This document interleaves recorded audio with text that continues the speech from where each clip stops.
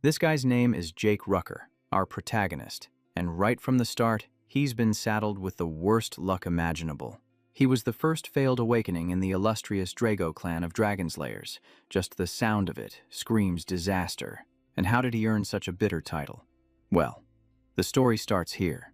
Born into a renowned family of Dragonslayers, his body was so weak that he couldn't even use luminous arms. And luminous arms are something every knight must have. Without them, you're completely out of the game. And so, he failed his awakening, a direct slap in the face to his family's reputation. It was something thought to be nearly impossible for a knight, yet our protagonist was the one to experience it. The result, he was treated like trash and mercilessly kicked out of his family. His life after that was a desperate struggle, fighting every single day just to survive. He did everything he could just to get a little stronger and not starve to death. For instance, stealing an ancient artifact, which already sounds like a reckless, life-or-death gamble. This item was rumored to grant extraordinary power, but life is never that simple. The artifact was also being targeted by the Emperor, and to retrieve it, the Emperor was willing to dispatch an entire legion to hunt our protagonist down without mercy. The enemies were swarming like ants. The sight alone was enough to make you despair. Meanwhile, he couldn't even use luminous arms, putting him at a massive disadvantage. And so, he was quickly cornered, with almost no chance to fight back. The situation was unimaginably dire. One more wrong move and he would be completely erased. And then, his enemies ruthlessly severed both of his arms. The two soldiers who caught him just stood there, their attitudes filled with utter contempt. They even started flipping a coin, as if it were a game of chance. They were deciding who would get to take care of him first. Clearly, they saw our protagonist as nothing more than a plaything. But in that moment of absolute despair, his will to survive flared up intensely. He used his mouth to clamp down on his own severed arm. This scene is no joke. Then, he activated his healing ability, trying desperately to save himself. He reattached the arm to its original position as if nothing had ever happened. Immediately, he gripped his sword with that very same reattached arm and launched a counterattack. One decisive swing, and two heads flew cleanly off before they could even react. Taking down those two seemed like he was turning the tables, but life is never that easy. They had already managed to send a signal for reinforcements before they died. The Imperial army was now swarming in, their numbers growing by the second. Looking at the approaching horde, he could only let out a bitter laugh at his own fate. He understood clearly that there was almost no way out for him today, but he calmly picked up his other remaining arm and attached it as well. The soldiers froze. Wait, did he really just reattach his own arm? The entire Pursuit Legion was in deep shock at this bizarre spectacle. In their eyes, the protagonist now looked like nothing less than a monster. They even thought they'd have to use a different method to finish him off for good. Once both his arms were back, he charged back into the fight. He went all out, holding nothing back, with a fight as long as I can breathe mentality. He cut down numerous enemies, every single sword strike filled with determination. But the difference in numbers was just too great, and in the end, he couldn't win. The outcome. His body was riddled with so many swords he looked like a porcupine. It hurts just to look at. Blood poured out as his life force slowly faded, every second slipping away. In his final moments, he consoled himself. At least he had obtained the artifact the Emperor so desperately craved. Jake shakily pulled the artifact out from inside his shirt. Blood dripped endlessly from his head and the corner of his mouth. The blood touched the artifact, and the object immediately erupted in a brilliant golden light. Then a voice rang out. Your will has the power to awaken an ancient force. The soul of the ancient dragon will be inscribed upon the one who possesses an unyielding will. And this was the craziest part. An emergency mode had been activated. Jake Draker, do you agree? He thought he must have misheard. Or maybe it was just a hallucination as he died. Which made perfect sense. But the voice kept repeating itself, refusing to give him any peace. Annoyed, he yelled, just do whatever you want. And with that, the agreement was confirmed. An irreversible power began to activate. The countdown began. 5, 4, 3. It felt like the end of everything. 2, 1. Then everything went white, and all sound vanished completely. He thought it was all over, but when he came to, he found himself in the body of a child. He hadn't died, but was reborn in the past. A seriously intense plot twist. He still clearly remembered the feeling of a sword piercing through his body in his previous life. But now, his body was completely intact, without a single wound. With just a single glance, he knew exactly where he was. The Drago family's training camp, the place where everything had begun. The Drago family was one of the leading dragon-slaying clans. They were one of the top 3 most powerful families of the era, so they were definitely not to be trifled with. His ancestor, Tarakan Drago, was a living legend. He was the one who had defeated Bahamut and saved the entire continent 1,000 years ago. Since then, his descendants had built the Drago family into what it is today. Because they carried the blood of dragon slayers, everyone was blessed with a holy aura. This allowed them to awaken their powers easily and become formidable knights.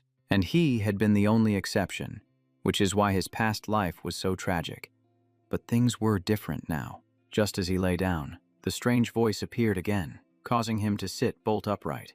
There was no one around, yet the sound echoed clearly inside his head. The system is beginning to identify the awakener's soul. The result: 100% compatibility, with 0 discrepancies. The soul has accepted the will of the ancient dragon and has fully merged with it. And with that, he was officially granted access to the system. "It's a pleasure to meet you, Jake Draker." It sounded like a welcome message from an NPC. The system activated the status window. A series of blue screens appeared, which was incredibly confusing for an old-fashioned guy like him. But it was, in fact, the system. One window displayed his information. His class was the rare Healing Mage, and his title was Blessed by the Ancient Dragon. His skills included Heal, Recovery, and Boost, along with a few rank combat moves, while the Dragon Chronicles section was locked. He tried to touch it, but his hand passed through it like mist, unable to grasp anything. He could only navigate by touching it lightly, like a virtual interface. But what really caught his attention was the content displayed within. These terms were written in the ancient dragon tongue, a language almost no one uses in the present era. In his past life, his master had mentioned that awakeners of old were categorized by their classes and skills. He vividly remembered the days he was trained to the brink of collapse. And now, in this life, he was still a healer. He decided to check if the system was real. In his past life, he only awakened at 20 years old after opening his hall. Now, he closed his eyes and tried to sense his body, and just as he expected. Even though he was just a child, his hall was already open. At that moment, our protagonist realized that he had returned to the past with all of his memories and skills intact. It was a tremendous advantage compared to his previous life, and this was his chance to live a completely different life. But before he could plan any further, a voice calling from outside the door startled him. He hadn't even finished reading all the information in the system window, nor did he know how to close it, when trouble came. Knocking. The door burst open and the person outside rushed in, giving our hero no time to react. He gasped, about to shout for them to stop, but it was too late. The other person sighed and said, "Young master, are you still not ready? What on earth are you thinking?" Looking closely, he saw it was Decker, his personal butler, and thankfully, the man didn't seem to notice the system windows. He breathed a sigh of relief, then played dumb, asking, "Ready for what?" Upon hearing that, Decker's gaze turned as sharp as a razor, even though he was just a servant. The pressure coming from him made our protagonist wary. He asked again, his voice extremely stern, "Young master, are you being serious right now?" He couldn't help but tremble slightly as memories from his past life flooded back. His fear of Decker was still very real. Just then, the system automatically activated the Calm Mind skill, and his emotions immediately stabilized. This skill kept his mind from wavering, no matter the person or situation. Our hero realized that this system wasn't just powerful. It also provided automatic support, seeing that he was being ignored. Decker repeated himself. "I told you this was an important event." He nodded, finally remembering what was happening today. It was the Pankration Testano Rules combat match. The place he was staying at was also known as the Crucible. All Drago descendants between the ages of 5 and 7 were thrown in here for 5 consecutive years of training. Every year, there would be an evaluation through intense swordsmanship duels or pankration. Opponents were chosen by the instructors, but you could also choose your own if both parties agreed. Since there were no rules, getting seriously injured was completely normal. But this test still existed because it determined your future at the academy. So, the children had no choice but to fight with everything they had, holding nothing back. He changed his clothes and walked out to the arena, feeling pretty chill. The person in charge was the head instructor, Panmark. His memories of this period were quite hazy, but he'd heard that this was the final match of this year's evaluation. The other students were all fired up and ready to go. Our protagonist stood at the front of the line, and a series of whispers rose up from behind him. Look, the loser who got his butt kicked last year actually dared to come back. If I were him, I would have quit a long time ago. He's totally useless. He chose the easy way out and pretended to be deaf. After all, he was more than used to hearing these kinds of insults from his past life. The test began shortly after. The first two students stepped into the arena, Aaron versus Guta. Pan had just signaled for the match to begin. The two of them lunged at each other like predators, but he just sat there watching with a long yawn, because he knew the outcome from the very beginning. Guta would leave an opening in his defense, and Aaron would finish it quickly. In his past life, a sight like this might have scared him. But now, these kinds of fights were nothing. Unbeknownst to anyone, a pair of eyes from the opposite stands was staring intently at him. That person's name was Leon, and he also happened to be our protagonist's next opponent. Not to mention he was significantly bigger and taller, the very same guy who beat him to a pulp last year. Seeing him again, Leon was incredibly excited, but our protagonist was a different person now. Leon opened his mouth to taunt him. If you want to live, get on your knees. He remembered all the times this guy had defeated him over and over again, and he was certain this guy fought dirty. Because his family specialized in teaching such underhanded tactics, their philosophy was, if you want to be strong, you have to be treacherous. Leon had been brainwashed since he was a child. His talent was average, but his bag of tricks was endless. In his previous life, he had 4 biological siblings, but he had never once met them. On the other hand, he met plenty of his relatives, and they were all the type who loved to bully him. Leon started mocking him again. I gotta admit, you've got guts, getting beaten so badly and still daring to come back. Or is there something wrong with your head? But now he was a grown man, and with the calm mind skill, he was completely immune. He gave a light warning. If you say another word, things won't be pretty. But Leon just found it funny, since he still saw him as a weakling. He stepped forward and grabbed our protagonist's hair, with an incredibly insolent attitude. And in the blink of an eye, Leon was sent flying, and no one even saw what happened, because he had accidentally activated the critical blow skill. This skill allows you to deal massive damage even with an imperfect strike. Leon clutched his face in pain, completely caught off guard. He was a little surprised himself, since he only intended to knock him out. Pan ran over, shouting, "How dare you attack before my signal?" Our protagonist replied bluntly, "On a battlefield, no one waits for the teacher to give a signal before they strike. Striking first is an advantage, don't you know that, sir?" But what startled Pan wasn't his words, but the look in his eyes. His gaze was cold and sharp, completely different from before. Leon slowly steadied his breathing. He asked to continue the match. Blood was still trickling down, but his fighting spirit had ignited. He swore he would make sure our protagonist wouldn't leave the arena in one piece. Leon struggled back to his feet. Pan signaled for them to begin. He shot forward like an arrow. Our protagonist hesitated for a moment as he was trying to control his strength. He was afraid he'd go too far again. Leon became much more cautious. His left jab was easily read by Leon. It was just too obvious in Leon's eyes. He managed to dodge the punch. At the same time, he caught his opponent's leg. Just one more move, and he could have slammed the main character to the ground. Everyone thought the match would end right there, but what happened next left everyone absolutely speechless. Pan stared, unable to believe these were the reflexes of a 12-year-old. The moment Leon thought he had won, the main character counterattacked with lightning speed, landing a precise punch to the chin and breaking free. This composure and accuracy left Pan in utter shock. Leon took 2 consecutive hits and his head was spinning. He had to fall back to create some distance, but before he could, the main character kicked him squarely in the shin. He may have been smaller, but his striking power was terrifying.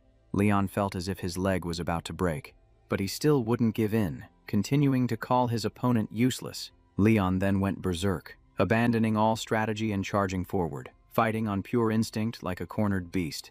But unfortunately for him, after a few exchanges, the main character had already gotten his power under perfect control. He even activated his sense enhancement skill, and everything around him immediately became sharper. Leon's punches now looked like they were moving in slow motion to him. It felt more like a walk in the park than a fight, since he was already used to the power levels in the EZ lobby. And so, the main character decided to end this game of cat and mouse. He cleanly grabbed Leon's hand. Then, in a single motion, he slammed him violently to the ground. For a normal person, a blow like that would have been game over. Their ability to fight would be completely gone. But he still didn't stop, showing no intention of letting him go. He immediately activated the precision thrust skill. His elbow now served as a sword. He aimed it straight for the weak point on his opponent's chest. "Stop it," a voice shouted. Leon gasped for breath, trying to speak through the pain. He replied coldly, his hand never stopping, as if he wanted to teach him a lesson he would never forget. It wasn't just Pan, but all the students around them were frozen solid, the color completely drained from their faces. The main character now looked exactly like someone who had lost all control. It wasn't until Leon lay completely still that he finally stood up, breathing lightly as if nothing had happened. Then he turned to look at the stunned crowd. "Breaking a little sweat really clears your head." The words were spoken lightly, but their psychological impact was devastating. "So, does anyone else want a shot?" A direct challenge, with no beating around the bush. The students were visibly annoyed, but none of them dared to step up. Finally, one of them did. It was Jockin Varek, yet another cousin. With a personality no better than Leon's, he challenged him, and our guy accepted immediately without a second thought. But the main character was bored, because fighting these guys one-on-one was just too easy. So he called on Liam Stone, Jockin's servant, to join the fight as well, just to even the odds a bit. This statement made Jockin's face turn red with anger. "That's right, you idiot," he replied, his eyes lighting up with interest. Jockin was so furious that veins popped on his forehead, determined to get his revenge right then and there. This time, Pan had to give a warning beforehand. "Do not attack before the signal." He gave a dismissive nod, his eyes still locked on his target. But the person he was watching wasn't Jockin. It was Liam, the one who would become extremely dangerous in the future. In his previous life, Liam had been looked down on because of his background and never received proper training. Later, he became a mercenary and gradually rose through the ranks. During the chaotic times of war, Liam emerged as a true monster. He even managed to unite the major mercenary guilds. He became the king of mercenaries, and he was once a direct enemy of the main character during the Great War, an incredibly tough opponent. But this time, things would be different. "Begin," Pan signaled, cutting off his train of thought. Jockin charged forward with a sloppy, wide-open punch. He caught it with ease, his gaze turning cold. "I told you to come at me together." Jockin pulled his hand back, retreated, and then threw a kick. But because he was so blinded by rage, the kick only exposed more of his weaknesses. It slammed right into his elbow. Not only did it fail to inflict any damage, but he ended up hurting himself. Out of reflex, he glanced down at his leg, and that was a fatal mistake. An incredibly stupid move to make in the middle of a fight. In less than a second, the main character had closed the distance and was right in front of him, and he drove a punch straight into his gut. Jockin immediately crumpled to the ground, unable to even react. It was only then that he was forced to realize he was no match for him. He yelled, "Liam, take him down." Liam had been standing still and observing the whole time. Now, he slowly began to step forward. His massive build was enough to intimidate anyone who looked at him. The main character had fought him many times in his previous life, and the most annoying thing about him was his incredibly long reach. If he let him strike first, he'd be instantly overwhelmed. So, he decided to take the initiative and attack first. He immediately activated his slash skill, unleashing a continuous chain of strikes. It was meant to overwhelm his opponent's vision. The other students watched with their jaws on the floor. They couldn't even follow his movements, because this was a northern close combat technique, completely foreign to them. But his childlike body couldn't withstand the strain for long, and his bones began to ache. Meanwhile, Liam barely dodged, simply defending as solid as a fortress. Compared to his past life, he was even more terrifying now. The main character clenched his fist, preparing for the decisive blow. Suddenly, Liam's eyes shot open.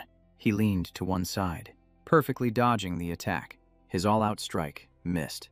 This scene even took the main character by surprise. Liam's reflexes were just that terrifying. And unfortunately, his arm was caught, and he was about to be thrown.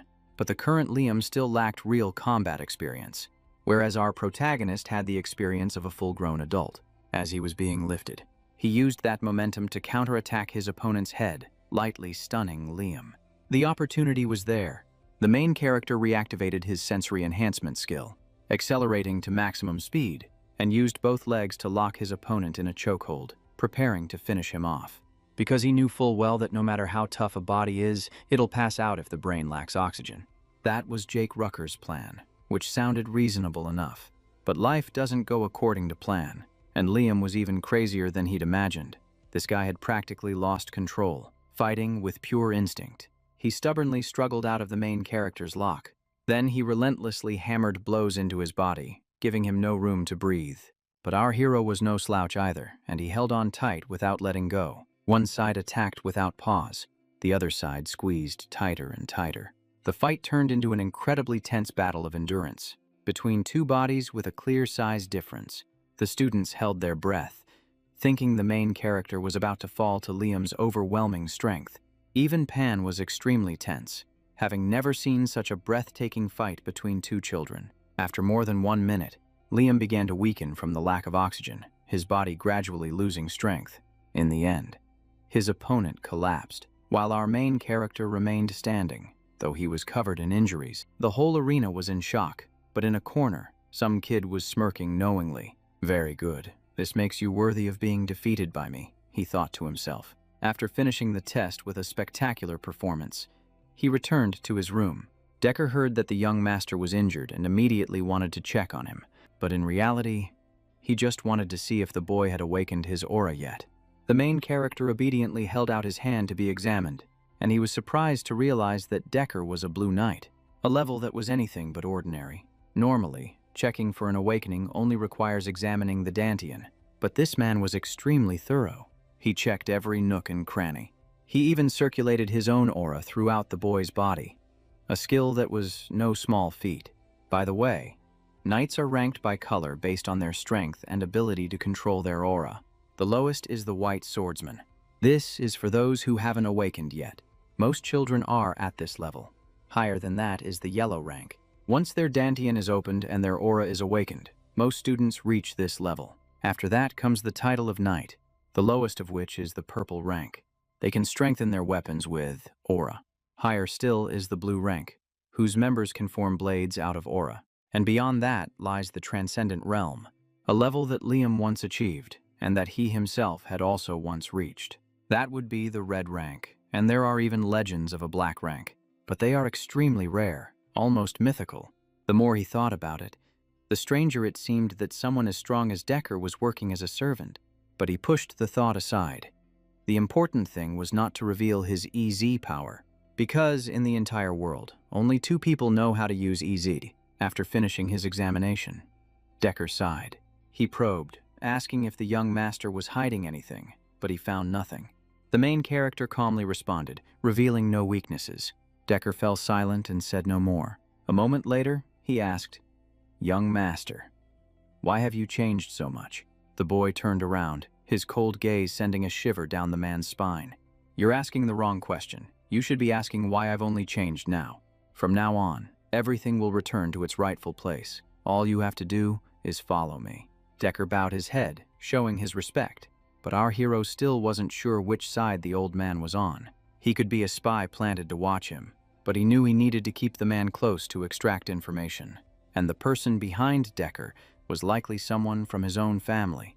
Thinking about it just gave him a headache, so he decided to drop it.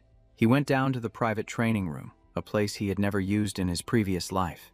While he was alone, he began to check the system. For the most part, nothing had changed. Only his skill had reached the proficient level. The more he used it, the higher its level would get. The skill activated naturally through his actions. He began to deduce. It seemed like the skills were pre-existing, and new skills would be added as he learned them. But he still had questions about the class skills, and how they differed from regular skills. The Dragon Art section, however, was still locked. Clicking on it still showed a requirement for unlock points. These points could be earned by defeating demonic beasts, but entering the dungeons required the rank of a purple knight or higher. He also wondered about his rebirth and the origin of the system. He only knew that it was related to that ancient artifact, and most importantly, it was helping him get stronger. He held his sword with this frail body of his and began to train. In this world, there were two sources of power, light energy and spirit energy. Knights used the light energy in their dantian. Mages used the spirit energy centered around their heart. These two systems were polar opposites. If you chose one, you couldn't use the other. In his past life, he had neither and was abandoned by his family. But thanks to his master, he learned healing and EZ. From then on, he became one of only 2 people who could use EZ. But if he could awaken light energy in this life, it would be a huge advantage. He practiced his swordsmanship, but after just 2 hours, he was ready to collapse. The system automatically activated healing and began his recovery. The healing skill was extremely rare. He hadn't even known it existed before. He only managed to learn it after meeting his master. If he used it in front of others, he'd be seen as an anomaly. That's why he didn't dare use it during his fight with Liam. He only healed himself after getting back to his room. Thanks to this, he had a seemingly infinite supply of energy, but he didn't want to become dependent on it. He still had to train his physical body. He trained until nightfall, leaving the training room completely wrecked. After 1 week, rumors began to spread. The useless trash had turned into a completely different person. Some even spread rumors that he used forbidden magic to get stronger, which just smelled like drama. But there were also a few who changed their tune, starting to admire him and hoping he would shake things up and teach a lesson to those arrogant jerks who thought they were better than everyone else. That day, in the training camp's dining hall, a group of his cousins were gathered in a corner. They all had one very clear goal, and that was to beat the main character, no matter what. Leon was the most bitter. Since his wound from a week ago still hadn't fully healed, he and Jaken were both starting to get worried, because he was getting stronger every single day. But Owen Zimmon, he was the calmest one of them all, even letting out a faint smirk. Pancration is impressive, sure, but that's just bare-handed fighting. When it comes to swordsmanship, Hell show his true colors. Soon enough, Hell be utterly crushed. What can a guy who can't even hold a sword properly do? Hearing this, Leon's group calmed down, remembering his body was naturally weak and that his recent victory was probably just a fluke. Just then, Vina Turun, who had been silent the whole time, suddenly slammed the table and stood up. Luck. If you really think that, then you're not worthy of being Drago Knights. With that, she turned and walked away without a second glance. But it's easy to see why this group was looking forward to the swordsmanship match, because this was the real playing field. Real swords were used, and accidents happened all the time. And the difference in skill would be the most obvious. Soon enough, the swordsmanship exam began. But things didn't go at all how they'd imagined. He was holding an unusually long sword that looked heavy just by looking at it. And yet, he swung it as if it weighed nothing.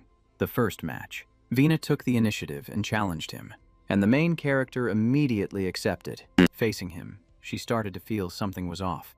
The way he held the sword was too confident. He was no longer the weakling from before. The person she knew couldn't even lift a sword. But now, he was the one exuding pressure. She had to force herself to calm down, and drew her sword. But while he looked calm on the outside, he was tense on the inside. Because facing a genius knight was no joke, and Vina was exactly that type. Someone who would become famous in the future war, one of the strongest of Drago's next generation.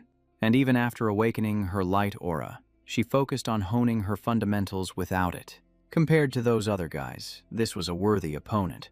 Pan gave the signal to start. Vina immediately attacked first. Her speed was incredible. Her sword strikes were clean, sharp, and efficient. He couldn't afford to be careless. She was stronger than he had anticipated, but he was still confident. The audience started yelling, "Finish him off." Jaken, who was sitting below, screamed even louder.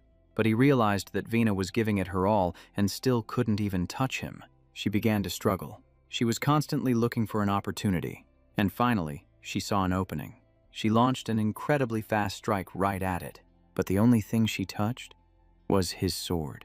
He was always one step ahead, his movements both a compliment and a taunt. He would repeatedly create openings, only to block them again. It made her feel like she was being completely led on. The match had turned into a training session. Their swords clashed once more. This time, she was knocked back. She was panting for breath, while he remained perfectly calm. He realized she was still green at this stage, and he wanted to help her break past her limits. He lowered his center of gravity, preparing to attack. Vina guessed that he would charge straight in, and it was just as she predicted. But his speed was far beyond her imagination. She was forced to back away, dodging his blade. But she couldn't win if she just kept dodging. She was starting to get flustered. All the while, he relentlessly pressed his assault. All she could do was defend, and then he closed the distance again, attacking once more. Vina's eyes widened. "I'm done for." But she gritted her teeth and launched a counterattack. She stopped dodging and lunged straight forward. His sword was knocked out of his hand and clattered to the ground. The audience immediately roared. He lost. But Pan realized something wasn't right. In that last strike, Vina had used a bit of light energy. It was a minuscule amount, but she still used it, even though she had sworn never to use it before she entered the academy, and he had forced her to break that vow just to survive. "What are you doing? The match isn't over yet." His voice snapped her back to reality, but it was too late. He closed the distance and struck her in the chest. She coughed, dropping to one knee. Her body trembled. The crowd erupted in jeers over the illegal blow. Up in the stands, Leon roared on her behalf. What the hell was that? A knight throwing his sword? The very idea was ridiculous, and the students immediately burst into a commotion, laughing and mocking him as if they'd struck gold. They screamed that this was Jaina's victory, that he wasn't worthy of being a knight. The insults crashed down on him like waves, as if each person's scorn could drown him. Before Reina could even catch her breath from a fit of coughing, Lucio stood up, and Zek asked her a direct question. "Do you want to continue?" She still refused to admit defeat. The thought flashed through Jenna's mind that he had only won because they had let their guard down. But then again, she was honest enough to realize that if he had been using a real weapon, her neck would have been sliced open long ago. At that thought, Vina's brow furrowed, and her eyes narrowed as if she had just realized something was wrong. Finally, she let out a heavy breath and said, "I have lost." The entire arena went silent for a beat. The crowd, which had been baying for his blood, fell completely quiet, and all eyes turned to stare at Jake Riker, the same person who, just a few days ago, had been considered the scum of humanity, mercilessly trampled upon. And yet, here he was, victorious against an opponent everyone thought was unbeatable. That opponent was Vena Turun, the shining prodigy of a prestigious clan, a name that commanded respect from all. News of his shocking transformation quickly reached the ears of his older brother, Amen. Within the Dragonslayer clan, the war for succession was always as tense as a drawn bowstring, and no one dared to be careless. Therefore, his rarely seen brother, Aben, decided to return home for this very occasion. He arrived just before the blessing ceremony officially began. The reason was quite simple. He was curious to find out what had caused his youngest brother to change so drastically. After his victory against Jaina, the entire academy was in a state of complete shock. But to him, it was hardly worth a second thought. He simply returned to his private training room and continued to grind as if nothing had happened. A month passed, and the day of the blessing ceremony arrived. His body was now in much better condition than it was right after he was reborn. He opened his status window to check, his eyes filled with confidence, and just as he expected, everything was progressing exceptionally well. Almost all of his skills had leveled up, and some had even reached the mastery stage.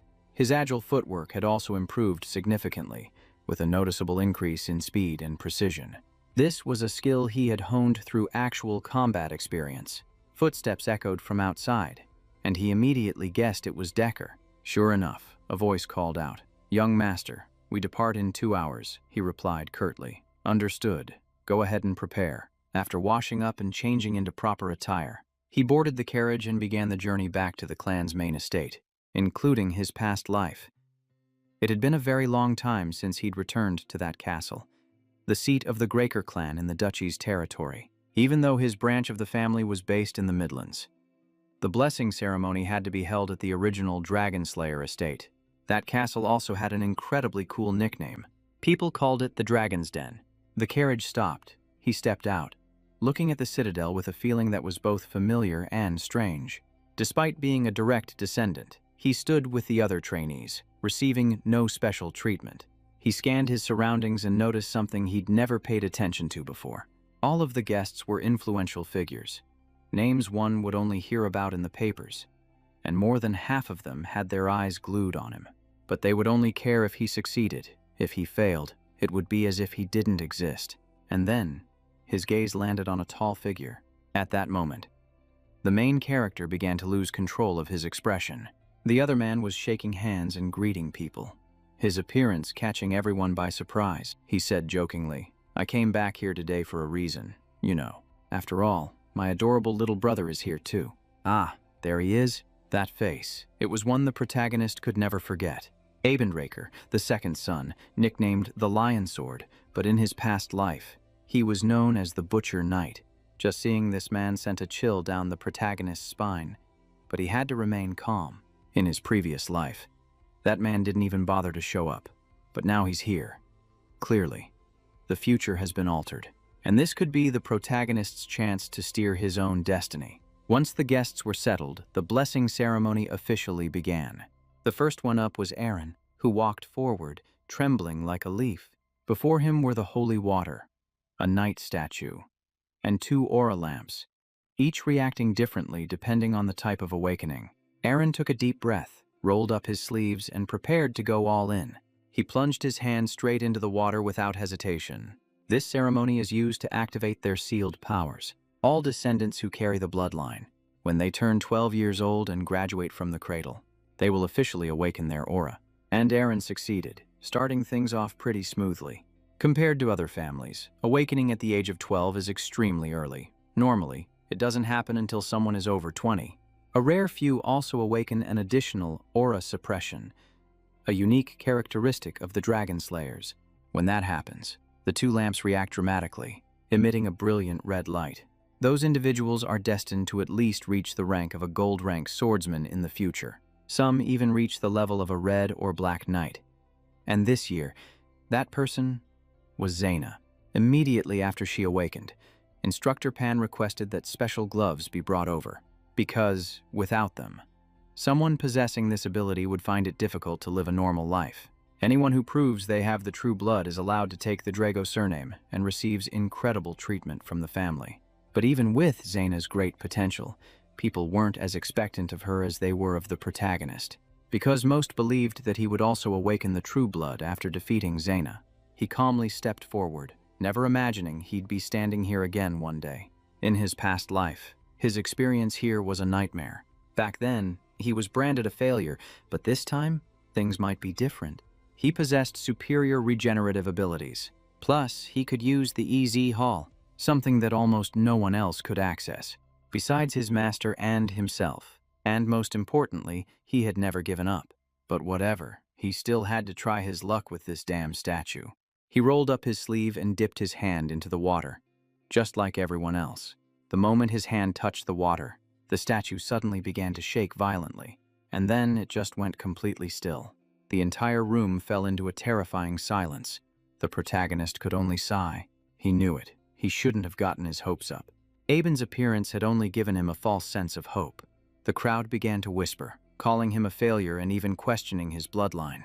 Someone even claimed he cheated to win against Zaina. There was never a shortage of drama.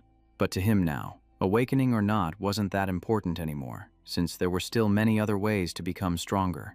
And then, the system suddenly sent a notification. Apologies to Jake Draker. Due to a processing error, an important message had been omitted. Necessary data was lost during the class identification process. The system had automatically used administrative privileges to restore it. He read it over and over, realizing that his recent failure was because of a system error, and it had been quickly fixed. First off, a class was unlocked. It was an extremely rare class, Healing Warlock. And here's the craziest part. A new notification just popped up. Then the night statue began to glow a brilliant red, exactly like when Jaina awakened, startling the entire hall. Public opinion immediately flipped, and the crowd whispered, this red color had to be the sign of a true blood. What else could it be? But that wasn't all. The system unexpectedly activated another new link chain. His previous title, Blessed by the Ancient Dragon, was completely shattered. The seal deep within his soul was also officially unlocked. At the same time, the Drago bloodline within him began to awaken powerfully. The fighter talent inherent in his bloodline also awakened along with it. These three things, healing warlock, ancient dragon's blessing, and the fighter bloodline, combined to create a brand new class that had never existed before, the immortal. And this was the craziest part. The statue's light shifted from red to golden yellow, an unprecedented phenomenon that left everyone completely stunned. The protagonist chose to remain silent, letting them guess on their own, because who would believe him if he tried to explain that he had a unique class?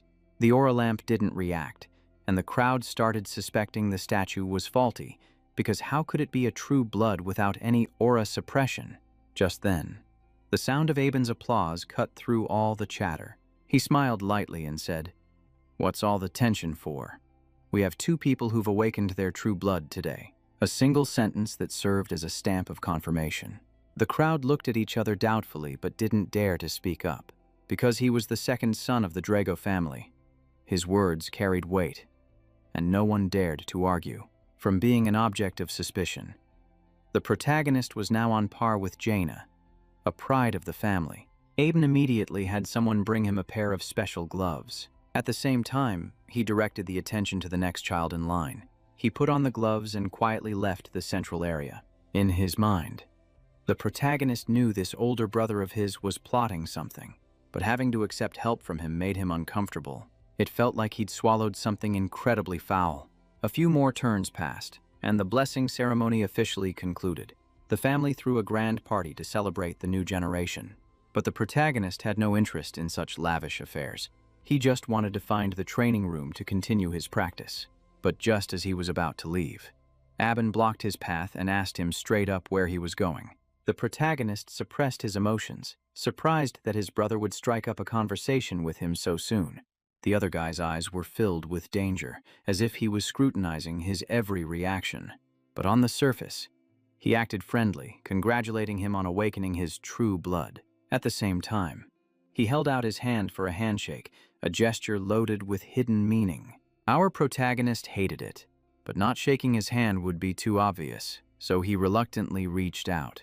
But in that very moment, memories from his past life came rushing back like a tidal wave. His hand froze in midair and then slowly lowered, and our main character decided that even if he lost face, he would not shake this man's hand. Aben was stunned, completely humiliated. He had to try and save face. He forced a laugh. "Well, this is a little awkward, but hey, what can you do? I guess we'll be seeing a lot more of each other from now on."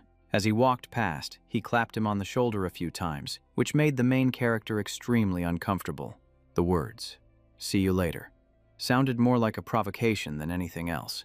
The main character swore to himself that one day he would make that guy pay for everything. Back at the party, everyone was buzzing about the two people who had awakened their true blood. They were especially talking about him because his golden light was so unusual. At first, everyone thought he had failed, but before they could even look down on him, he made a shocking comeback. Meanwhile, the main character had vanished without a trace. At this point, he was already back in his private room. He took off his weighted gear, including his special gloves, and he started thinking about what had just happened. Those who awaken their true blood all have mana suppression, a characteristic of a dragon slayer. But because the machines use mana to operate, they have to wear gloves to avoid interfering with them. But he took off his gloves and nothing happened, which meant something was wrong. He opened his status window, and his class had changed to Immortal. It came with two new skills, R-rank Mana Reversal and R-rank Physique. The main character was surprised because this was reversal, not suppression. This skill allowed him to create a zone around him that distorted mana. Unlike suppression, which is a passive ability, this was an active skill, which is why the mana lamp didn't react. From a rare mage, he had now become a unique class. Just the sound of it felt on a whole different level. But the more he thought about it, the stranger it seemed. All the other students awakened with a blue light. Only Jaina's was red, but his was completely different. At first, it was red. Then it turned golden. He remembered the notification. The system said the statue had an identification error due to a lack of data. After the system fixed it, the statue glowed red, then turned gold. The main character realized the statue wasn't just for determining awakening. It determines traits and classes. Red means rare, and gold means unique. But because this era doesn't understand professions, they misunderstood the meaning of the color red. The main character decided to keep this secret to himself. And there was another important detail. He had 100 karma points. He didn't know where they came from, but he wanted to use them right away. A series of choices for dragon skills appeared. All of them were level 1. Dragon's Eye. View detailed information about a target. Price, 20 points. Dragon's Might. Use your aura to pressure an opponent. Price, 30 points. Devour. Eat a lot and digest quickly. But this one sounded a bit useless, and it was expensive too. After some consideration, he chose the sure bets. He used 50 points to unlock Dragon's Eye and Dragon's Might. There was no one around, so he couldn't test Dragon's Might yet. He activated Dragon's Eye first. His expectations were extremely high, but he didn't see anything different. It wasn't until he stepped out onto the balcony that he noticed something unusual. The statue, way out in the garden. It was now as if it were right in front of him. It turned out the skill zoomed in his vision. As soon as he closed the door, a series of status panels appeared. A question popped up. Did he want to view detailed information? The moment he selected yes, tons of windows appeared all around him. Every single object had info, from the candlestick and the wooden table to the carpet. Literally, everywhere he looked, there was data. The main character was overloaded with information, his head spinning like a top from the sheer amount of data he just received. Before he could even get his bearings, his body felt incredibly heavy. A kind of exhaustion he'd never felt, even during hardcore training. He dragged himself to a chair and collapsed, panting heavily, muttering that the dragon skills drained a crazy amount of life force, and using them too much would probably kill him. The words had barely left his mouth when the system activated automatically, without his command. The healing and life force recovery skills were turned on instantly, and poof. He felt as healthy as if he'd never been tired, jumping right back up. But the problem was, he hadn't actively activated those skills. Thinking this, the main character opened his status panel to check, and he discovered that all his healing type skills had become passive abilities, and they had even leveled up. He was both shocked and ecstatic. This was just way too overpowered. Honestly, this wasn't normal anymore. His healing was strong before, but he couldn't just spam it. Every time he used it, people would look at him like he was a monster. Besides, it still had its limits. It couldn't truly make him immortal. But now that it was passive, with unlimited self-regeneration, just the thought of it was terrifying. With that in mind, he decided to test it right away. He picked up the fruit knife from the table. Then, he made a small cut on his own wrist. The moment a drop of blood fell, the self-healing skill activated instantly. The wound vanished completely, as if it had never existed. He couldn't hide his amazement, while others needed 5 years of training after leaving the cradle. With this system, he figured 2 years would be enough. The Drucker family's Knight Academy was the top training institution on the continent. Anyone who wanted to become a knight dreamed of getting in here. Located in Duke Troy's domain, every spring, this place was packed with new recruits. The protagonist had trained extensively beforehand, so his stamina was no joke. He could tell at a glance who were commoners and who were the children of powerful families. Although they talked about equality, the rich kids had already been marked for special treatment. The most prominent were still the direct descendants of the Drago house. But among the vassal families, there were 3 extremely powerful ones, known as the 3 great families. Zaina's house, Turun, whose symbol of strength was an ox. Owen's house, James, with the green viper as their symbol of wisdom. And Jaquen's house, Valdez, filthy rich, with a sword and axe as their symbol. These 3 formed their own team from the very beginning. But the protagonist didn't care. He wasn't interested in factions. His privileges as a direct descendant were more than enough. He was assigned to the Platinum Wing, the most luxurious dormitory. It had a massive training hall, a library, and all sorts of high-end amenities. It was reserved only for top-tier students. Not everyone who graduated from the cradle could get in. Under the pretext of his pure bloodline, he even got an entire floor to himself. As soon as he stepped into the grand hall, servants were lined up on both sides to welcome him. They were ready to escort him to his private floor. The overly enthusiastic welcome made him feel a bit overwhelmed. When he got to his room, Decker was already waiting. He had brought all the necessary items. First were specialized gauntlets, much better than the temporary ones. These were luxuries he had never enjoyed in his past life. He requested a new sword as well. Decker nodded without hesitation, because this region was near a large iron mine, a place that produced many master blacksmiths. The man offered to find a skilled smith for him, but the protagonist refused, saying he had already chosen someone. He wanted to meet that person himself, and asked him to arrange a meeting. The protagonist quickly wrote down the name and handed it over. Gallian Hanbeck, an unfamiliar name, but Decker still complied. Additionally, the attendant gave him his study materials, since official classes would begin the next day. After giving his instructions, he finally left. Having his private space back, the protagonist felt extremely relaxed. Since this floor was completely isolated, he had plenty of time to practice his dragon arts. But just then, there was a knock on the door. A maid arrived with a dinner invitation from Jaina. He had no idea what she was planning, but he agreed to go anyway. The maid led the way. He went by himself. She, on the other hand, greeted him with a whole entourage behind her like some kind of boss.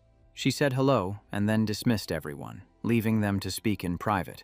Our main character sat down comfortably, without any hesitation or formality. She said they could talk after they finished their meal. He knew right away that this was no ordinary dinner. Observing her closely, he could see she was optimizing her light aura, clearly aiming for a higher rank. But her swordsmanship hadn't improved one bit. The main character just thought it was a waste of her potential. The food was brought out quickly. She remained silent throughout the meal, but ate with a huge appetite, even more than him. Once they finished eating, she got straight to the point, offering him the support of the Turun family. He replied that they were both of the true bloodline, so she must have misunderstood. Sure, there were special privileges, but those didn't help you actually develop your strength. She explained that the academy held a vast amount of knowledge. It was impossible for a single person to learn it all. Having a private instructor would help him progress much faster. Without any support, he would just be left behind. That's why the backing of a family was so crucial. Even Aben was receiving support from his mother's side of the family. She told him that since he had no backing, he needed it more than anyone, and she made the offer again, her voice extremely serious. But our main character rejected it immediately. Without a second thought, the atmosphere turned icy as she asked him why. She insisted that it wasn't a bad deal for him. He stood up, saying he didn't need anything else. He intended to leave right then, but he stopped, and he decided to give her a piece of advice. Your sword has too much wasted force, and you're relying on it way too much. Meanwhile, your true strength lies in your body's flexibility, so you should stop trying to block attacks head-on. That kind of approach only makes things harder for yourself. Directly smashing and crushing your opponent with power might sound cool, but it's not always the most effective way. Instead, you should parry the blow cleanly, then launch a precise counterattack. It's both elegant and deadly. Trust me, if you can master this, you'll become far stronger than you are now, like on a whole different level. After saying his piece, the main character turned and walked away without a single glance back. Jaina just stood there, listening to it all, her emotions a tangled mess. Because the Turan family revered power, she had always pursued a fighting style based on overwhelming force. But his advice went completely against that, emphasizing flexibility over a show of strength. Though it was hard to hear, she had to admit he was right, because she had been obsessed with the Turun name for far too long. That obsession had unconsciously embedded itself into her swordsmanship. It was a weakness that she herself had never even noticed. And yet, he spotted it with just a single glance. She had always been praised as a genius since she was a child, so no one had ever given her genuine criticism. And he was the first person to do so. From that moment on, her perception of him began to change. Returning to his room, he trained all night without a break. In his past life, he saw the academy as a living hell, but now it felt like paradise. He had money, he had influence, and on top of that, he had strength, a truly overpowered combination. As he was walking to class, someone called out to him. He turned around, and it turned out to be Owen, the third young master of the James family. Because of his connection to Aben, he already disliked the guy from the start. In his past life, Owen had used cunning tricks to bully him and was extremely two-faced. He was with a whole group of his lackeys, asking why he hadn't responded to their dinner invitation. That fake friendly attitude of theirs made him sick. Owen started to lose his patience and asked him again. Our main character scoffed and shot back a question of his own. Why should I have to answer? His obviously contemptuous tone left Owen stunned before he could even react. One of the lackeys rushed forward. The guy was trying to show off for his boss, speaking with extreme arrogance. Our main character looked at him as if he were an insect. He asked a simple question. And who is this? The question left his opponent choking on his words, completely speechless. He sighed, saying that guys born with a silver spoon have no real value. He gave a gentle reminder that they should remember who they were talking to. But just as he turned to leave, he was sneak attacked. This attack even used light aura. Clearly, these guys were already used to controlling their light aura. Our main character dodged it easily, which only made his opponent even more furious. The guy introduced himself with a ridiculous-sounding nickname. After hearing it, our main character just found it laughable. The guy wasn't even a knight yet, but had already given himself a title. Such a blatant disregard for what true strength is. He lunged forward as fast as an arrow. He landed a precise blow right to his opponent's stomach. His opponent was instantly stunned, losing all control. He was sent flying a good distance away. He collapsed and couldn't even get back up. Our main character adjusted his gloves, challenging, who's next? Owen's gaze turned ice cold. He stepped forward, walked past him, and dropped a single line. He said that our main character just likes to flaunt his glory. Then he left, leaving behind an atmosphere thick with drama. He just found it hilarious that they were the ones who started the fight, but were now playing the victim. The academy is clearly divided into two classes. The regular class, where students grind tirelessly. The special class, where they have the freedom to choose their subjects. This is where the elite are gathered. He was quite looking forward to it. But once he got in, he saw it was full of people from privileged backgrounds. It was almost no different from his old class. The first day of class featured a special event. The principal, a war hero, came to visit. Howard Rucker appeared, surprisingly friendly. But our protagonist knows the truth isn't that simple. This man once manipulated information just to survive. Not exactly a hero, more like an opportunist. And he was also the one who got him expelled, causing him to lose the only place he could call home. He ended up wandering, and was even captured and enslaved. Meeting again in this life, he hasn't forgotten that grudge. After his speech, the principal left immediately. The class began. Everyone grabbed their swords. They moved to the indoor arena. Our protagonist was bored, having to learn the basics all over again in his past life. He wasted 2 years just because he couldn't use an aura weapon. The memory still haunts him, so he just hopes to get through it quickly. Today's instructor is Andre. His appearance caused a stir in the classroom.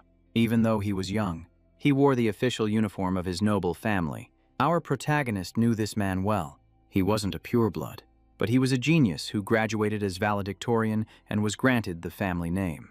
His personality was extremely strict, with no room for leniency. Hearing the whispers, his expression changed instantly. A single glare silenced the entire class. Under his command, the students drew their swords. He, on the other hand, wore his sword on his back.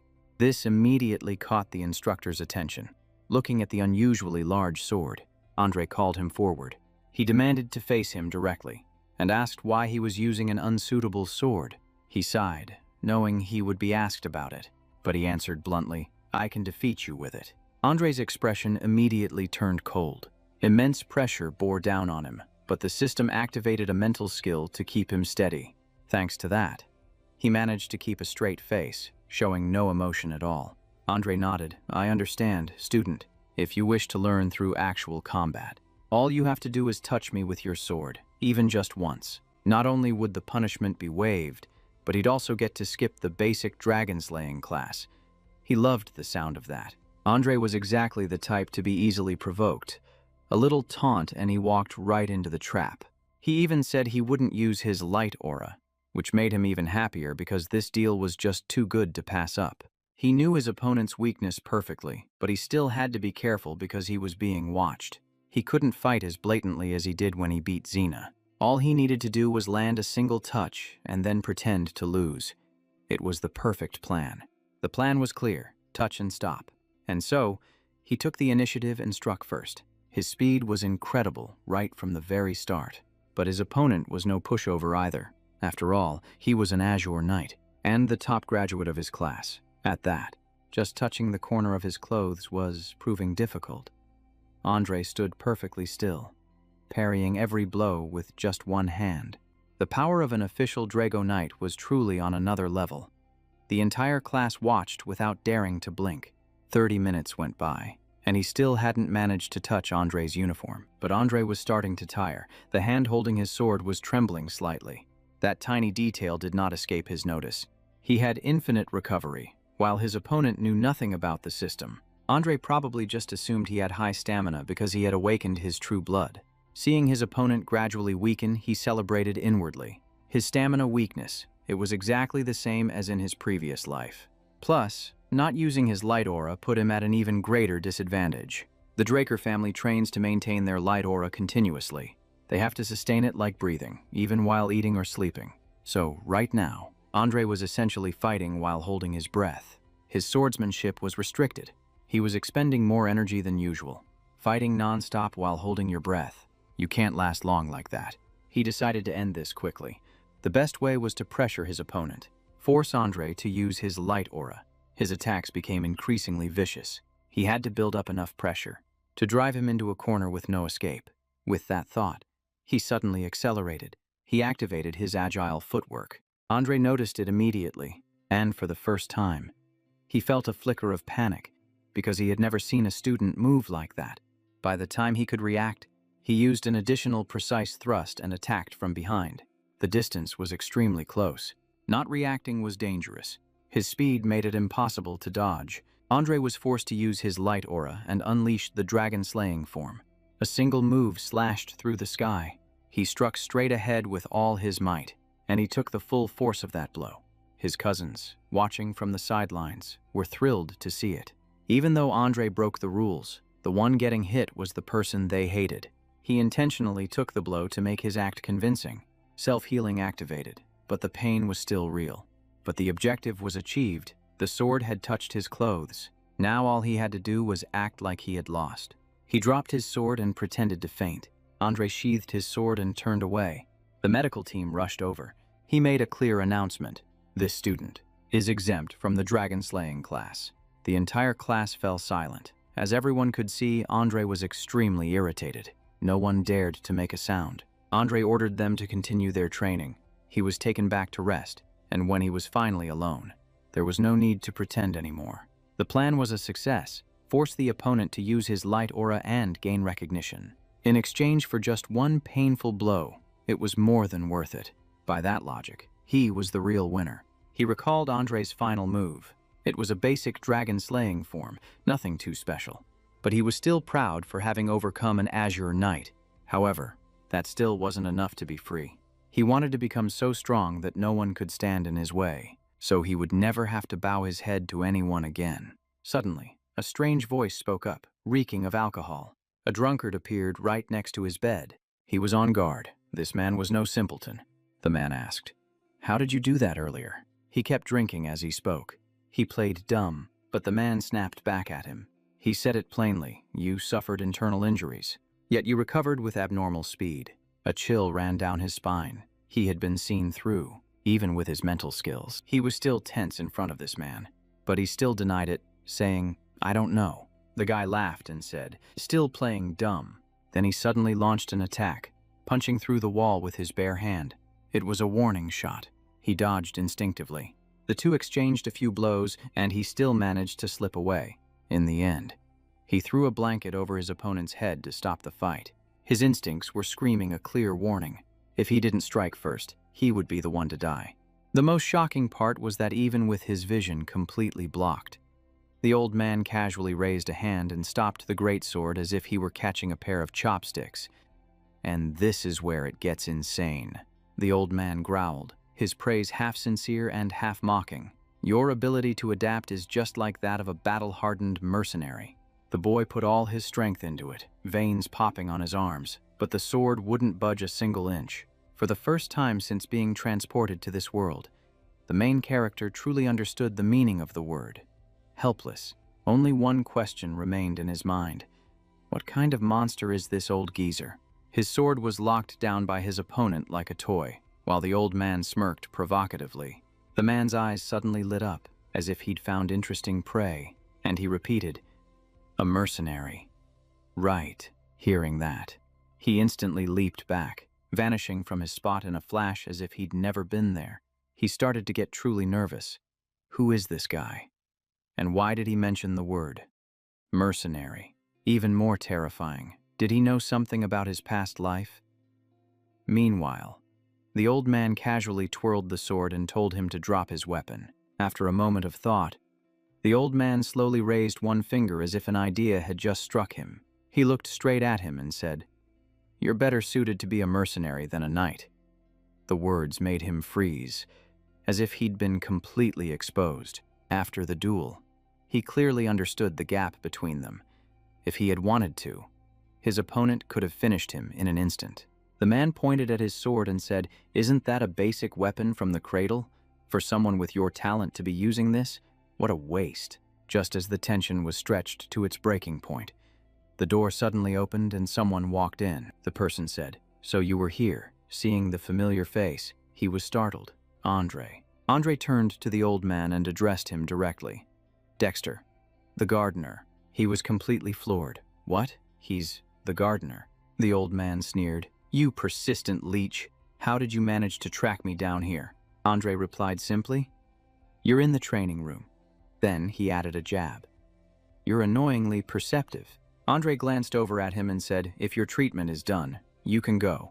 The boy immediately nodded and left.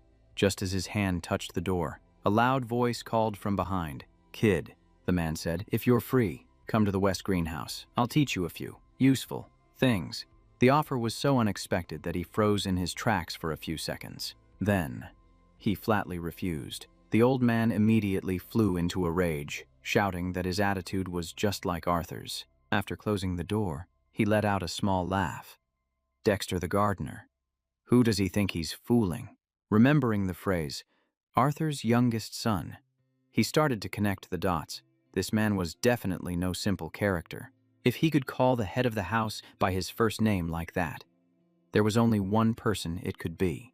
The name Doug Rucker, the Whirlwind, night flashed in his mind. A monster who could single-handedly face an entire kingdom. A man who had suddenly vanished, now hiding in the academy, and Andre's appearance was definitely connected to this. As he walked, he recalled the rumors about the man's frightening determination. There was even a story that he became a knight just because he liked the color black, which sounded like complete nonsense. But the problem was that the man was interested in him, and he had no desire to learn just to satisfy someone's curiosity. If he was going to learn, he had to learn an ultimate technique. He decided to turn the old man's curiosity into something serious. Meanwhile, at the academy's main building, a professor stood at the podium and asked, in this situation, what would happen? The entire class was dead silent. No, to be precise, they were all asleep. The professor asked again, but still, no one answered.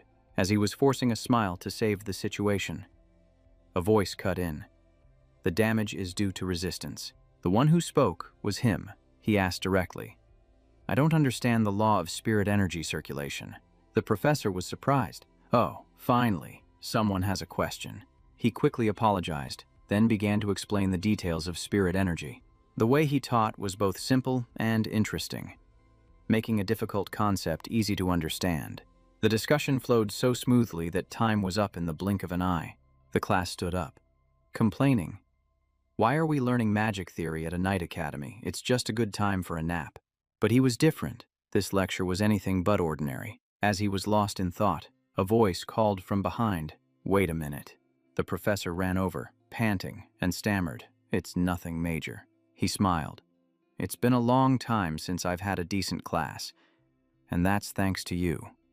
Feel free to stop by the research lab anytime. After hearing this, he realized this was Professor Fan, an alumnus of Delphi, the cradle of magic. The professor was so enthusiastic even after class ended, and he thought, befriending a mage might not be a bad idea. Mages are good at calculating and have flexible minds. They'd make better allies than those stubborn knights. Professor Fan, let's see just how useful you can be. Just as he thought that, he suddenly froze, his eyes widening. In front of him, that old man was stretched out, waiting for him. It's only been 1 week and he's already here. The old man asked, "Are you done yet, kid?" Before he could finish speaking, the old man shot up. "Why didn't you come to the greenhouse?" He emphasized, "You know full well what teaching you something useful means." He replied, annoyed, "I already told you, I'm not interested." His words were like adding fuel to the fire.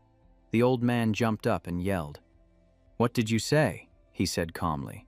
"I know you're skilled, but I'm training on my own." The old man laughed. "You can't just skip training." And suddenly, the old man was standing right behind him. "Did you really think I was going to say that?" Sensing danger, he quickly glanced back. But it was too late, far too late. A swift chop to the back of the neck, and he was knocked out cold right there. When he came to, all he could manage was a weak groan. Clutching his head, he sighed. It had to be him. I guess waiting 1 week was his limit. Looking around, he realized, this is the West greenhouse. The old man was watering plants. He turned and asked, "You're awake?" He asked warily, "Did you kidnap me?" The old man laughed with amusement. "That's right, I did." Then he added, "I find you very interesting." He fell silent. The old man wasn't even bothering to hide his intentions anymore. Instantly, he activated his skill, agile footwork. He shot off like the wind, smirking as he thought, "Not yet." But before he could get far, the old man appeared right in front of him. Boo! He immediately changed direction, leaping to the side. But it was useless. A hand was already waiting right where he was going. He realized he was being toyed with. Thinking fast, he asked, "What is it about me that interests you?" The old man answered immediately, "Your recovery speed from internal injuries." The answer made him pause for a split second.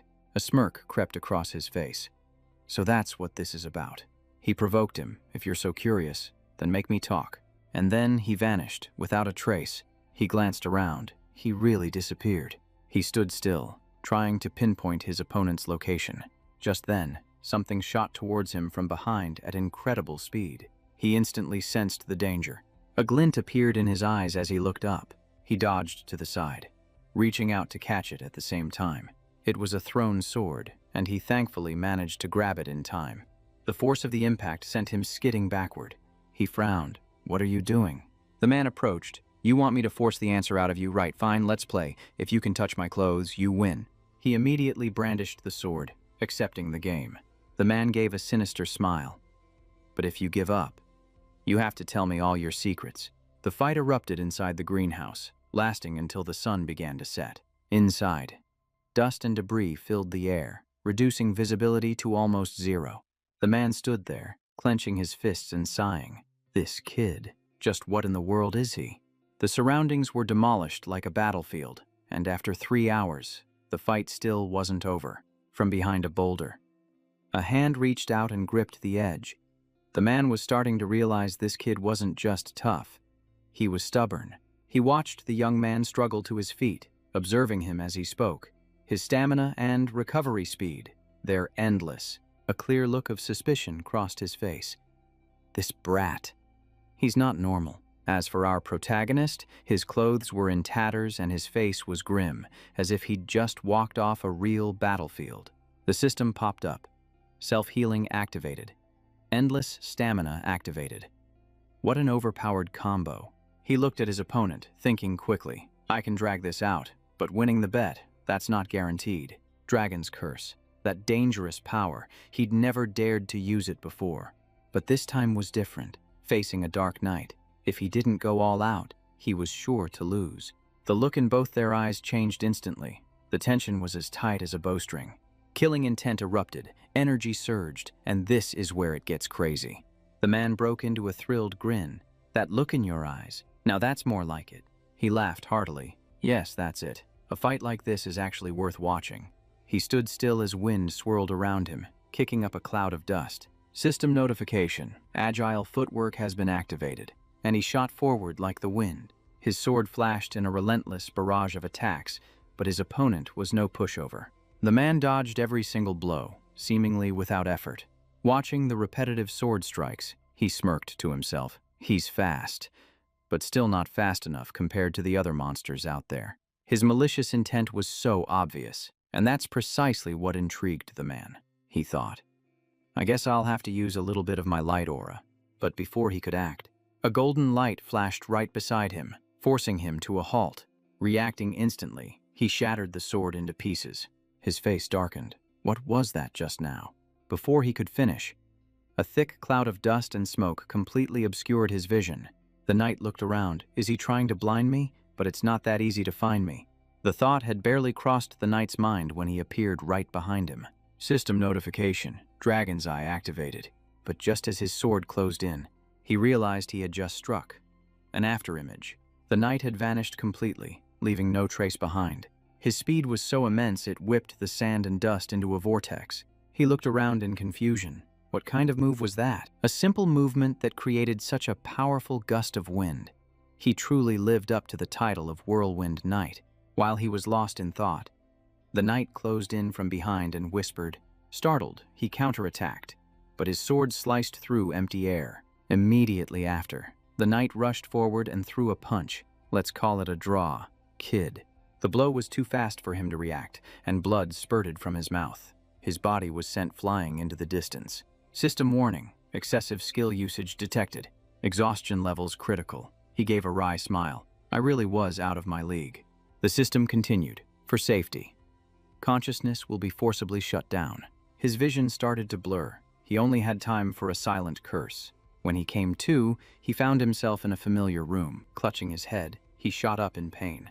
Looking around, he realized, this is my room. Did he bring me back? He sighed. I was so close to winning. Slumping back down, he had to admit it. He really is the Dark Knight. He had used every tactic he could think of, from spamming attacks as a diversion, to creating an opening with Dragon's Will. He even combined it with Dragon's Eye for the finishing blow, but it still wasn't enough. The knight's final move was definitely a secret technique, while he collapsed from overusing his dragon techniques. But thanks to that, he had finally seen its secret, a movement technique of absurd speed, based on a body trained to its absolute limit.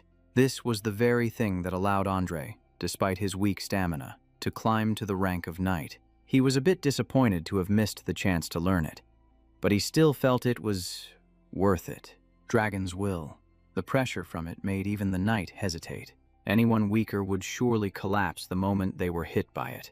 Just then, the system panel appeared before his eyes. Unread message. Confirm. He stared blankly. Another notification. Agile footwork has leveled up to crank. The soul develops through willpower. Movement speed has greatly increased. The system has unlocked new functions, requiring karma points to activate. He was stunned. What in the world is this? Minimap. Displaying terrain requires 20 points to unlock. Item inventory, also locked, requires 20 points. Tutorial quest, locked, requires 45 points. Current karma points, 40. He sat and thought it over. There are so many new things, but the inventory is the most interesting. Without hesitation, he chose to unlock the item inventory. The system explained. All he had to do was think of an item to store it. The space it took up depended on its size and weight.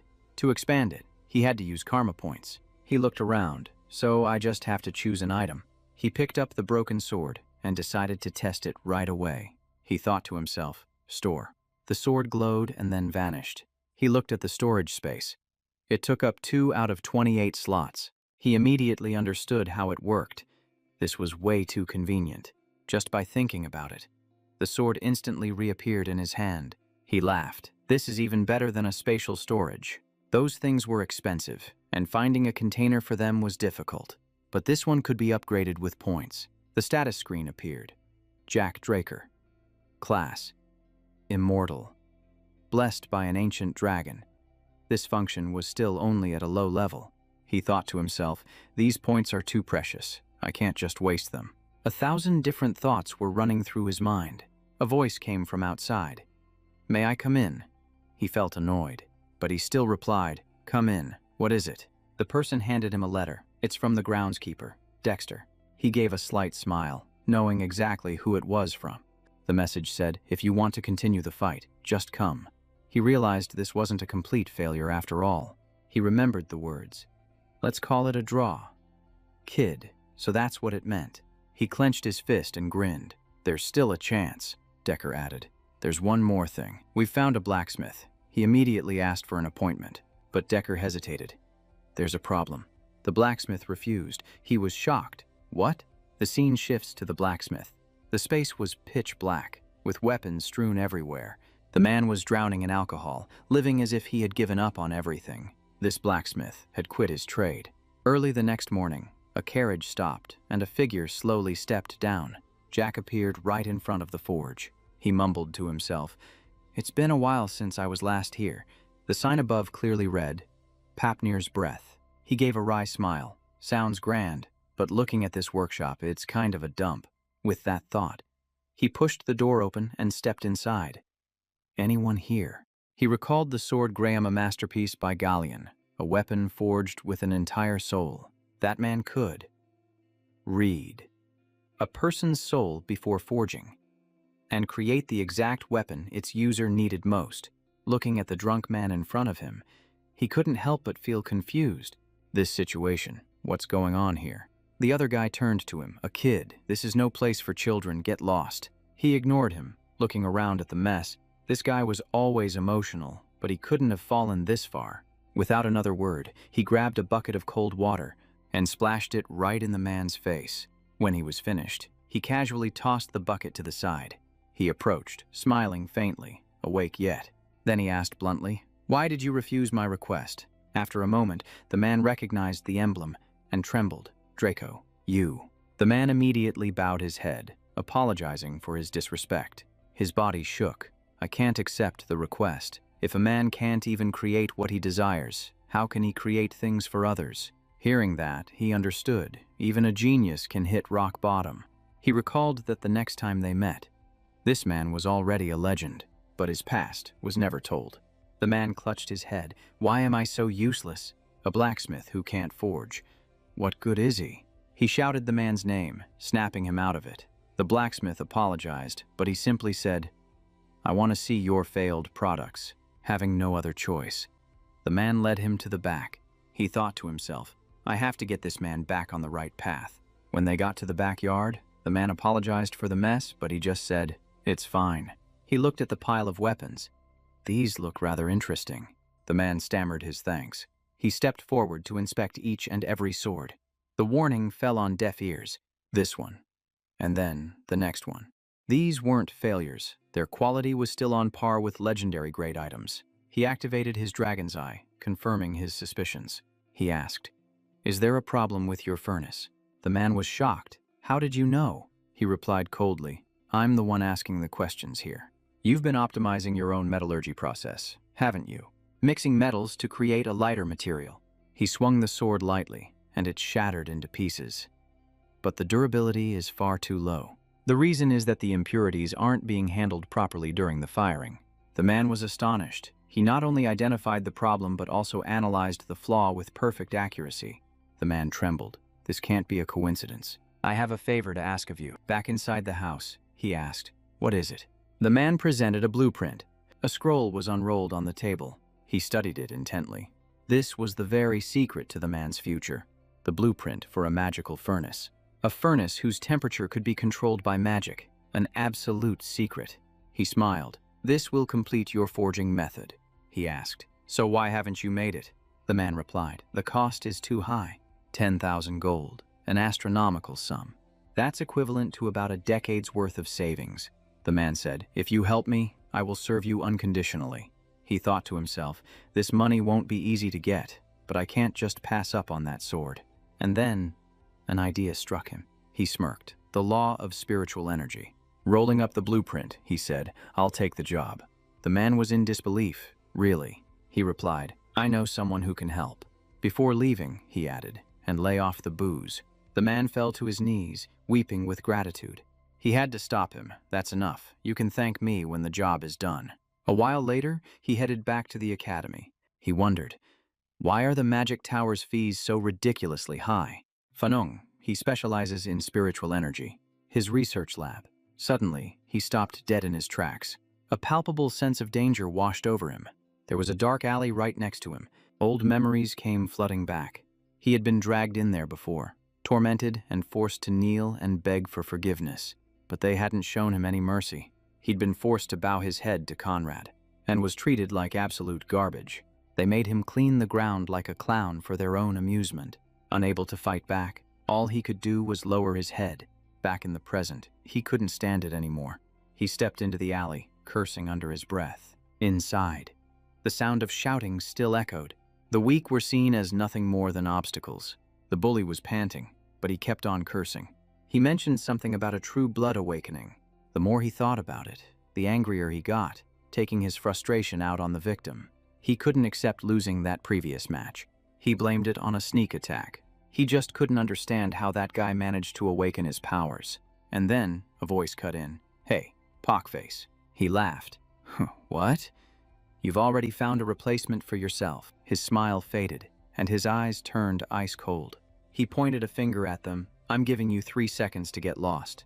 The group recognized the familiar voice. The bully turned around. "What was that?" He growled. "You think you've really awakened." But before he could finish, he cut him off. "Kneel." His eyes were like ice, radiating a palpable killing intent. "If you don't blame me for what happens next." Conrad's face went deathly pale, and he stumbled backward as if he were seeing a nightmare. Cold sweat beaded on his forehead as he thought, "What the hell is this pressure? Just a few months ago, I could step all over him. Now, he's on a completely different level." His pride shattered. He roared, "You dare to give me orders." After saying that, he charged forward. "What are you all standing there for? Get him." As the men rushed him, he stood his ground. "Don't go blaming me for what happens next." He tilted his head slightly, neatly dodging the first blow. Before his opponent could even process what happened, a fist shot out like a bolt of lightning. The guy took the full force of the punch and flew backward, making the rest of them hesitate. The main character unleashed a flurry of attacks, taking them down one by one with ease. No one was strong enough to stop him. They were all completely overwhelmed. He tossed them aside like trash, without a moment's hesitation. Knees, kicks, punches, a relentless combination. His speed was incredible, leaving no openings. And then, the last one fell. Conrad stood frozen in place, a cold sweat dripping down his back. Staring at his men scattered on the ground, he stammered, "No way." He couldn't believe his eyes as the victor slowly walked closer. "Don't worry. This will only hurt a little." In a desperate move, Conrad drew his sword. Trembling, he pointed it at him. "Come any closer and I'll cut you down." His voice turned to ice. "Drawing a sword in the training yard. You know what that means, don't you?" Those words made Conrad's blood run cold. He drew the sword from his back. "To answer such an act, I, Zeekraker, will respond in the name of honor." He recited the oath for a duel, causing Conrad to go limp with fear. He pointed to the person on the ground. "You are the witness." Without hesitation, he raised his sword. "Let's continue." That look in his eyes, he wasn't kidding. Conrad immediately started begging for his life. He collapsed to his knees, trembling uncontrollably, pleading to be spared. He slowly lowered his sword. He remembered a time in his past when he had knelt just like that. Rage welled up inside him. "You bastard!" A flash of steel. He took one of his ears and said, "This is the price." Conrad screamed, clutching the side of his head. He placed a hand on his opponent's head. "Next time, it won't be your ear, it'll be your head." He shoved Conrad's face into the dirt.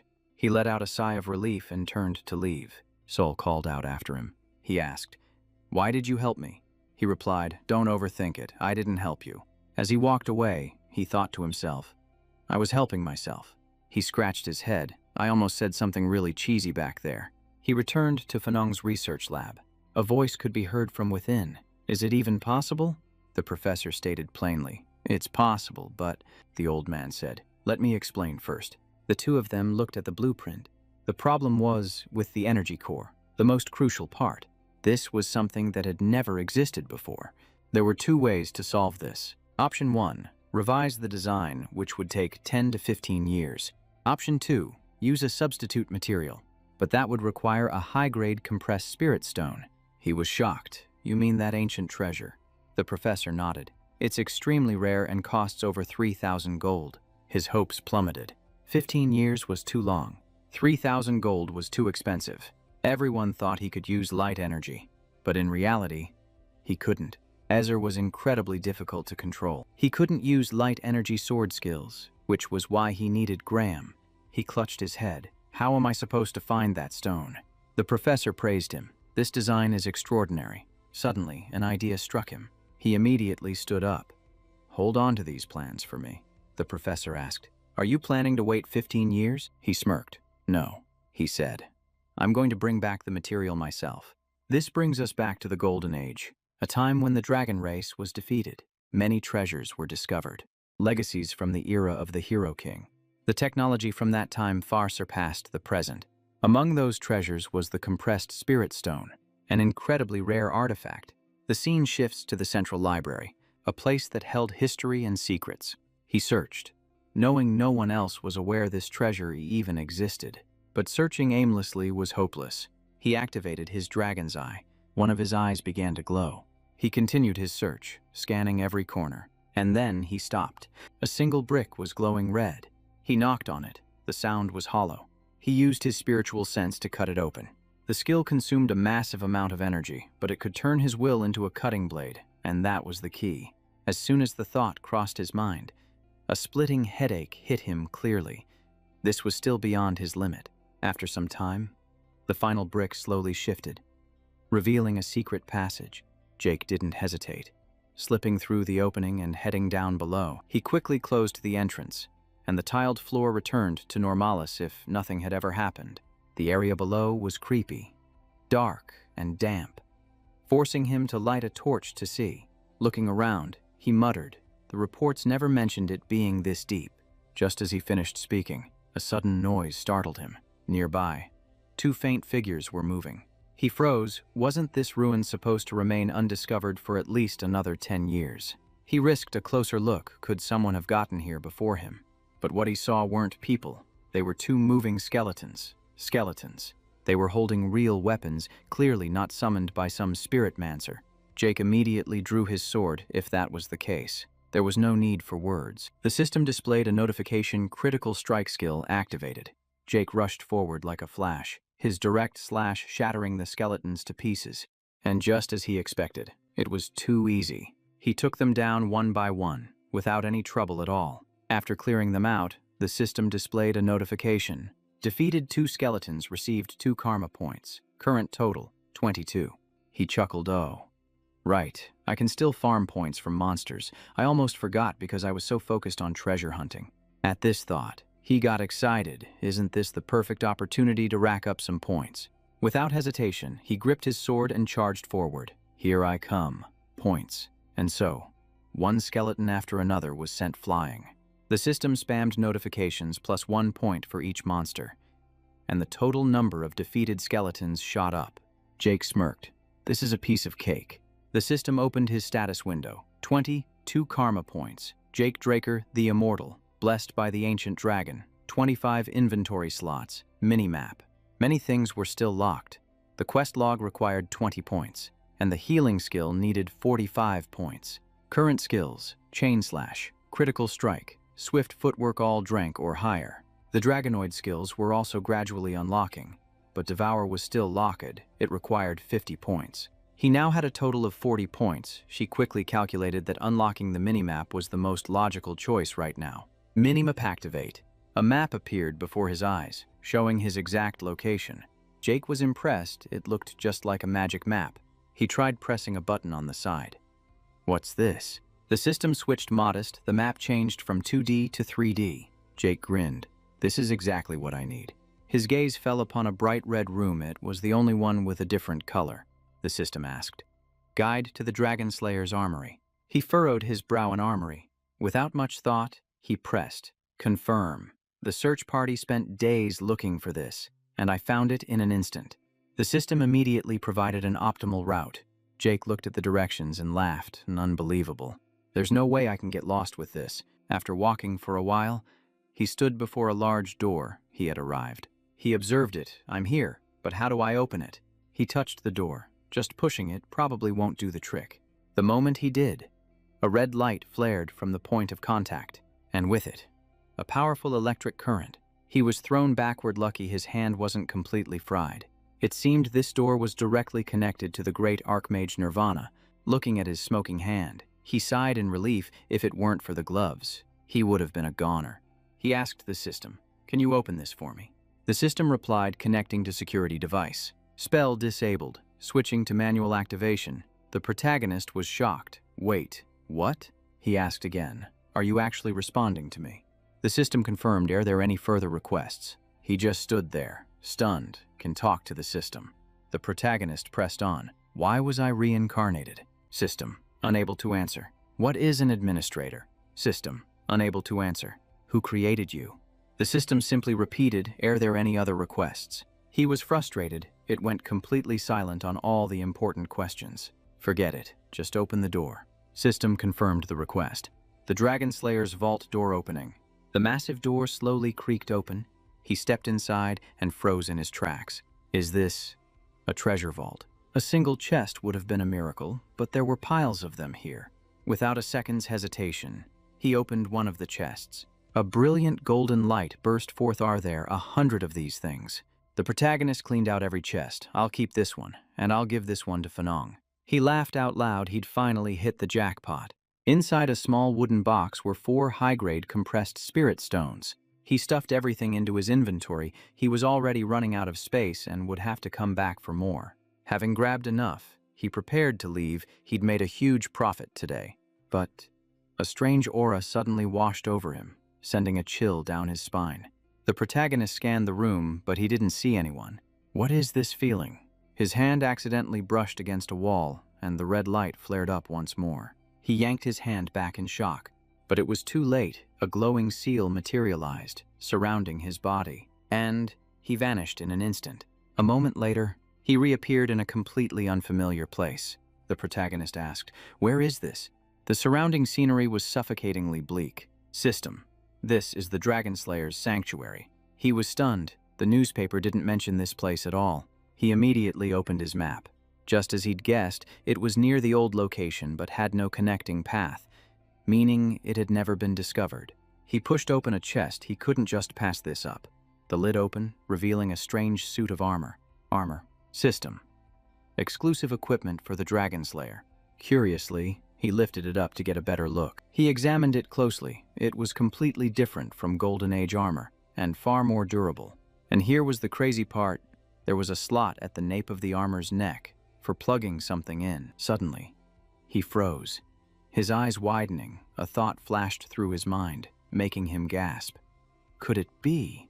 Without hesitation, he pulled out the compressed spirit stone, but then paused, realizing he couldn't just use it like this. System notification. Spirit battery inserted into Dragon Slayer equipment activating. As soon as the notification ended, the eyes on the armor blazed to life as if it had a soul. The more Zik looked, the more curious he became. This thing was clearly hiding some kind of power. Suddenly, the armor began to vibrate violently, leaving him bewildered. He jumped back in surprise. What's going on? Boom! An explosion echoed as dust and smoke filled the air. The system immediately displayed a warning. Equipment overload. Activation failed. Minor explosion imminent. Retreat immediately. But it had already exploded. He sat on the floor, his face covered in soot, as the system even offered an apology. Getting up and looking at the scorched armor, he finally understood one stone was just a single battery. He pondered, just how powerful is this thing to require such an immense energy source? Not wasting any more time, he continued to explore deeper. After walking for a while, he reached the largest chamber, and this was the final room. He looked around. It was completely empty, except for a single glass case in the center. A system panel suddenly appeared right in front of him. His expression changed. What the hell? He let out a helpless laugh. Terrakan Dranker, that old man was completely insane. Notification. Legacy discovered the cursed heart of Bahamut. He frowned. Why would anyone keep a dragon's heart? And this was the source of that chilling sensation from before. His body began to move in a strange way. System. The heart is reacting to the administrator. His hand touched the glass, and a stream of dark energy poured out. A voice echoed. All right, I can hear you. His eyes became lifeless. There is no other choice. As if possessed, Jake spoke. I will kill them all. In that perilous moment, the mental defense skill activated. Thanks to it, he regained control of his body. He clutched his head. What just happened? A sharp pain shot through one of his eyes as the pupil turned completely black. Dark energy enveloped both him and the glass case. What the hell is this? The dark energy spread, covering the entire space, growing more terrifying by the second. System. Emergency quest initiated. Reward. Ownership of the legacy. Model. His mind began to grow hazy. The system tried to activate his mental defenses again, but it failed. Dark energy erupted around him. A terrifying laugh echoed in his ears. Without thinking, he slammed his head into the glass case. The glass cracked, and he gave a twisted smile. So tough. What a pain. Through the glass, he saw another version of himself. Freedom is something you have to take for yourself, you fool. And then the glass shattered into pieces. System. You have overcome the curse. Mission complete. You have acquired ownership of the legacy. He dropped to his knees in agony. I was so close to dying. The system activated self-healing and infinite stamina, beginning absorption of the heart of Bahamut. A moment later, he looked up, his eyes filled with exhaustion. The heart in front of him glowed with a brilliant light. Zik was pulled, and his eyes rolled back, veins bulging on his skin. What is this? A colossal amount of spiritual energy flooded his body. But he didn't have a spiritual core to receive it. The excess energy was destroying his body from the inside out. The situation was critical. He had to do something. Without a moment's hesitation, he raised his hand. Gritting his teeth, he created a black sphere. Ultimate technique seal. The spiritual energy began to compress and was locked away into a storage space. Boom! A massive explosion shook the entire area. Thick black smoke billowed upwards. The ground collapsed, forming a deep crater. His body distorted as energy erupted from within him. After a while, he let out a sigh of relief. Phew, I'm alive. He walked back to the glass case in silence. Inside, the heart had vanished. All of its spiritual energy had been absorbed. And then he noticed something. Through the broken glass, he saw a strange mark had appeared on his body. He touched the dragon-shaped symbol on his chest. Is this from the seal? A system notification popped up. You have absorbed the heart of Bahamut. A series of notifications followed. Your body has been transformed into a celestial frame. 95% of your power has been compressed. Unlocked Terrakan Storage Depot. Low-level guide. He was completely bewildered. What is all this new stuff? He was about to ignore it, but then he stopped short. Hold on. He clicked on the system interface. Open this. A smirk played on his lips. His ancestors were truly generous. The system asked to open the next inheritance. Instantly, a pile of items appeared. He was shocked. Aren't these from the Platinum Tower? He quickly stashed everything away in a secure locker. Then he opened the system panel to take a closer look. Status. Jake Draker Pseudo-Immortal, successor of Terrakan. 65 inventory slots, with many unlocked skills and functions. His skills were powerfully upgraded, and his footwork technique had already reached rank C. Some skills were still locked, requiring 50 points. The Dragonoid Chronicles remained unopened. He continued to expand the information display. Dominion of dragon insects, able to summon and control them. Heavenly Bone, body accelerates learning and spiritual energy channeling. But the description was too vague. He still didn't fully understand it. And this was the crazy part. There was a whole separate system just for Terrakan. He sat down. Show me the notifications about Terrakan again. The system requested synchronization. He hit confirm, initiating access to the secret vault. The system responded. Please move to the synchronization point, display coordinates on the map.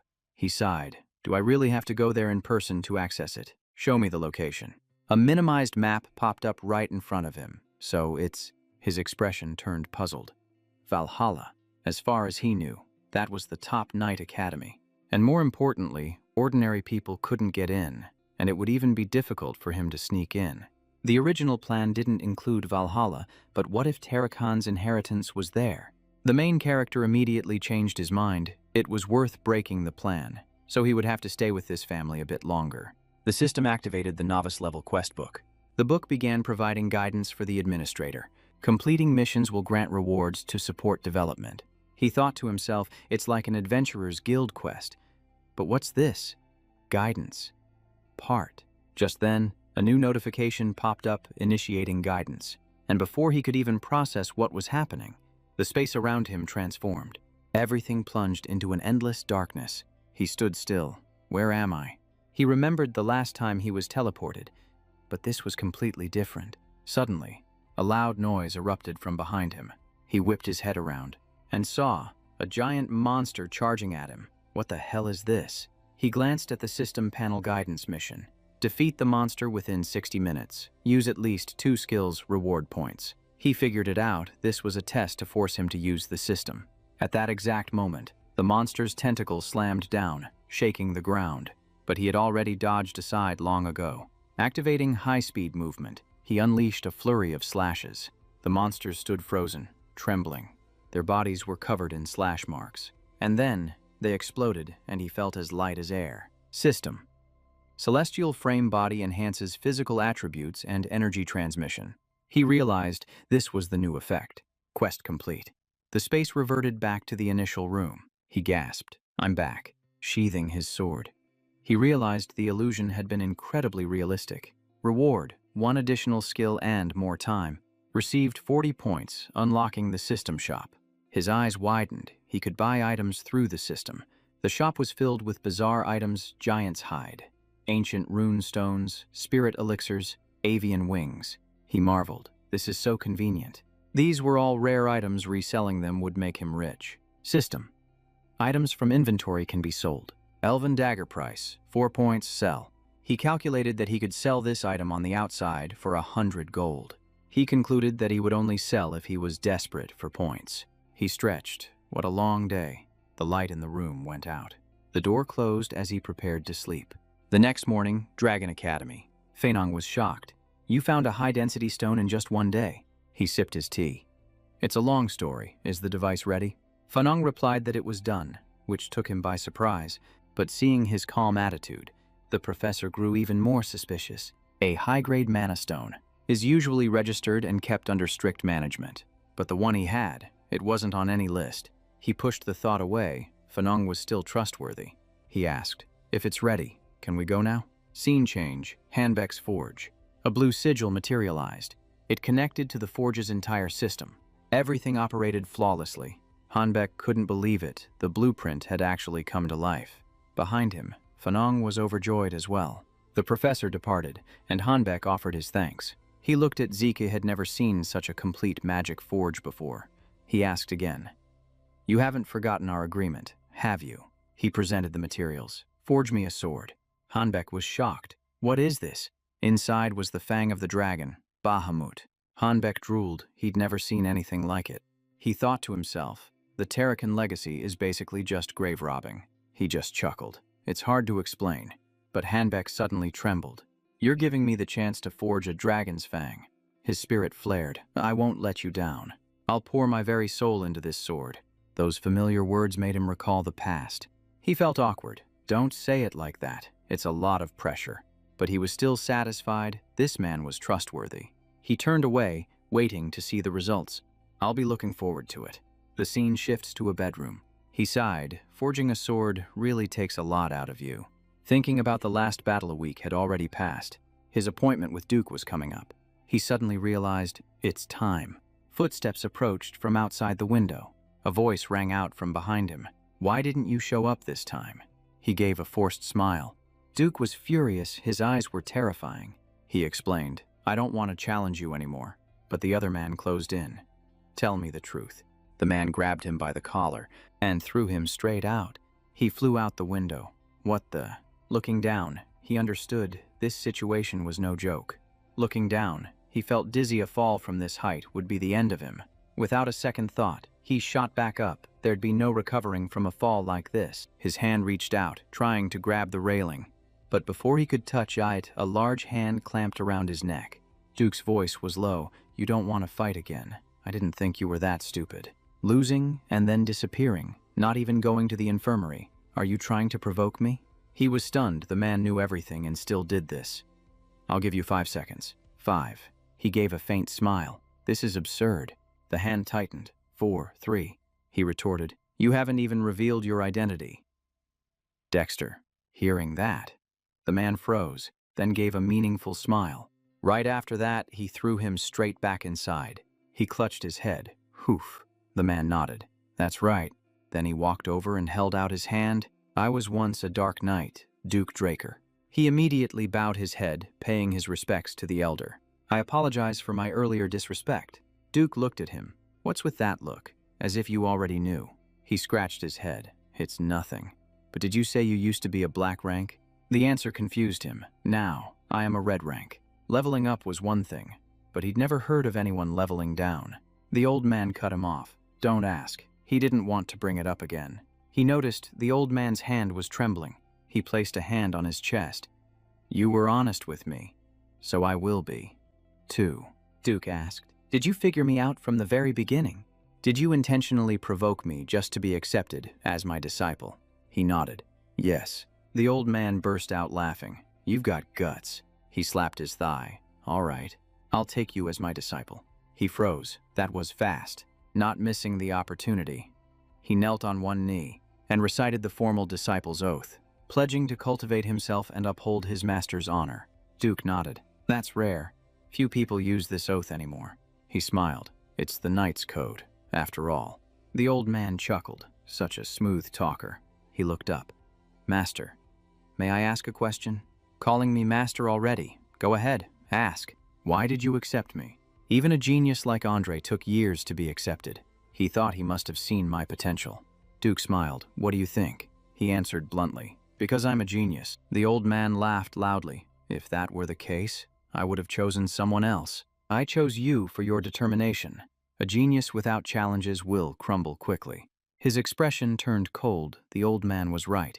Many geniuses get stuck at the red rank, or even lower. Duke stood up. That's enough. Follow me, the lesson begins now. Scene change, the western greenhouse.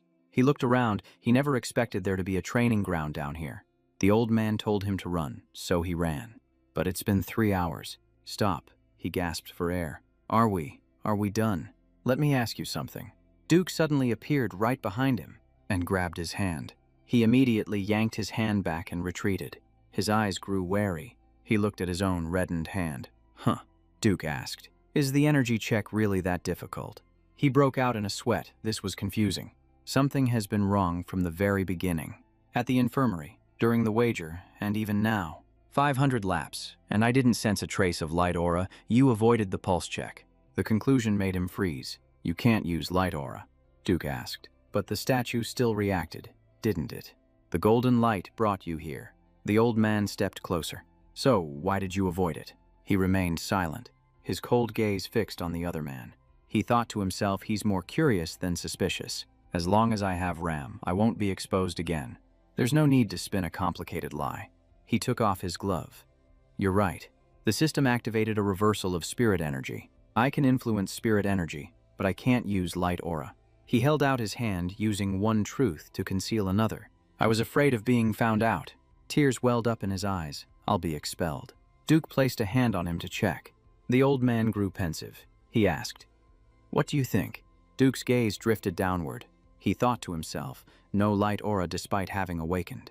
The more he considered it, the more puzzling it became. He calculated, the old man can't confirm it either. Duke spoke quietly. He guessed the old man would come up with his own explanation. And he was right. A divergent. He thought to himself, that makes sense. What's a divergent? They are individuals with abnormal abilities. Like someone who can wield 2 different types of energy. They're often ostracized. He asked, Why do you think it's me?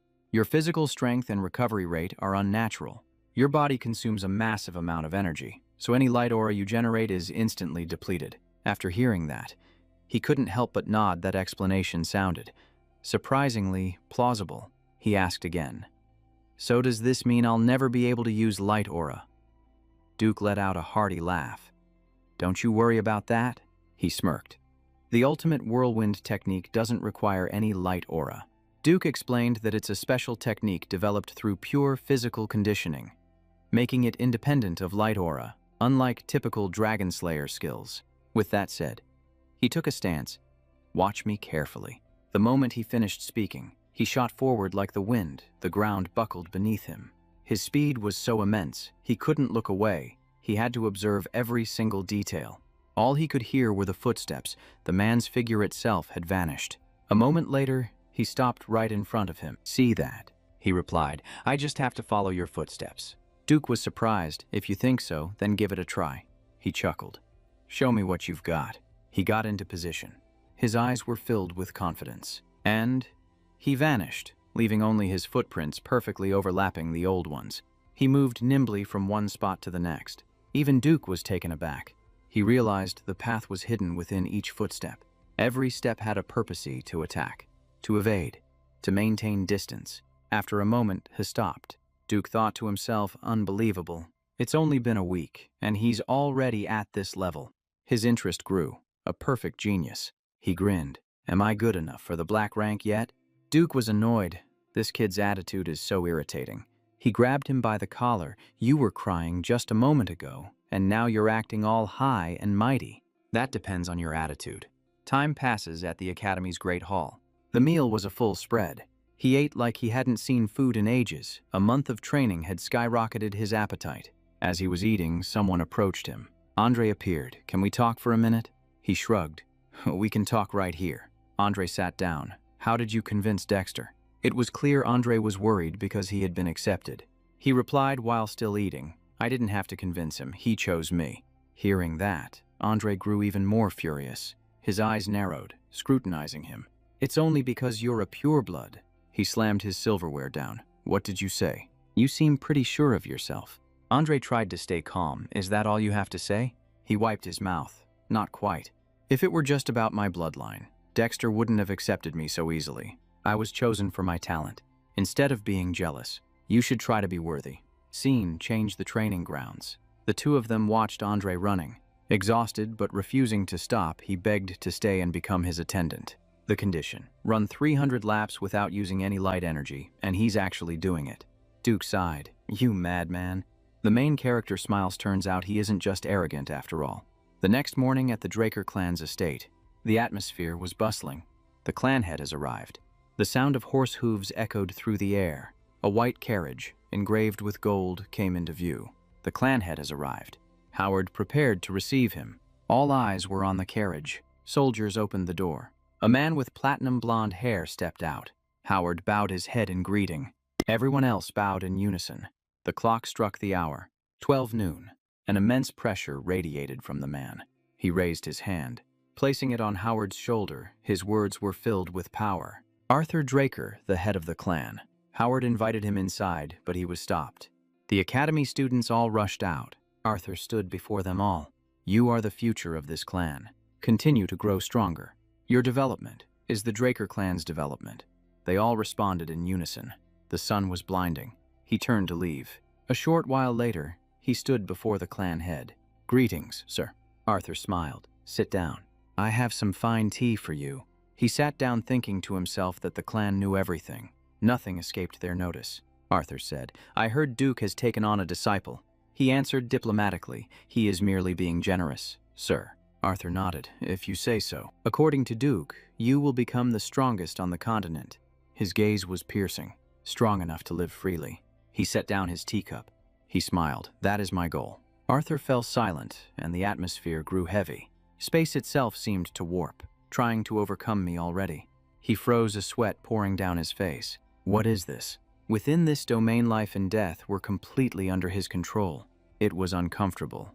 Yet the main character found it exhilarating, a smirk playing on his lips as his mind went into analysis mode. Celestial sword, the pinnacle of light energy manipulation, a level only a few Black Knights could ever reach. Arthur glanced down at his son, half smiling, half testing, with a look that said, let's see how long you can keep this up. Dick stood his ground, refusing to buckle, and met his gaze with a simple, direct answer. Of course, there's no backing down. Hearing that confident reply, the man just gave a slight chuckle, as if he'd just found an interesting new toy. The Westward Cup Tea House, the name alone sounded like it was tied to something serious. Instantly, the dense light energy in the room was withdrawn, and the pressure vanished as if it had never been there. He said, among all the recent reports, this one is the most interesting. Dick started to feel that something was off. He continued, I came to offer some encouragement, but this isn't nearly enough. The main character realized it immediately. This was Lord Draker, a true Black Knight. Arthur placed a card on the table. The main character looked at it. Slightly shocked, Duke's level was already absurd, but this was on another plane entirely. The man said, a gift to congratulate you on becoming a disciple. The main character asked, what is this? And the answer was, a black card. Hearing that, Dish was startled. Father, Are you really giving this to me? You're not joking. Right, Arthur laughed. That reaction tells me you understand its value. The main character held the card as information exploded in his mind. A super rare VIP item. Insane benefits. Unlimited spending. This was a genuine, legendary artifact. The man added. I will add you as an authorized user, Jake immediately replied. Thank you. I will use it, wisely.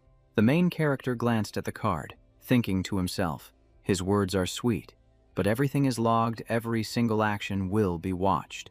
But at least he was using a soft touch instead of force, which proved he didn't consider me someone who needed to be dealt with just yet, Arthur said. Don't waste time. You will become the strongest. He then gestured for him to leave. The main character bowed his head. Understood. With that, he left swiftly and efficiently, closing the door so gently it was as if he'd never been there at all. He quietly returned to his room, his mind still running at full speed. Back in the room, the air was thick, the silence was suffocating. Arthur leaned back and closed his eyes as if calculating his next move in a grand chess game. Duke appeared behind him, looking displeased. That guy is really insufferable. The man chuckled. Why so worked up? Duck, Duke sneered. Abandoned as a child, and now you're suddenly playing the role of a loving father, Arthur replied. As the head of the family, I don't have a choice, and that comment is an insult. Duke waved his hand dismissively and sat down. All right, fine. Let's just say I was wrong. Arthur took something out. This is the only reason I can speak so comfortably with you. The object was revealed a bottle of high-end liquor. He smiled. Let's talk business over a drink. Duke's eyes lit up. Red Dragon's breath wine now, that's good taste. The two got down to business. Have you heard the news from the continent? I've been cooped up in this academy. Duke laughed. How would I know? Arthur retorted. Your information network is still active, isn't it? Duke's face flushed. If you already know, why are you asking, you old fox? The Emperor is obsessed with immortality and is searching everywhere for it, the man asked. Is it even possible? Duke immediately shot it down. No, extending one's youth is possible, but true immortality is impossible. Arthur grew pensive. That's what I thought too. But what if it involves the treasure of an ancient dragon? Duke froze. What did you just say? In the room. The conversation was starting to heat up. Even if magic could rejuvenate the body, immortality was still the stuff of fantasy. Nearby, the main character stood eavesdropping. What was that?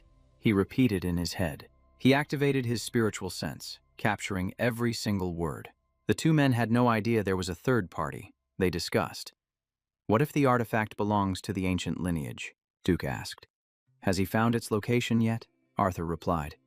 Probably. The Order of Black Knights reported. It's highly likely to be on the northern continent. Duke was surprised. The north, you say? He asked. The people of the Empire don't know yet.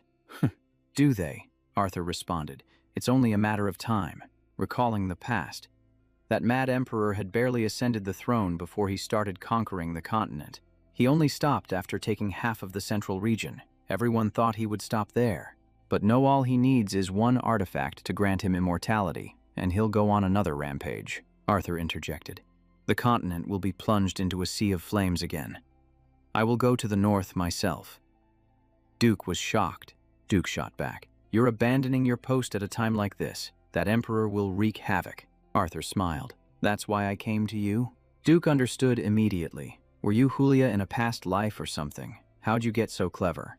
The two of them struck a deal with their roles clearly defined. To the side, the main character heard every word, thinking to himself, so they're pushing another difficult job onto me. Just as he heard this, he suddenly collapsed to his knees. His face turned pale.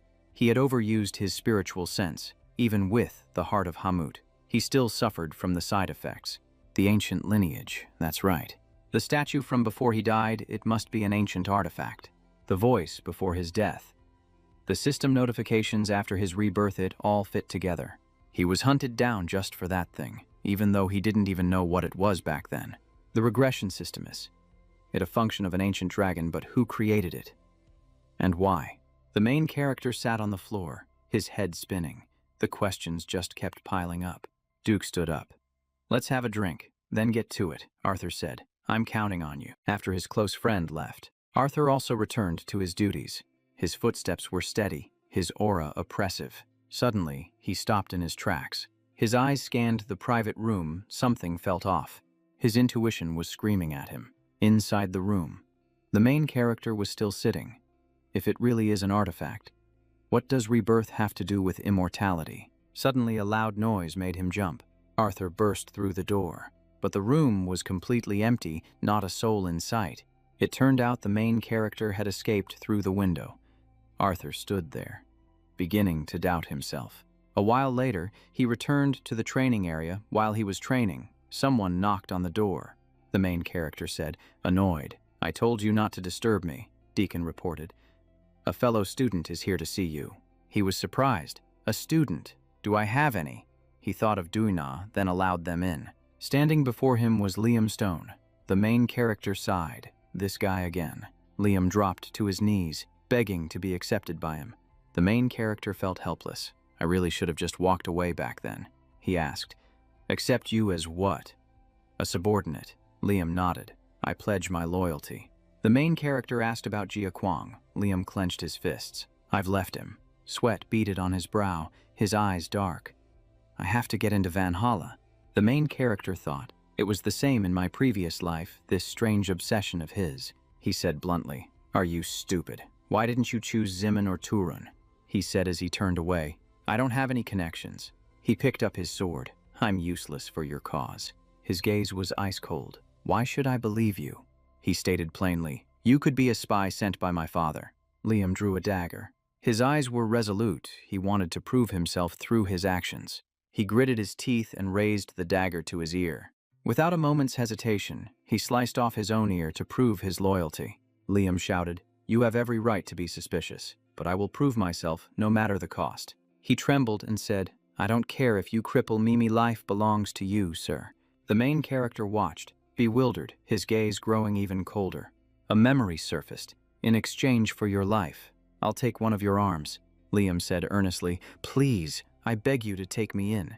The main character recalled his own past words. "I want to become stronger," and this was the most insane part. He stood before his master, his voice firm. "I will surpass them all, leaving no one standing." His eyes back then were exactly like Liam's now, pleading, yet filled with determination. "Please, teach me." Returning to the present, seeing his former self in the boy, the main character froze for a moment while Liam remained on his knees, begging to the very end. Before another word could be said, he tossed a sword over, his voice cold. "First, you'll have to withstand one of my attacks." The main character pointed directly at him. "Survive one hit from me, and I'll accept you." Liam's face lit up as if he'd struck gold, and he managed a pained smile. "Thank you. I am truly grateful." A moment later, he asked, "Are you fully healed?" Liam quickly replied, "Yes, sir." He thought confidently, "I have Drago's aura, I should be fine taking one hit, but is this opponent really the same age as me?" The moment the question crossed his mind, he realized how wrong he was. The pressure emanating from the main character bore down on him, making Liam tremble uncontrollably. He mumbled, I can barely breathe." Without giving him any time to prepare, the main character charged forward. Liam gritted his teeth, swinging his sword on pure instinct. The two blades clashed, sending a powerful shockwave throughout the room. Sparks flew as the swords scraped against each other. Then, one of the swords was sent flying into the air, and it was Liam's sword. He collapsed onto the floor. The main character looked down at him, his voice completely flat. "Lee Armstrong, is that all you've got?" The disappointment in his voice was clear. He said, "You have determination, but..." He turned his back. "Give up on Valhalla." Liam shot up and called out to him. The main character thought to himself, so he really was abandoned by Jacqueline. Without any backing, it's only a matter of time before he gets kicked out of Gradle. At that thought, he paused. He understood now why Liam was so terrified. Liam knelt and grabbed his leg, clinging to it like a lifeline, but was it worth it? In his past life, Liam was expelled and his party disbanded, but he still managed to become a Red Knight, the king of mercenaries. In the present, he was crying, "Please, just give me one more chance." The main character was torn. This guy is unbelievably stubborn. Finally, he said, "Fine, you get one more chance. But," his voice dropped lower, "there are conditions. You said you were ready to lose your tongue, your leg. is that right? The protagonist walked over and placed a hand on his shoulder. Then he declared, in that case, give up your right arm. Liam froze, his eyes wide. The protagonist asked, what's wrong? Is this arm too precious? This was no different from ending a swordsman's career. No one in their right mind would agree to it. He turned away, saying, I have things to do. If you can't do it, then get lost. A moment later, Liam slowly stood up. Without looking, the protagonist thought, I don't understand why you're this desperate. But even without entering Valhalla, you could still become strong, at least as strong as a Red Knight. Suddenly, the sword on the ground began to tremble. The protagonist turned back truly surprised. Liam was actually going to cut off his own hand. The protagonist snapped and lunged forward. At the same moment, Liam swung the sword down. It was an incredibly tense moment. Luckily, he managed to shatter the sword just in time. The two of them stood staring at each other, stunned into silence. Fragments of the sword lay scattered on the ground. Liam panted heavily, looking down at his trembling hand. The protagonist grabbed him by the collar. He growled, Are you insane? What if I had changed my mind? Liam said sadly, Because there is something more important than this arm. The protagonist turned away. If this ever happens again, I'll kick you out immediately, remember that. Liam was overjoyed, so you'll accept me. The protagonist cut him off. Just get up. A one-armed subordinate would look strange. Liam nodded repeatedly. Afterward, the two of them sat down to eat together. Liam's ear had been healed. He asked, Am I really allowed to use this medicine? The protagonist smiled. You're worth the investment. He put his teacup down. His gaze turned serious. Tell me everything. What could be more important than your right arm? More important than your life. Liam clenched his fist. My mother. After being cast out, he received news that his mother had a high fever. It subsided, but then things took a turn for the worse. Red, flower-like spots appeared on her body, and she grew weaker by the day. He broke down. Even the village healer was helpless. The protagonist asked, So you set your sights on Valhalla? Liam replied, Yes. After hearing the story, the protagonist frowned and picked up a pen. As he wrote, he asked, The red spots, they look like roses. Recurring fevers, red spots all over the body.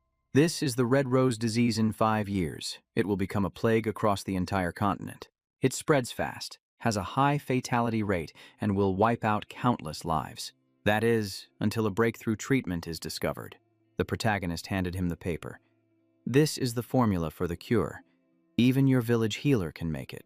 Liam was in shock. Thank you, but how do you know all this?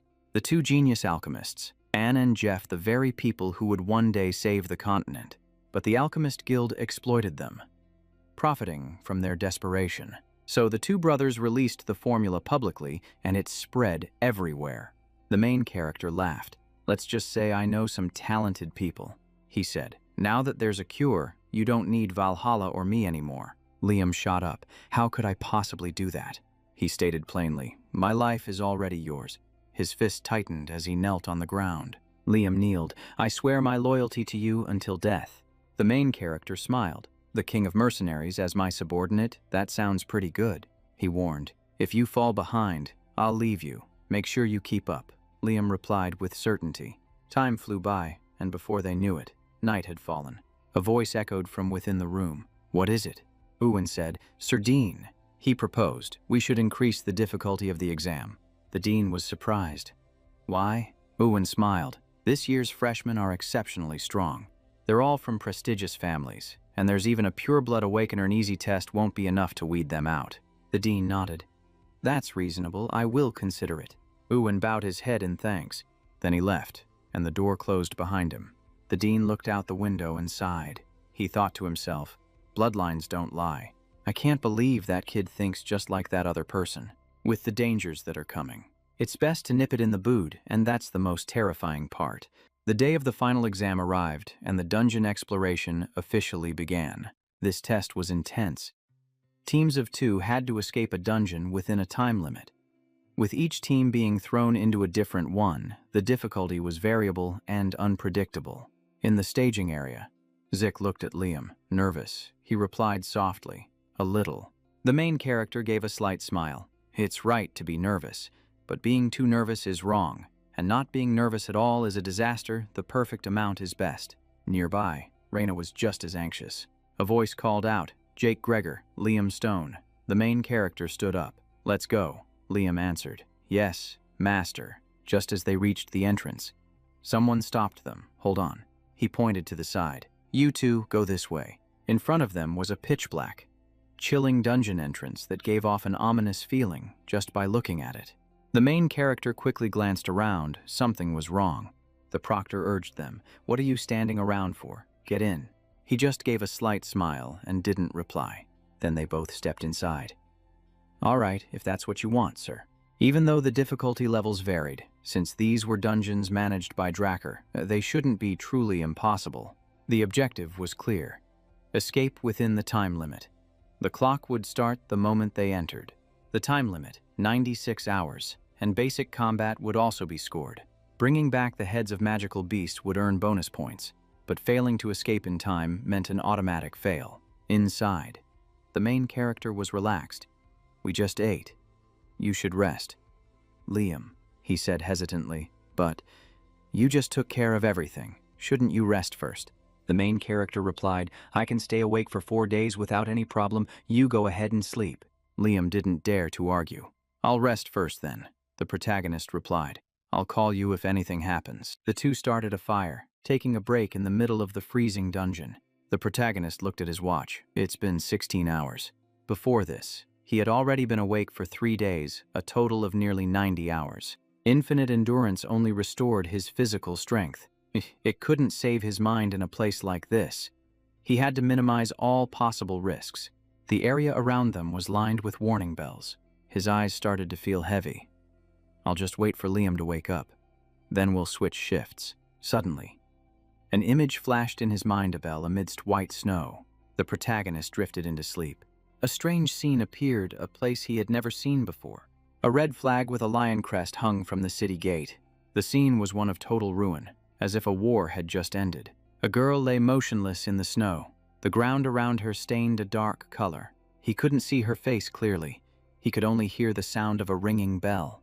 The protagonist shot upright, drenched in sweat. Before him was still the same dungeon and the small campfire.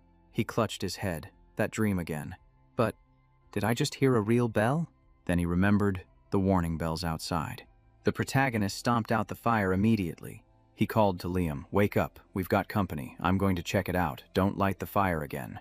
He hid by the entrance, thinking, "I can't just spam Dragon's Eye. I need to get used to the darkness." A strange smell sulfur, could it be? A creature that hunts in packs with a very distinctive odor. Hellhound's a Class 3, danger rank. The protagonist tightened his grip on his sword. "Zaina used to hunt these in my past life, and now I'm running into them." He scanned the area strangely. He couldn't see a single one, but the vibrations were far too powerful. The protagonist raised his sword. Looking at a reflection, this thing's weight has to be in the tens of tons. This is no ordinary hellhound. Before he could process it, another massive tremor struck. Damn it. Rocks rained down from above. The protagonist kept his balance as Liam ran over to him. "Sir, are you all right?" He gritted his teeth. What in the world is that? In front of them, a gigantic hellhound was approaching. But that wasn't all. Its head was hanging limp, and behind it stood the real threat. A massive orc appeared. Liam was horrified. What is that? This creature was a Class 1 danger rank. It could overwhelm even a hellhound. Its blood could be used for potions, and most importantly, its regenerative abilities were incredibly strong. Liam stepped forward. "I'll hold it off, sir. You have to run." Hearing that, the protagonist knew he had chosen the right man. He tapped Liam's shoulder. "Don't talk like you've already given up. Stand at my back and fight." The protagonist said, "I trust you. You're not weak. I'll support you. So just give it everything you've got." Liam's confidence returned. "Thank you, Master." The two of them charged forward, working together. The monster up ahead didn't even have time to react before it was hit by a barrage of attacks. The main character thought to himself, "Not bad." He was impressed that the kid managed to pierce its tough hide and even aimed for the joints. He wondered, "Have you studied magical beasts before?" But just then, a massive swing from the monster came crashing down. The main character blocked it just in time, saving Liam. He countered the attack, breaking the creature's offensive stance. Liam said worriedly, "I'm sorry." The main character smiled. "That was pretty good for your first fight." Aiming for the joints was the right move. But you underestimated its recovery ability. Direct hits like that won't do much. He looked at the orc. This one is out of your league. His gaze sharpened. Let me handle this. After a series of finishing blows, its head rolled to the ground. The system announced orc defeated, acquired 30 karma points. The main character said, "Go collect it." "Those are good points," Liam responded. "Right." While Liam was gathering the loot, he opened his system window. Hidden quest. Hunt 100 monsters of 10 different types within 72 hours. Reward, double points, plus 2 random boxes. He exclaimed. What? Double points. Status. 2 types. 14 monsters. Approximately 72 hours remaining. He calculated. There are 79 hours left in the test, so 100 monsters isn't difficult. But 10 different types is Tadas dungeons usually only have 3 to 4 types. But since this is a trap, maybe there are 10 types after all. We can farm and escape at the same time. That won't be easy. Liam reported. I'm done. I've got a bag for the monster head. Sits not as good as a spatial pouch, but it'll do. The main character said. Let's keep moving. Don't fall behind, Liam replied. Understood. The two continued to clear the area, and time passed. 64 hours, 61 hours, 56 hours, 47 hours, 41 hours. Monsters were discovered one after another. 39 hours, 31 hours. The quest was nearing its goal. 27 hours, 20 hours, 12 hours. He looked at Liam. You doing okay? We've hunted quite a few. Are you used to real combat yet? Liam gave a strained smile. I'm not so sure. The main character just smiled reassuringly. Relax. It takes time for everyone to get used to it. After saying that, he glanced back at his system window. 50 minutes left. Status. 9 types. 99 monsters. He frowned. He even caught tiny blood-sucking leeches. But it was still only 9 types. He'd already cleared the entire map. The main character grumbled. These damn Jamen really suck at their jobs. I'm missing just 1 type. And then he froze, his eyes widening. Something was coming. His intuition was screaming red alert. The ground beneath their feet cracked open. The main character yelled, Liam, drop the bag! Liam just stood there, frozen in confusion. A slash flew by. The bag was torn in 2. From deep within the earth, a giant creature emerged, dark fluids spreading everywhere. Liam turned pale, frozen stiff. The main character lunged forward to save him just in time, but his own hand got scratched in the process.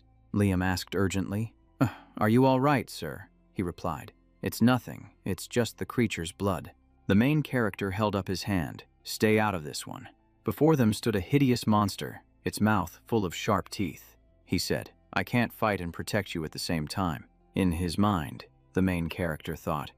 A dungeon worman, extremely dangerous type of monster that requires an entire team of experienced knights to handle. He cursed under his breath. Those men are really trying to kill me this time. The worm charged like a tempest, kicking up a cloud of dust. Liam screamed, Master. The main character's face darkened, a sense of dread rising within him. Then he suddenly remembered something. Liam turned back to rummage through the items in his bag. Meanwhile, the main character was struggling to fend off its attacks. He dodged and slashed, but its tough hide was barely scratched. The main character thought, even a blue knight would avoid this thing in a dungeon. Because it burrows underground, its movements are incredibly difficult to predict. If I don't finish this quickly, the ground began to crack again. The main character sensed it and whipped his head around.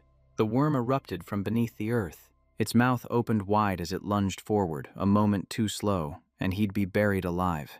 He immediately leaped to the side and instantly launched a counterattack. A single thrust plunged deep into its body. He gripped his sword tightly, tearing through its thick flesh. The worm roared as a viscous fluid sprayed out violently. The main character snarled, Just you wait, I'm going to cut you in half. The pressure intensified, causing the ground to fracture even more.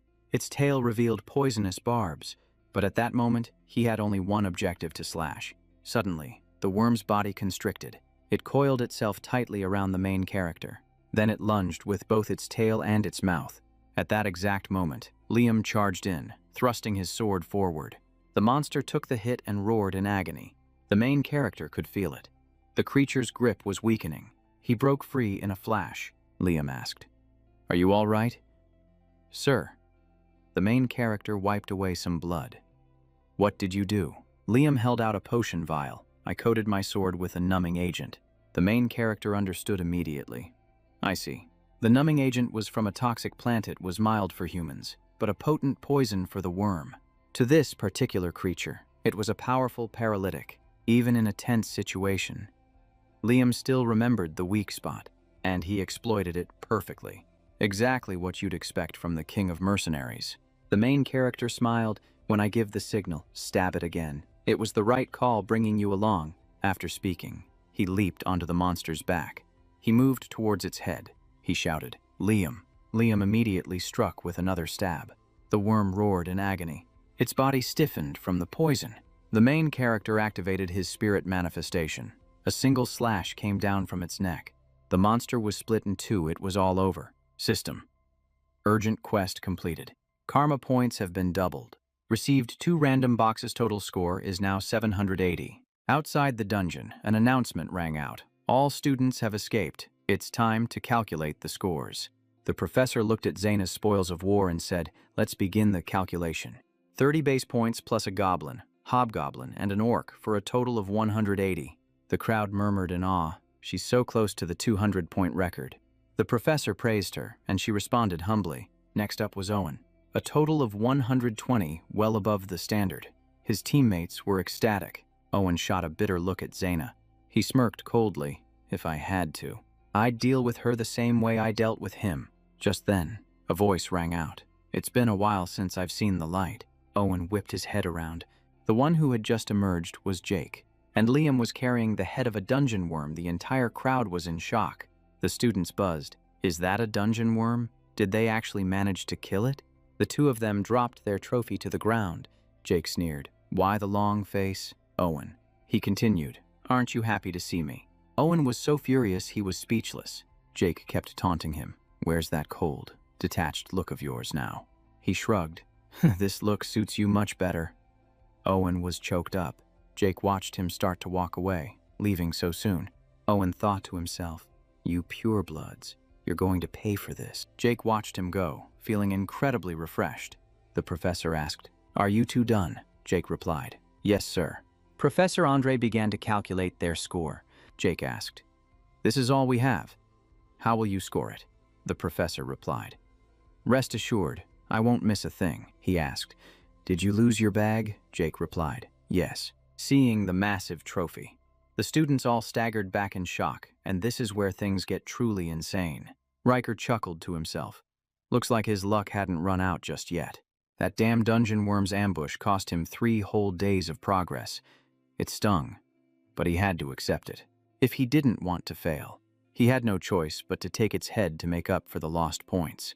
Besides Andre, who else would have the patience to inspect every last piece of meat stuck in its teeth? Just thinking about it was exhausting. After completing the inspection, the professor removed his blood-stained gloves and began his summary. Gremlin, goblin, hobgoblin, imp elf, and high elf. Add to that a hellhound, and finally, a troll. The crowd erupted in an uproar after hearing that. How could there possibly be a troll in the exam? Andre continued, stating that the amount of blood suggested a significant number had been killed. However, to be fair, only one of each type would be counted, otherwise it would completely skew the scoreboard. The dungeon worm and the troll weren't on the official list, so they would be converted into points, for a total of 368, which was a pass. The other professors were also impressed. Back in their day, they hadn't even encountered a hellhound. 368 points. Just hearing it sounded absurd. An angry student shouted that only the worm's corpse was there. Someone else shot back that the worm alone was worth 180 points, making any argument pointless now. Just imagine encountering a dungeon worm or a troll. Would any of us even survive? The crowd started to wonder, could Jake Riker really be that incredible? Riker watched the scene unfold, thinking to himself that they were all overreacting again. A complete 180 from when they were mocking him. The feeling wasn't half bad, but now he was drawing attention again. Heeman's group would definitely not let this go. They might even go as far as to manipulate the dungeon itself just to get rid of him. Could Uva be behind this? He wondered, then immediately dismissed the thought. Not even Uva would dare to interfere with the test. It was more than likely that Heeman was the one pulling the strings. With that thought, He became more alert, and the feeling of being watched grew stronger. The best thing to do was to blend into the crowd and observe. Suddenly, someone called out from behind, "Jake Riker." When he turned around, he saw it was Zaina. He was a little surprised and called out her name. She walked right past him, coldly stating that he could consider this his win. After saying that, her entire group left without a single glance back. He just stood there, stunned, not understanding how he had won at all. A while later, in the training room, he looked at the system and said this was exactly what he needed. Dragon Sigil Level 1, Devour, which allows for increased consumption and digestion. Costs 50 points. His current point total was 780. He had ignored it before, thinking it was useless, but now 50 points was nothing. The system asked if he wanted to activate it, and he immediately confirmed. And right away, the system panel changed. He was startled. The skill description was completely different. Now, it could digest anything and convert it into energy, and even absorb the powers of monsters with special bloodlines. He laughed, thinking he should have unlocked this much sooner. He decided to test it right away. The system announced the activation of Devour, but before he could take a bite, a stream of dark energy snatched the piece of meat away. He was startled and turned around. The sight before him was incredibly strange. The piece of meat was being pulled down, as if it were sinking into a black hole. It was as if it was being swallowed by the darkness. The system announced that his energy was being restored. His headache vanished, as if he had just woken up from a deep sleep. He realized this skill reduced mental fatigue. Not only that, but his body also recovered noticeably. Even Ezer was partially restored. He continued to toss more meat in, feeling it was absolutely worth it. For mental fatigue, he had Devour. For physical fatigue, he had his stamina. Thinking about this, he laughed out loud. He could probably train 24/7 now, but a knock on the door instantly ruined his mood. He grumbled, thinking it was Decker. But the person outside said they had important news. The news was that his sword was finished, and upon hearing that, he shot right up. Arriving at the forge, he asked for Ganlion and was told to wait a moment. As he waited, he recalled the swordgram from his past life. It was a legendary sword that everyone knew.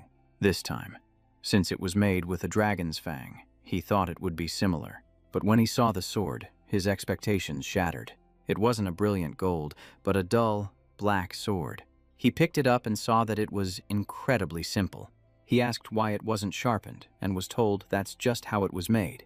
Hanbeck confirmed that was the intended design. He gave it a quick glance. Then he set it back down, saying this was its most suitable form. Hanbeck thought anyone else would be disappointed. But he understood, seeing him deep in thought. The old man began to speculate. Then, he mentioned that the sword didn't have a name yet. When asked if he wanted to name it, he was surprised. He thought about Graham, but this sword was completely different. He decided to name it himself, pulling out a knife and cutting his hand. Hanbeck was shocked and asked what in the world he was doing. He didn't answer, focusing only on controlling his regeneration. He told himself that he had to get this skill under control. The system temporarily deactivated his automatic recovery. The wound stopped healing, and he confirmed his success. He closed his eyes and dripped his blood onto the sword. Hanbeck guessed this was a naming ceremony, an ancient ritual of the dwarves. It used blood that was infused with energy. The ritual began the moment the blood touched the sword. The user would then sink into their subconscious. They would search for a name within the endless stream of time. The ritual was so dangerous that it had been almost lost to time. Among countless names, he had to choose the most fitting one, a name for his new path. And he chose the Black Sword Bahamut. The system confirmed the equipment. He opened his eyes and saw the sword glowing, but he wondered why he chose the name of that particular dragon. Harvard didn't care. He just showered him with endless praise. He humbly said he learned it from his research. Looking at his bandaged hand, he wondered when was the last time he needed to use bandages. Harvard then asked to see something else, and he casually nodded in agreement. After Harvard left, Jake glanced down at his wrapped arm, his gaze darkening as if he just remembered something complicated. The system had previously reported that his self-healing skill was temporarily locked, and he realized that if he could control his passive skills, then this game was no longer so simple. Thinking back on his old memories, he knew he could completely conceal his abilities, just like with the forging incident before, leaving no trace for anyone to find. Jake touched the bandage, muttering that he didn't need to show all his cards, and told himself he'd take it off later. There was no rush right now. His eyes shifted to the sword propped up in the corner of the wall, and he let out a small smile. Clearly, that thing was the center of attention now. The system displayed its info. Black Sword Bahamut. A weapon made from a cursed dragon's fang. Indestructible. With the ability to convert light aura. Special skill currently sealed. After reading it, Jake's excitement was palpable. He had never heard of a weapon that unlocks its potential along with its user. Not only that, but it was also indestructible and made from a dragon's fang, which just sounded absurdly overpowered. With that thought, he picked up the sword, his eyes turning cold, as if preparing to test something extremely important. His face reflected on the blade's surface, and he concluded with one sentence. The most valuable thing isn't the material. It's the ability to convert light aura, something that Jake had worked so hard to help create. It wasn't just thanks to his blacksmithing skills, but also due to his core ability to convert special energy. Jake began to feel its power. The sword could transform spirit energy or any other form of energy into light aura. From the hilt, a blue light aura began to spread, light yet as sharp as a knife. As the light aura enveloped the sword, he recalled how he had climbed to the rank of Crimson Knight using this power, even when he couldn't use spirit energy. Just then, Harvard walked out, scratching his head and apologizing for the wait. But the moment he saw the scene before him, he froze on the spot. Jake had the sword slung over his shoulder with a slight smirk, while Harvard gasped at the sheer density of the light aura. He was astonished. The pure light aura surrounding the sword made it seem as if our hero had already surpassed the violet rank. Jake just smiled, saying the sword was overpowered, and then thanked Harvard for all his hard work. Harvard laughed it off, saying this was nothing compared to the forge. But he held out an object, telling him to take a look, and as Jake looked closer, it turned out to be a scabbard. Harvard stated proudly that this was crafted by his own master. Hearing this, he fell silent, carefully examining the item. In his past life, he had never heard the name of Harvard's master, so he started to get suspicious. Then a thought popped into his head. What? Wolverine Jobber. Actually, it was Gonrin Zobber, the greatest blacksmith of the dwarven race, whose fame echoed across the continent. His creations were nearly perfect, possessing special effects and valued at tens of thousands of gold. Jake looked at Harvard and asked him straight up if he was really the apprentice of that legend. Harvard confirmed it, and Jake immediately concluded that if this was made by Gonrin, it was definitely no ordinary scabbard. He pointed to a dial on the scabbard and told him to try turning it. And boom! The scabbard transformed into an incredibly sturdy shield. Harvard explained that the shield was made from wyvern bone and midrin, capable of blocking almost any attack, and turning the dial back would revert it to a scabbard. He then handed it to Jake, saying that, although he felt unworthy, he hoped he would accept it. Jake asked why he didn't just sell it to build his forge, but Harvard refused, saying he would never sell his master's work. He said it was worth tens of thousands of gold, which gave Harvard a bit of a shock. But in the end, he still took it, because it was obviously an incredibly high-quality item. Holding the sheath, it was noticeably smaller than his sword. He tried sheathing the sword, convinced that an item from Gonrin wouldn't be so simple. And just as he predicted, the sheath adjusted itself for a perfect fit, leaving him extremely satisfied, seeing his master happy. Harvard also breathed a sigh of relief. Back in his room, Jake continued to inspect the new gauntlets, discovering they were made of meteorite iron, a super rare material. The name alone sounded extraordinary. The system reported that the gauntlets were light and durable, but their special ability would only activate with the full meteorite armor set. The 2 random boxes were his reward for the quest.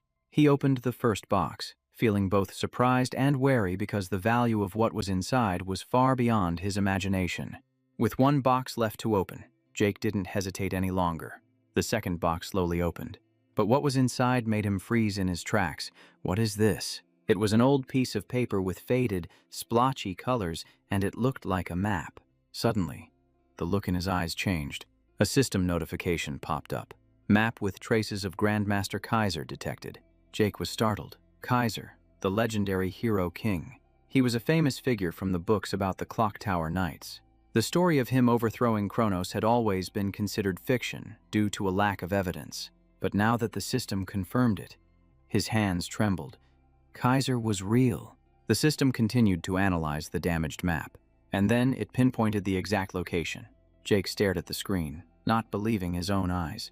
The location was a huge mountain range in Manji territory, and it seemed this quest might be easier than he anticipated. As he was thinking, a system window popped up. The message read, "Tutorial process complete," which left Jake a little confused before he could even process it. Another notification appeared right next to it. "You have found a quest-linked item. Kaiser's Legacy Quest. Find Kaiser's Vision. The reward is an administrator system upgrade." Jake finally understood that the tutorial was just a stepping stone to get him to his current level. He let out a small smile. The real game was just beginning. Even the rewards were on a completely different level. After reading everything, Jake stood up, full of determination. He declared that he would seize every opportunity. But first, he had to spend his accumulated points. The system unlocked level 2 dragon skills. Dragon scale armor and dragon claws became available. The armor granted high magic resistance and cost 80 points. The dragon claws were for extremely powerful attacks and also cost 80 points. He thought for a moment. He had a lot of points, but they weren't easy to earn back, so he had to choose carefully. He decided to keep 400 points in reserve and then activated the skills. The system immediately activated both dragon skills. Energy instantly enveloped his body. And now, it was time to test his new skills. With a single swing of his arm, the floor was torn to shreds. Looking at the marks, all he could do was exclaim, "It's even stronger than I expected." Time to continue testing the dragon scale armor. A loud clash rang out as the sword bounced right off. It blocked a full-force attack without using any light energy. It feels like wearing a full suit of armor. He rolled his shoulder and came to a conclusion. Claws for offense and scales for defense. It's crystal clear. The scene changes to the training grounds of Drakkar Academy. The instructor began to explain the rules, pointing to the group of training dummies behind him. Normal attacks won't even scratch them, but with light energy, destroying them is a piece of cake. If you can't destroy one, you fail, and you'll have to start the year over from the beginning, with no exceptions. Hearing this, the students broke out in a cold sweat. No one wanted to reset their progress. Aaron was called up, and he walked forward, trembling. Owen stood behind him, smirking because this was his home turf. He glanced toward the main character, confident that no one could surpass him when it came to controlling light energy. When it was Owen's turn, he stepped forward with extreme confidence. With a powerful step, he swung his sword. Light energy erupted around the blade. Everyone was shocked. Sword resonance. One judge nodded in approval, calling him a 13-year-old genius, while the instructor coldly remarked that this was expected from a prestigious family. A flash of light burst forth, so fast that the naked eye couldn't even keep up. One dummy was torn in half. The next one lost its head completely. Just looking at it was intense. Beams of light swept across the field, and all the remaining dummies were taken care of, one by one. The crowd of students watched, completely speechless. Not a single person could utter a word. Owen had made just a few passes, and all the dummies were utterly shredded. The judge nodded and praised him endlessly, saying it was just what you'd expect from the Jimin family. He even patted Owen on the shoulder, saying that at this rate, he could even surpass Aben. But Owen wasn't pleased. He irritably slapped the man's hand away, watching him walk off in a huff. The judge muttered to himself while the instructor simply concluded, "What an arrogant brat." Right after that, the list of names continued to be called. One by one, the students went up for their test. But overall, the results weren't very promising. The judge sighed, and the instructor guessed that they had all lost their confidence because of Owen's performance. Talib observed carefully. Although no one had failed yet, they were all only meeting the minimum requirement. Everyone could channel light energy. But among this group of elites, the truly strong still stood out clearly. It was Zaina's turn. She walked up and calmly announced that she was ready. But before she began, she made a special request.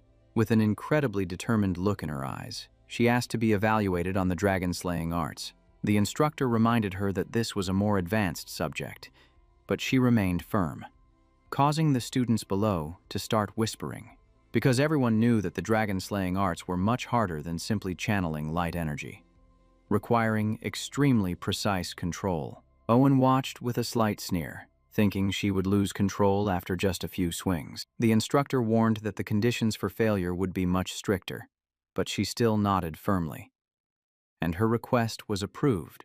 Zaina bowed her head in thanks, her aura radiating with confidence. Then she raised her sword, getting into position. The entire class held its breath, watching her. A radiant aura flared up, enveloping her body. A powerful slash descended upon the dummy. Immediately after, countless rays of light sliced through it, shredding the dummy to pieces. The final one was pierced through and shattered on the spot. The test was over, and behind her lay a chaotic pile of debris. The students were completely shocked, admitting she was far beyond Owen's level. Hearing this, Owen clenched his fists, veins bulging on his face. Vina exhaled and turned around. Then, she unexpectedly pointed her sword towards Owen. He frowned, thinking he was being challenged.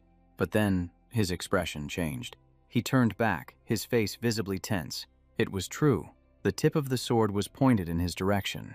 But behind him, there was someone else. Zik smirked, with an expression that said, "You're not even on my radar." The main character scratched his head, sensing the drama was starting to brew. Recalling her earlier glance, he realized she was targeting him. Now that he was dragged into it, there was no escaping. So he raised his hand and requested to take the test with the dragon-slaying arts, deciding to go all in. The instructor immediately looked displeased, his eyes filled with doubt. He asked for his name again, confirming it was indeed Zik. Then he sneered, "You think you can do it just because you saw someone else do it." But he was cut off mid-sentence. The rules were the same as Vena's, so there shouldn't be a problem. Right. He just smiled, his reply brimming with confidence. Without hesitation, he stepped into position. Another instructor, wondering why he'd never seen him in class, was quickly filled in on his prior achievements. A pure-blooded genius with a rare golden aura. The person standing there was none other than Zeke Rucker. The system reported that the Black Sword had detected Ezer. The conversion skill activated, and the Ezer began to transform into aura. He grew worried, as compressing the energy was harder than he had imagined. But after stabilizing it, he gripped his sword and gave a slight smile. Ready. Without delay, he began to swing his sword. The moment Vina saw it, she recognized it instantly. It was the dragon-slaying art Heaven Cleaver. And the crazy part was, its level of perfection was nearly on par with Instructor Andre's. With a single slash, the dummy was split cleanly in two. This was the technique he had practiced for 2 years before his regression. From the angle of the swing and his footwork to the flow of his aura, everything was perfect. His body now executed the moves automatically, without a second thought. He dug his heels into the ground to stop, ending the motion. Looking at his sword, he thought that even though he was sick of training, reviewing the basics was still useful, and this strike should be enough to motivate Vina. But right after, murmurs broke out as everyone realized he had coated the entire sword with aura. He was startled, realizing he had accidentally overdone it. Model. Looking back, the entire rock formation had been completely obliterated. He only intended to be on par with Vina, but who knew it would draw so much attention? The two instructors were frozen in place. A 13-year-old who had reached the level of a purple knight. Owen's hands trembled as fear began to set in. On the other side, Vina also clenched her fists, but then she broke into a smile, completely different from him. The scene changes to a large room, where a man sets down his teacup and begins to speak. Howard said he had put on an extremely impressive performance, but our protagonist just humbly said it was luck. But the man didn't believe him. A 13-year-old reaching purple knight level, and you call that luck. Then he offered him a chance to take an advanced placement test. He asked about it and was told it was for exceptional students to skip 1 or more grades. In his mind, he thought his plan was proceeding even better than expected. He finally nodded in acceptance. The conversation ended, and the door closed.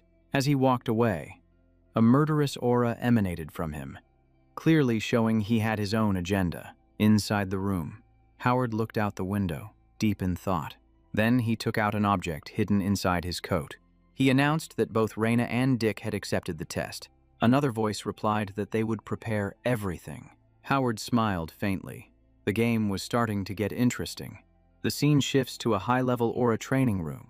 Vina was already there, her eyes glancing to one side. The person standing next to her was our protagonist. He avoided her gaze and forced a smile. He broke out in a sweat, telling himself he should at least pretend to be composed. Just then, the door opened, and the supervisor stepped in. This person introduced that a high-ranking knight from the main family would be supervising. A white-haired man with a scar on his face appeared. The moment Zik saw him, he recognized him instantly. A familiar name popped into his head. Old memories came flooding back. And this is where the craziest part begins. Back then, that man was carrying another man with a lifeless look in his eyes. You could tell just by looking that something major had happened. Just as he set the other person down, Zik appeared behind him like a shadow, his timing absolutely perfect. He frowned, his voice turning cold as he asked directly where Drago was. After speaking, he immediately drew his sword, pressing on to ask why those imperial bastards were here. But the other man didn't react, remaining terrifyingly silent. Our protagonist paused, no longer drawing his sword, and began to carefully observe the situation. In front of him was a child, lying motionless, silently dug at the earth, little by little, without saying a word. It was obvious a great loss had occurred, so he also fell silent, not asking anything further. He just stood there watching the other man single-handedly dig a grave for the child. Suddenly a sound rang out, making him look up with a start. Zik walked over and softly asked if he needed any help, but without waiting for a reply, he said that even if he refused, he was going to help anyway. As he dug, he introduced himself as someone from the Northern Alliance and asked if the other man was Raker. An replied curtly that he had abandoned the name Drago a long time ago. He nodded, said that made them the same, then asked what he should be called, and received the answer, Stillwater Sword.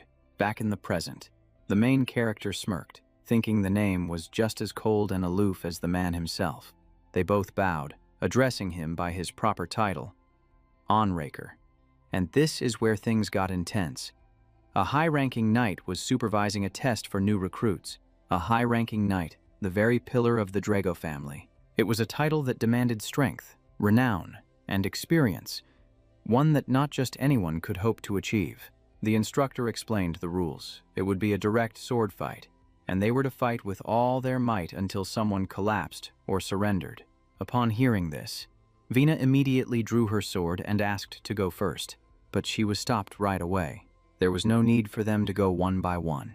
He told them to come at him at the same time to make it quick. Hearing that line, her anger was obvious. Her hand tightened on her sword, but the main character stopped her, telling her to calm down because the power difference was just too great. He glanced over with a slight smile, reminding them that the test had already begun. If they lost control of their emotions, they'd get points deducted immediately. Hearing that, she took a deep breath and calmed herself down. Then she asked what the plan was. He smiled, praising her sharp instincts, and said he had a perfect plan that only required a single, precise strike. The two of them split up, focusing their gazes on their opponent. He observed An's sword. It was a single-edged blade from the Eastern Kingdom, extremely unique.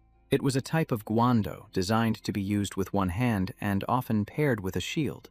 Realizing his opponent had been using it for a long time, he understood this guy's skill level was no joke, and that pride was meaningless in the face of such power. He signaled with his eyes, "Forget your emotions, focus on the strategy."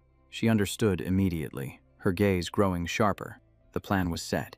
They both charged forward at the same time, launching a frontal assault. But before they could even make contact, their opponent reacted with incredible speed. He blocked all of their attacks as if it were nothing. Not just Vina, but the main character couldn't get close either. But neither of them gave up, coordinating their attacks continuously with perfect synergy. Suddenly, a loud explosion erupted. An blasted them both back, sending them flying. She looked on in astonishment. This was the power of a high-ranking knight. Even though they had aimed for his blind spot according to the plan, they still couldn't put any significant pressure on him. Without hesitation, she unleashed dragon-slaying arts. Chapter 3. An incredibly powerful slash came crashing down, but her opponent dodged it cleanly. He then countered with lightning speed, giving her no time to defend. The impact sent her flying, kicking up a cloud of dust that obscured the entire area. The people nearby rushed over in a panic, asking about her condition. She clenched her fist, insisting that she was still fine. Wiping away some blood, She warned everyone to stay back because it was too dangerous, admitting she had nearly lost consciousness just now. She realized that with her current strength, she couldn't create an opening. With that thought, her gaze shifted toward the main character. She silently wondered if he truly believed in their plan. She remembered the time he said honor didn't matter, a statement she had fiercely opposed. But he said this is a test, that they're checking their practical combat skills. That sounded reasonable, so she let out a sigh and accepted the plan. But wait, who would actually believe this tactic could work on a high-ranking knight? Zik just gave a little smirk. It doesn't need to be effective. I just need to force it to be. It's exactly like when you fought me back in Grotto, remember? Think back carefully. Why couldn't you dodge that throw back then? She answered immediately. Because I never expected you to pull a move like that. He nodded. That was the right answer. Zik sneered. High-ranking knights are the same way. There's no difference. Just wait for my signal. All it takes is one tiny opening to finish him off. Back to the present, just as On launched his attack on Zaina. He immediately activated the Dragon Slayer art. He combined it with the Wind Art Shadowless step, and you could just feel the intensity rising. On's eyes widened. Wait a second, isn't that Lord Duke's technique? Before he could even process it, he sensed danger, whipping around with a gaze as sharp as a knife. At the critical moment, he managed to raise his sword to block the blow. Zik grinned. From now on, let's get serious. Before he could finish processing the situation, the lights went out with a snap, plunging the entire space into darkness. On stood frozen. What is this? A power outage. Then it dawned on him. They're using the mana-suppressing trait of pure-blooded awakeners. Knowing he'd fallen for the trap, he swung his sword and sent Zeke flying. But it wasn't over, as Jack kept pressing the attack in the dark. On sighed. Such a childish game. Do you really think you can beat a high-ranking knight just by covering my eyes? Dream on. And then, that thought evaporated when Zeke suddenly appeared right beside him like a ghost. He was bewildered. What is this feeling? How is he moving in the dark as if he can see everything? While On was still trying to analyze everything, our hero had already made up his mind. This was the time to test his new dragon skill. Besides, On isn't the type to go around gossiping, which makes him the perfect test subject. The system immediately flashed, activating dragon skill, Dragon's Claw. Watching the terrifying flames rush towards him, On couldn't help but feel utterly shocked. Is this really the swordsmanship of a first-year student? Right there, in front of his eyes, a massive illusion of a black dragon appeared. Its pressure was suffocating. No, this wasn't just swordsmanship anymore. Zik had already far surpassed the level of a student. Meanwhile, Zaina couldn't move as nimbly as Zik in the darkness, so she sacrificed her mobility to control him. After thinking it over, On leaped into the air, swinging his sword straight at our protagonist. But unfortunately for him, that strategy only works when you're on the same level. In the darkness, the relentless sound of clashing swords echoed, and just hearing it was intense. The battle escalated extremely quickly. Our protagonist thought to himself, he's moving just like he was when the lights were on. Has he adapted already? Just as he had that thought, an incredibly fast sword strike came flying toward him, and the one who delivered the blow was none other than On. Fortunately, in that moment of crisis, he managed to dodge it by a hair's breadth. On was furious. He vanished again. It feels like I'm fighting a shadow. Just as he stood frozen, our hero's silhouette appeared behind him. Sensing him, he slashed backward, but hit nothing but empty air. He was startled. The mana lamps. It turned out that our hero was destroying all the lamps above their heads. The sound of them shattering completely masked his presence. And then, a slash came crashing down from above. On immediately raised his sword to block it. Looking up, he saw Jake standing right in front of him, a faint, knowing smile on his face. Before he could even process what was happening, Jake yelled out, "Now, Reina!" He remembered his professor's words. "This thing is simple, but you can only use it once. What kind of magic are you planning to put in it?" Hearing the answer, the professor was shocked. "What? Explosion magic?" Jake just laughed. "No, all I need is a flash of light and a loud bang." Back in the present, the bomb was thrown, and a blinding light exploded. Jake thought to himself, perfect timing. Reina. On didn't have time to react. He could only fall to the ground, covering his face. His eyes went white as he gritted his teeth. "Damn it, I fell right into his trap. Underestimating Jake was a huge mistake. And this is where it gets crazy. Vina and Jake teamed up. They both charged forward at the same time. He was smiling, his eyes filled with excitement. But before they could finish him, On jumped back up, unleashing dragon-slaying art, full moon slash. The blow sent them both flying, and they crashed hard onto the ground. On just stood there, gritting his teeth, the pain obvious on his face. After the chaotic battle, the injured were carried away one by one. A girl spoke softly, "You fought hard." Before he could reply, a man walked up, furious. "You've ruined my student." It turned out to be his master, and he immediately bowed his head. The man waved his hand. "Skip the formalities, it's the same as always." He asked, "How is my student?" The young man remained silent. He remembered the moment his attack landed on Jake. Jake had deliberately dropped his sword and switched to a defensive stance. He clearly could have counterattacked, but he chose not to. His goal wasn't to win, was it to learn? On looked at his own hands. Jake is far beyond my assessment. The scene changes to a promotion meeting. "So, are we all in agreement?" The entire room responded. "Yes, headmaster." Even Andre didn't object. Reina and Zeke were officially promoted to Year 5 and Year 3. Jake continued to keep a low profile. After learning from Andre, he gradually began to take his place. He maintained a good relationship with Professor Fanong, but then he left the institute when he was chosen by the Royal Magic Academy. He was no longer entangled with the nobility, but that's when things started to get interesting. On constantly sought him out for duels, and through those fights, he slowly began to have a realization. He decided to go into seclusion to train. 2 years passed, and Jake graduated. Everyone congratulated him. The youngest master to ever enter Valhalla, at only 15 years old. Decker said, "The headmaster rarely writes letters of recommendation, and yet, you got one." The title of the youngest freshman, his 2 years of silence meant nothing now. Jake asked, "There are still 3 months until school starts." "Right. You should head to Atlas first." The man was surprised, but nodded anyway. "What about you?" the main character replied. "I'm going alone. No one is to disturb me, understand?" The servant bowed his head and said, "Yes, young master." Within the Kaisai ruins in the mountain range, under the guise of seclusion, the main character prepared for an expedition with the Adgor adventurer party. Without revealing his whereabouts, he heard a knock on the door and said, "Come in." Liam entered. "Greetings, Lord Jake Draker." The main character turned around. "That sounds too formal. Just greet me normally." Decker withdrew, and the main character asked, "Why did you summon me to the Platinum Mansion?" "With only the 2 of them in the room," he said. "I heard you got into the special class. I am your master, so how could I just stand by and watch? I've already prepared everything for you. Documents, a training manual, exam outlines. It's all ready. Just go to Nia the mage, give him this, and he'll provide you with everything you need. Oh, and when you become a 4th year, remember to get a better sword. If you need anything else, just ask Nia. I've already paid for everything, so you don't have to worry about a thing. I believe you'll do great. Liam." Liam's voice choked with emotion. "I will not disappoint you." "My lord." Tears welled in his eyes, but he bit his lip to hold them back. Just a moment ago, he had said the title sounded too distant, yet now he bowed his head, determined to correct his formal address.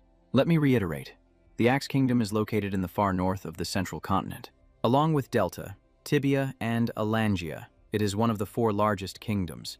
A colossal mountain range separates the territory of the mana beasts from the human world. This place is filled with dungeons, a magnet for adventurers seeking their fortunes. The first king of Argos transformed the dungeons into an economic industry, dividing them into zones, establishing transport routes, and building outposts for management. And that was the origin of the Adventurers Guild that spread across the continent. Next up, number 546. No one. Number 547. Congratulations, you are now an adventurer. Submit your papers at Eastline to receive your card. Murray nodded. "Thank you." He disguised himself as Zeke Murray with a wig and magic glasses, creating a new identity to operate more freely. Going by the name Draco would be too conspicuous and would easily expose his identity. The main character thought to himself, "It's time for a treasure hunt." At the rendezvous point, a few carriages set off, while the rest waited for more adventurers. On board a moving carriage, he was sitting inside. feeling lucky to have found a spot during the peak season when someone called out, "Hey, you, are you an adventurer too? You look so tense. Is this your first time in a dungeon? You should stick with us for safety. We're all experienced folks here. If you go alone, you'll become instant prey for the mana beasts. Haven't you heard? Your first party determines the rest of your life as an adventurer." In reality, however, these guys were planning to lure in a rookie to use as bait or sell off. The main character remained silent, not offering a reply. The others laughed, awaiting his response. Suddenly, he stood up. "Shut up." The entire group froze. They stammered. "Huh, did we say something wrong?" The main character moved to the carriage door. "There's a pack of monsters 500 meters behind us to the left. Isn't this supposed to be a safe zone?" The group burst out laughing, the newbies panicking. "This area is managed. Monsters can't get in here," he said calmly. "Then what are those things behind you?" The man's heart skipped a beat. "What did you say?" A horde of monsters swarmed them. The convoy's formation broke. A giant orc went on a rampage, scattering everyone as they descended into chaos. One of the creatures approached a victim. The man was pinned under a vehicle, unable to move. He screamed for help in utter desperation.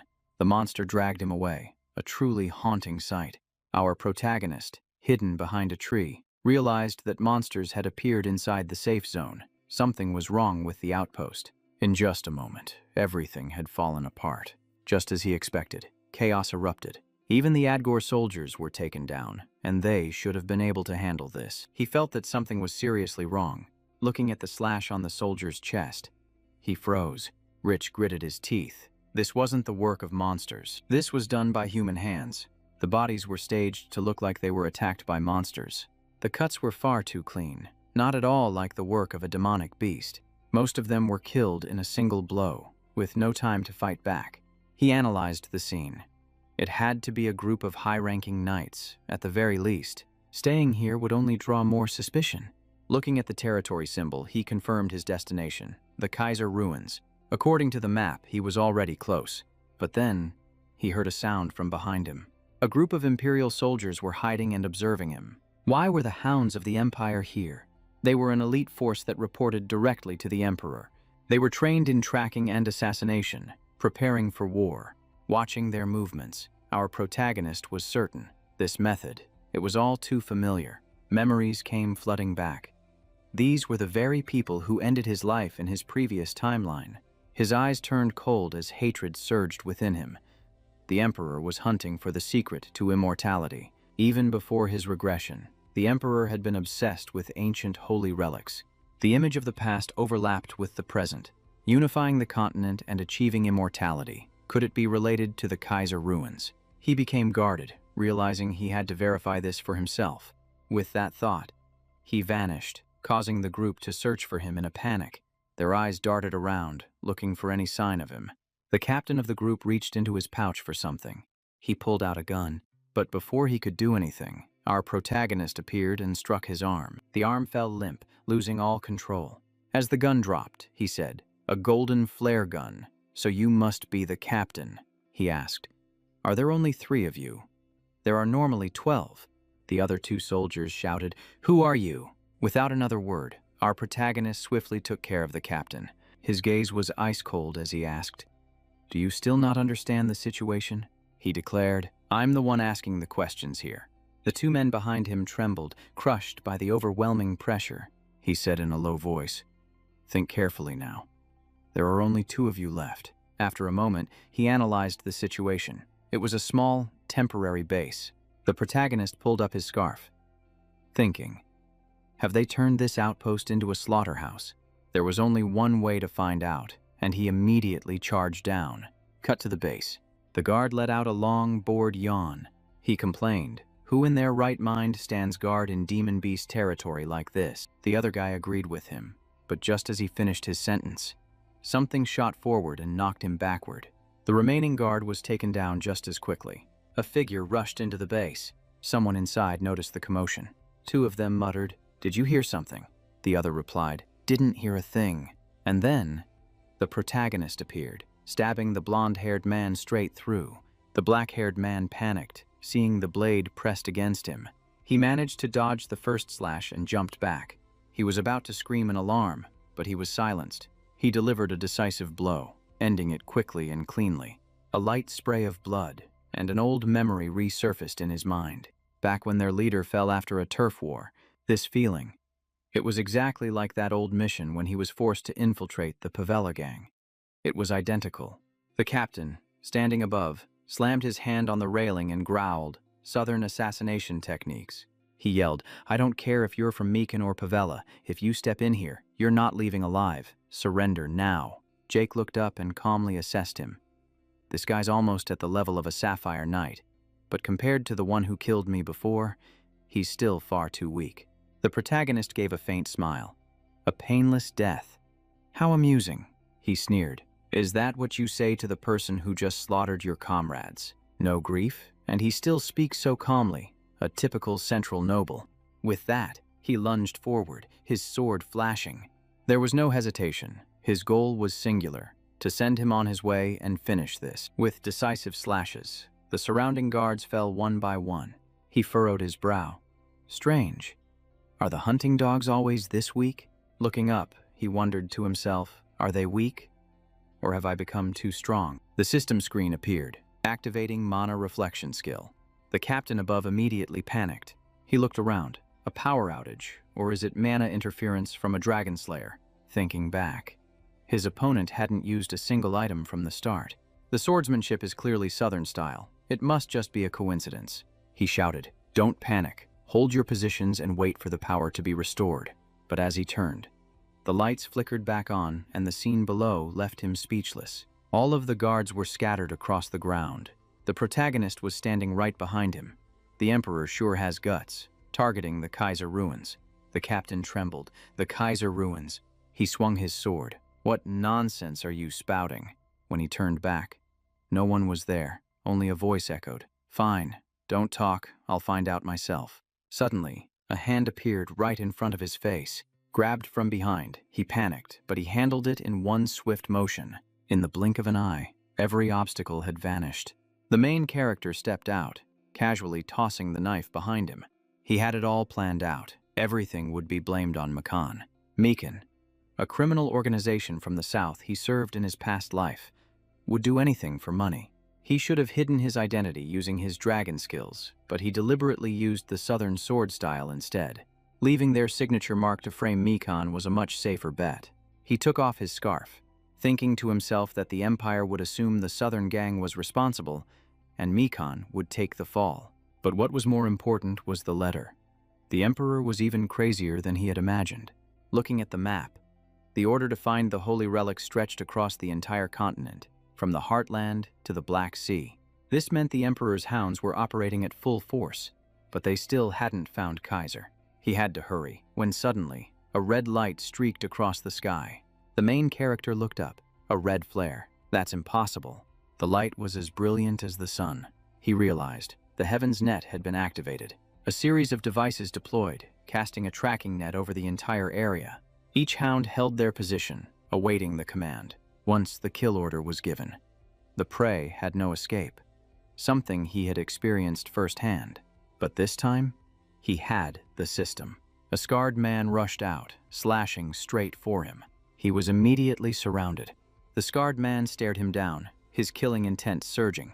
The main character counterattacked relentlessly, not giving an inch. He leaped into the air, breaking free from the encirclement, just as he'd predicted. The scarred man was stunned, unable to believe he had escaped so easily. This group was completely different from the thugs in the cave. They were far more disciplined. More troops appeared from behind him. He was surrounded once again. The main character sighed. This is going to be a problem. He could escape if he used his full power, but his identity would be exposed. He grabbed the horn hanging from his neck. There was no other choice. He blew a long, sustained note into it. The sound echoed throughout the entire area. The men were bewildered. Does he have allies? The scarred man's expression darkened. Seeing 3 small spheres, he yelled, "Smoke bombs." He ordered his men to capture him immediately. The 3 bombs exploded, blanketing the area in smoke as our hero cracked a small smile. When the smoke cleared, he was gone. The scarred man reassured his men, "Hold your positions. There's no way he can escape." The soldiers stood perfectly still, scanning their surroundings. He grew suspicious. His presence is completely gone. Is this a trap? Suddenly, one of the men was sent flying as if he'd been struck by an invisible force. The scarred man flinched. What the hell was that? He whipped around.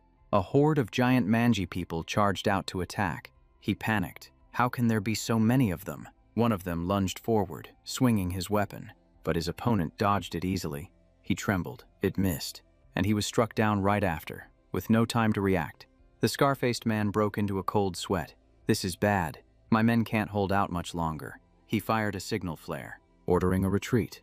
The mangy people immediately gave chase. They fled in complete disarray. Once everything was quiet again, the main character emerged from the ground. He dusted himself off and smirked. This trick worked better than I thought. The horn is a communication tool for the mangy people. He had learned how to use it in his previous life, and had even been allied with them once. He used it to warn them of invaders. They may be wild, but they have their own principles. He put it away. This thing can only be used once. With that settled, he continued deeper into the ruins. The sound of explosions still echoed as he headed for the true ruins. Scene change, he observed stealthily. There are too many obstacles. The system announced, dragon-type creature corrupted by demonic energy detected. He was surprised. There are dragons here too. Seeing the door behind the monster, he confirmed it was the main entrance. He asked the system, "Can you open it?" The system replied, "Accessing. Connection to the sanctuary system of Hero King Kaiser successful. Commencing opening of Hero King Kaiser's sanctuary." The heavy stone door began to rise slowly, its sound echoing loudly. And of course, the noise immediately drew the Hydra's attention. It roared, its eyes scanning for the intruder, the pressure immense. He smirked. "Guess I'll have to warm up a bit. Dragon-slaying secret art." He dashed forward with incredible speed. In the blink of an eye, he was right on top of the Hydra. Wasting no time, he created clones and continuously unleashed his shadowless steps technique. The intention was clear, to distract the monster. Then, he took the chance to rush towards the half-open door. But the Hydra was faster, immediately opening its mouth to destroy the door. Its tail slammed against the wall, shaking the entire area. The impact shattered its teeth, sending them flying. But our hero was 2 steps ahead, his weapon already in hand. He unleashed a powerful slash, dragon-slaying secret art Dragon's Head Strike. He landed, covered in Hydra blood that steamed off his body in a suspicious red mist. He looked down at his hand. This blood, is it poisonous? The system immediately activated his recovery ability.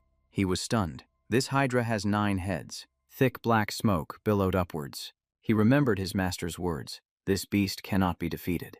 The main character gave a slight smile. Well then, let me be the judge of that.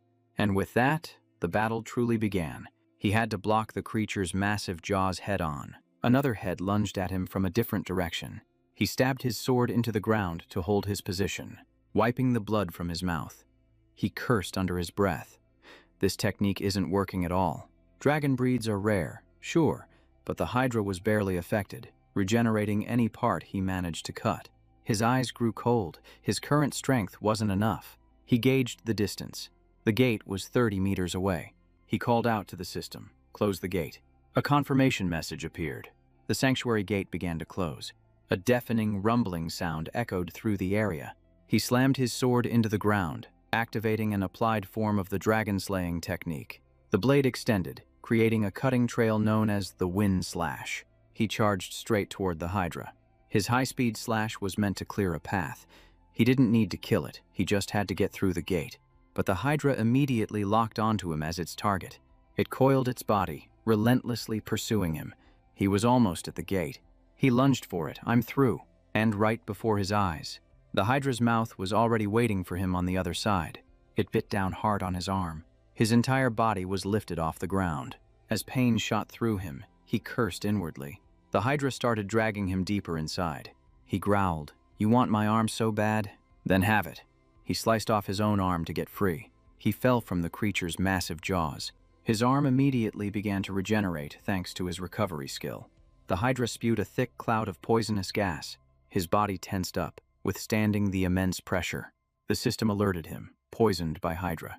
And this is where things get really crazy. He unleashed his full power. A single slash pierced straight through one of the Hydra's heads. 2 heads were taken down in an instant. The remaining heads roared furiously. He gasped for breath, weakened by both the poison and his own exertion. But the Hydra kept charging forward. He decided it was all or nothing.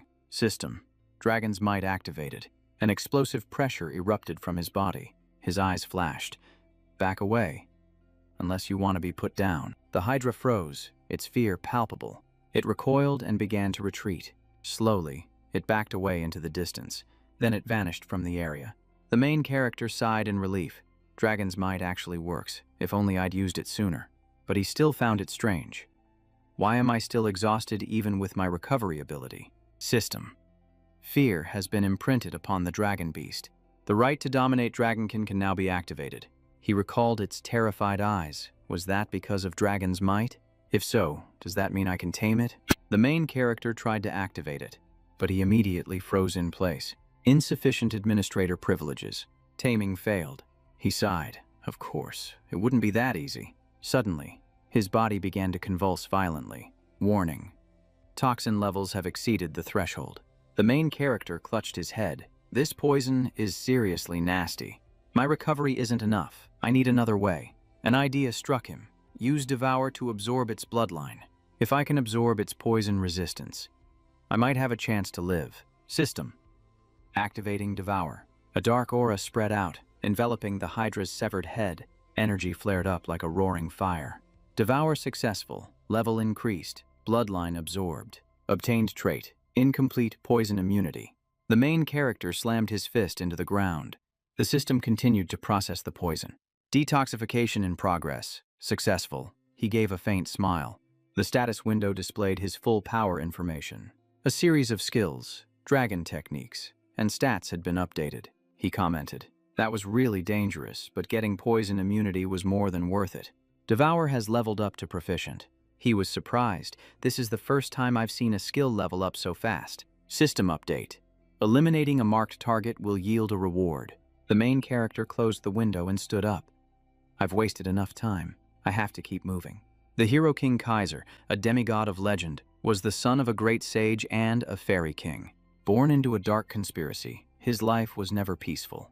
He was separated from his parents and abandoned deep in the mountains. A sacred wolf rescued the child and raised him, helping him survive. When he grew up, Kaiser saved humanity and founded the kingdom of Kronos. The main character chuckled softly. Everyone on the continent knows this part by heart, but any real trace of it had all but vanished, making it a true legend. And now, proof of Kronos' existence was right before his eyes. A tower materialized, and he stepped inside, unable to believe it. It was smaller than the books described, but this was the real Kronos. Before him was a brilliantly glowing door, and the air felt just like the Dragon Slayer Sanctuary. System. Opening the Kaiser Sanctuary. The door opened, and he walked in. Inside, a glowing crystal slab rested on a pedestal. A blue light filled the entire space. He touched it, thinking, is this Kaiser's vision? The system activated a chain quest related to Kaiser. Warning, you cannot leave until the quest is complete. The door behind him slammed shut. Quest, collect the Kaiser's progression steps. Reward, Tears of the Fairy King. His eyes narrowed. A chain quest. And the reward is the Tears of the Fairy King, the very item that belonged to Kaiser's mother, the entity who had blessed all of humanity. He touched the stone. I don't know what it's used for, but this is definitely a treasure. System. Beginning data extraction. The crystal slab glowed intensely. Found 546 video recordings of Kaiser. Among them, 12 videos matched the requirements. The first video began to play. Ancient Kronos language detected.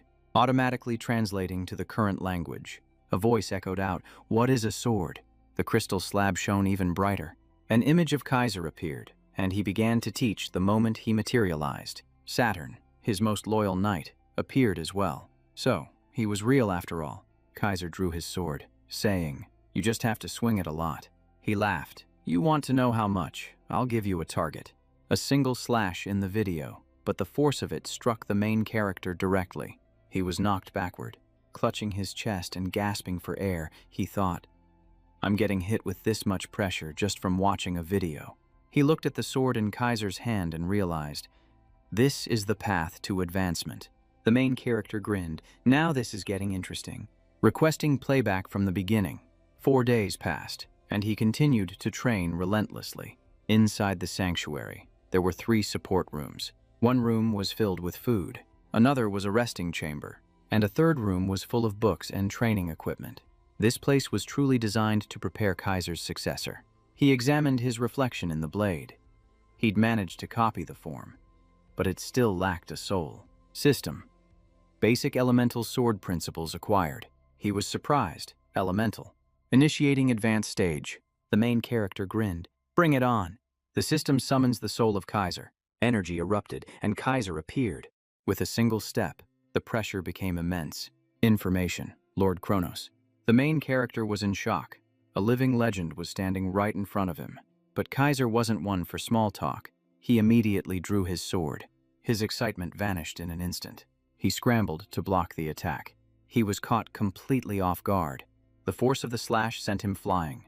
Kaiser roared, "Get up!" The main character was on high alert. It felt like facing a master on a whole different level. Kaiser scoffed. "You think you're worthy of learning my sword style with skills like these?" He realized what was happening. This was a test. Kaiser charged forward again. The main character dodged just in the nick of time. He cursed under his breath. This test felt more like an execution. His gaze sharpened. Could he actually win this? His opponent was a true monster. He took a deep breath. No more overthinking. He let his sword fall and summoned his strongest weapon. "Here I come, Kaiser." Kaiser looked surprised. "A disciple of Saturn, are you?" The main character charged, but Kaiser remained perfectly calm. Their swords clashed, sending shockwaves rippling outwards. Kaiser remarked, "Not good enough."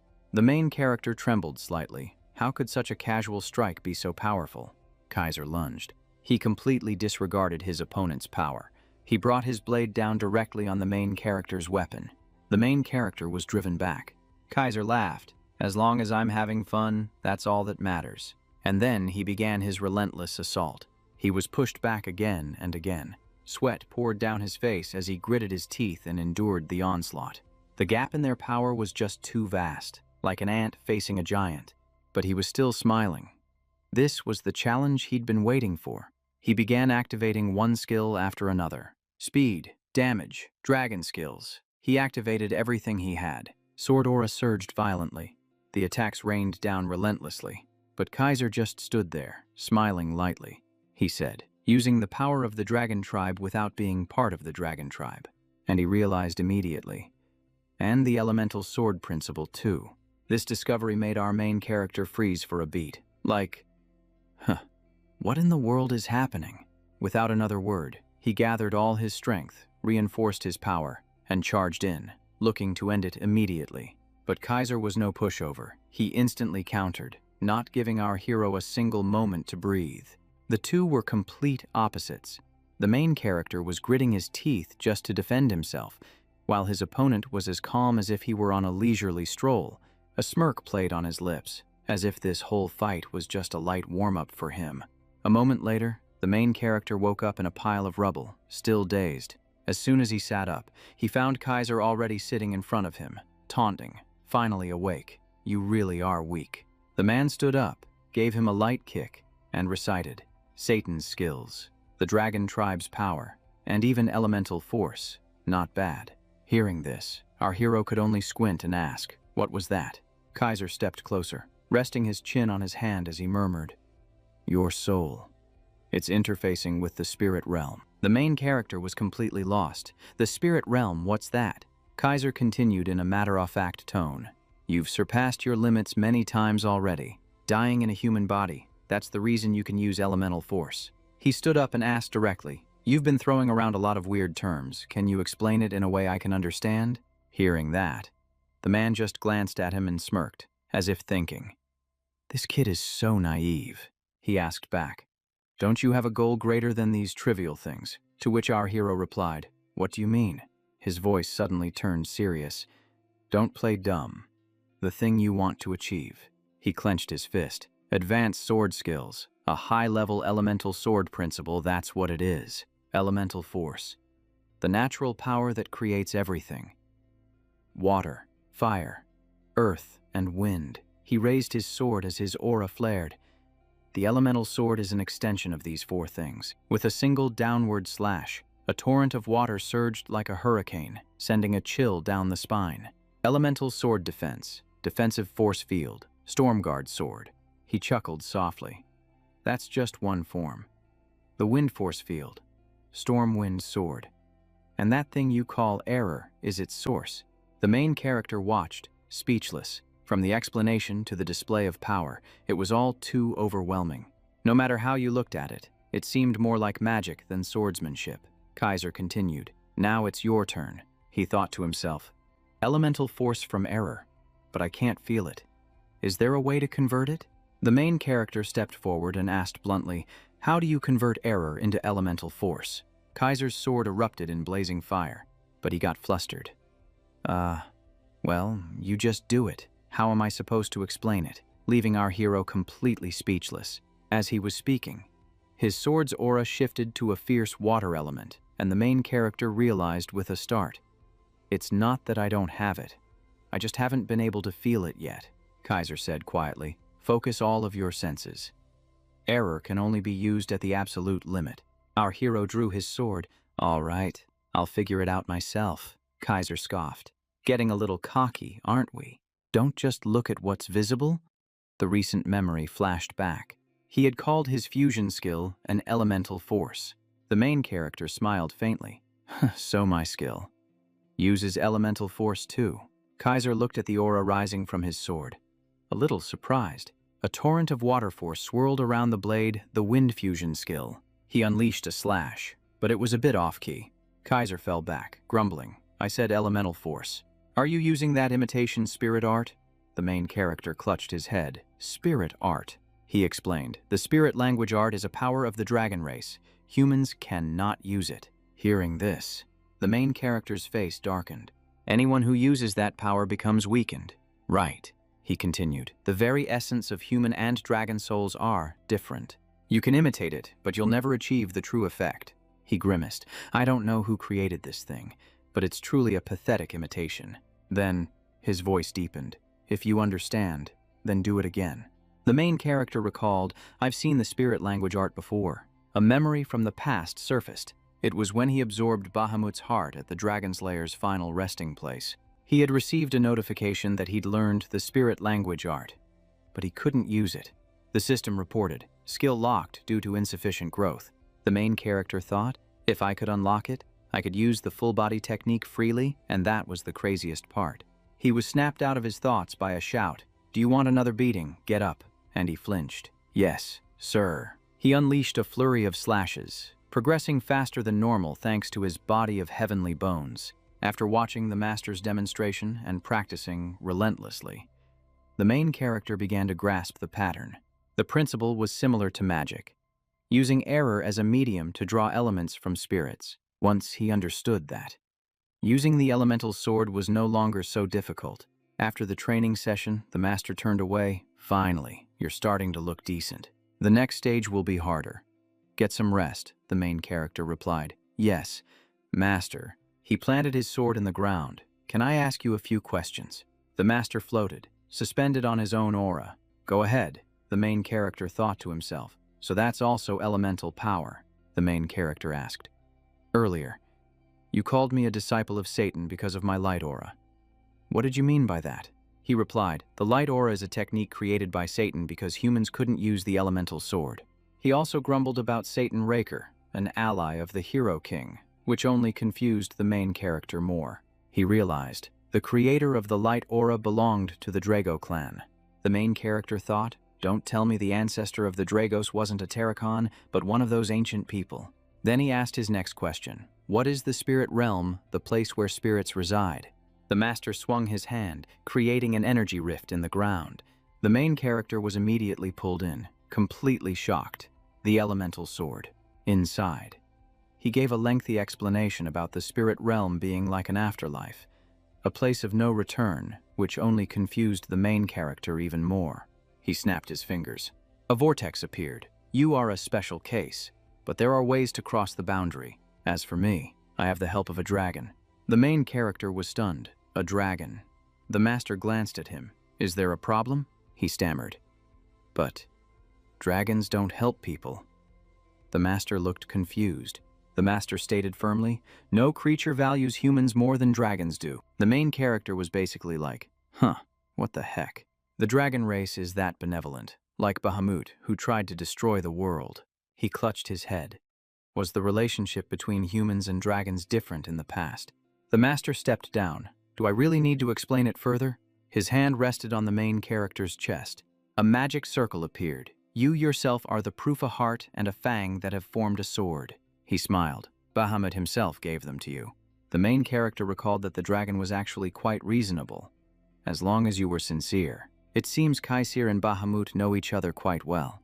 The main character scratched his head. He praised my family for our loyalty and gave this to me. I must have misunderstood. Kaisir laughed heartily. That hothead. He's always arguing with Kronos. The main character's face turned serious. Kronos. Is he a dragon too? He replied, yes, and I'm his contractor, which is why I named my kingdom after him. He was sitting there drinking tea, so I just went ahead and named it. The main character chuckled. Drinking tea. Is transforming into a human a popular thing for them to do? He said. I just wanted his name to be remembered forever. The story flashes back thousands of years. Back then, humans and dragons lived in harmony, but they knew that offering too much help would unbalance the world. So they voluntarily limited their own power. Instead, they would assist by taking on human forms and helping to devise plans. They would form contracts, just as Kaisir is a contractor for the dragon race, the main character thought. So ancient relics are valuable because the dragons were involved. But why did they grow so distant later on? Kaisir cut him off. Get some rest now. The main character watched him leave, thinking to himself, I guess I need to go read up on some history. Dish approached slowly, his voice calm. My lord, you've waited 2,000 years for an heir. What's a little longer? Hearing this, the man sighed helplessly. That stubborn disciple of mine. Let's see how long you can keep up that confident act. Kaisha descended, his voice deep and serious. The final advanced training session. His eyes flashed with a cold light. Is with me. The main character smirked as the atmosphere shifted completely. Kaisha continued. But that alone isn't enough, so I'm adding a new rule. He slammed his hand down and declared, from now on, there will be no eating and no sleeping. This match will continue until I say it's over. He continued. You can only use the elemental sword, the main character asked. And if I break that rule? The boy's eyes widened as a fiery aura erupted violently around him. Elemental sword fiery barrage, fire dance. Kaisha rushed forward with a faint smile. Break the rule, you say. His eyes were like ice. You're welcome to try if you think you'll survive. The elemental sword is divided into 4 chapters, starting with the chapter of fire. The two clashed instantly, without a moment's rest. Flames raged fiercely, the heat seeming to devour the very air around them. Waves of fire lunged like monsters, forcing the main character into a defensive position. His eyes flew open, the veins on his forehead bulging, taut like bowstrings. The ground cracked and split apart as the chapter of earth began. Kaisha dove down from above, swinging his sword with immense power. The slash carried a terrifying weight, pressing down as if to crush him. But the main character managed to block it, just barely. He countered, pushing back against the immense pressure. A flash of light zipped past his head, so close it sent a chill down his spine. That was the chapter of wind. He swung his sword relentlessly, creating a net of blades in the air. The slashes closed in like a cage, trapping him completely. It wasn't as powerful as fire, but it was incredibly agile, fast, and sharp. And finally, the chapter of water appeared. Offense, defense, suppression, and support all combined into one. It was fluid, yet balanced, as adaptable as water itself. The pressure was so overwhelming that the main character couldn't defend himself in time. He was cornered, muttering, "What the hell is this?" A thought surfaced in his mind. I have to get stronger. Why is the gap between us so huge? Old memories suddenly flooded back. A delighted laugh echoed. The image was forced down, but the emotions surged. Master. What now? You stubborn fool. That's a waterfall, not just water. The main character asked. Isn't elemental summoning enough? The man replied. Other disciplines just need you to release power, but water is gentle. Gentleness overcomes hardness. Understand. Again. The main character cursed under his breath. Gentleness overcomes hardness. My ass. I've lost before because I wasn't strong enough. I've lost things because I wasn't powerful enough to protect them. My whole life, I've chased strength just to survive. And now he's telling me soft overcomes hard. I just can't understand it. A torrent of water rushed toward him. It pulled him back to reality. The man was already on him, and he realized he'd let his guard down mid-fight. He leaped back, escaping the pressure. He gathered his strength for a counterattack, unleashing a powerful strike, but his body was trembling, exhausted from the long days of training. 15 days without rest, without food, only constant fighting. He realized that even infinite stamina couldn't defeat someone who was completely overwhelming. Suddenly, the man lunged at him again. The torrent of water continued its relentless assault. He could barely lift his arm. Damn it! His feet slipped on the wet ground. His body was battered, on the verge of complete collapse. Suddenly, an explosion erupted. The resulting waves shot out, coiling around the two of them like a living creature. The main character smirked. I pushed it back. Gentleness overcomes hardness. Droplets of water sparkled on his face. Now I get it. His hand trembled, but he still held his sword. Strength comes from standing firm, not from forcing it. He let go, finally understanding the true meaning. Invisible chains appeared. They were his old way of training. Trying to control everything too much was its own shackle. He slashed through every restraint. Like flowing water, he just had to let it find its own path. A familiar feeling from his past life washed over him. The line between him and his sword began to disappear. A complete fusion. Man and sword became one. The waves of water rose, at times fiercely. At other times, they were gentle and graceful. They both smiled, and the man launched another watery attack. The MC planted his sword into the ground, ready to receive it. The man knew he understood, and a clear smile appeared on his face. Sparks flew from their eyes as their auras clashed violently. The two swords crossed, forming an X, and erupted in a brilliant flash of light. The impact made space itself tremble. The light spread out in all directions. He smirked, satisfied. Excellent. My successor, Jake Riker. As the light faded, the MC wondered to himself, did I pass out? He lay on the ground, clutching his head. Not again. He remembered the last time he was in a fight. The system had warned him about an overload before, forcing a shutdown of his consciousness to protect him. But this time, it was just his physical limit. The MC sat up and called out, Kaisir. There was no answer, only lingering traces of his presence. He guessed the man had returned to the spirit realm.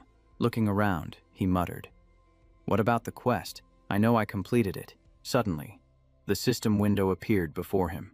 Notifications began to scroll by, one after another, relentlessly.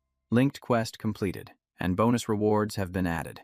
The MC couldn't help but laugh. That hell is finally over. Rewards, Tears of the Elf King, 500 karma points and 3 random skills.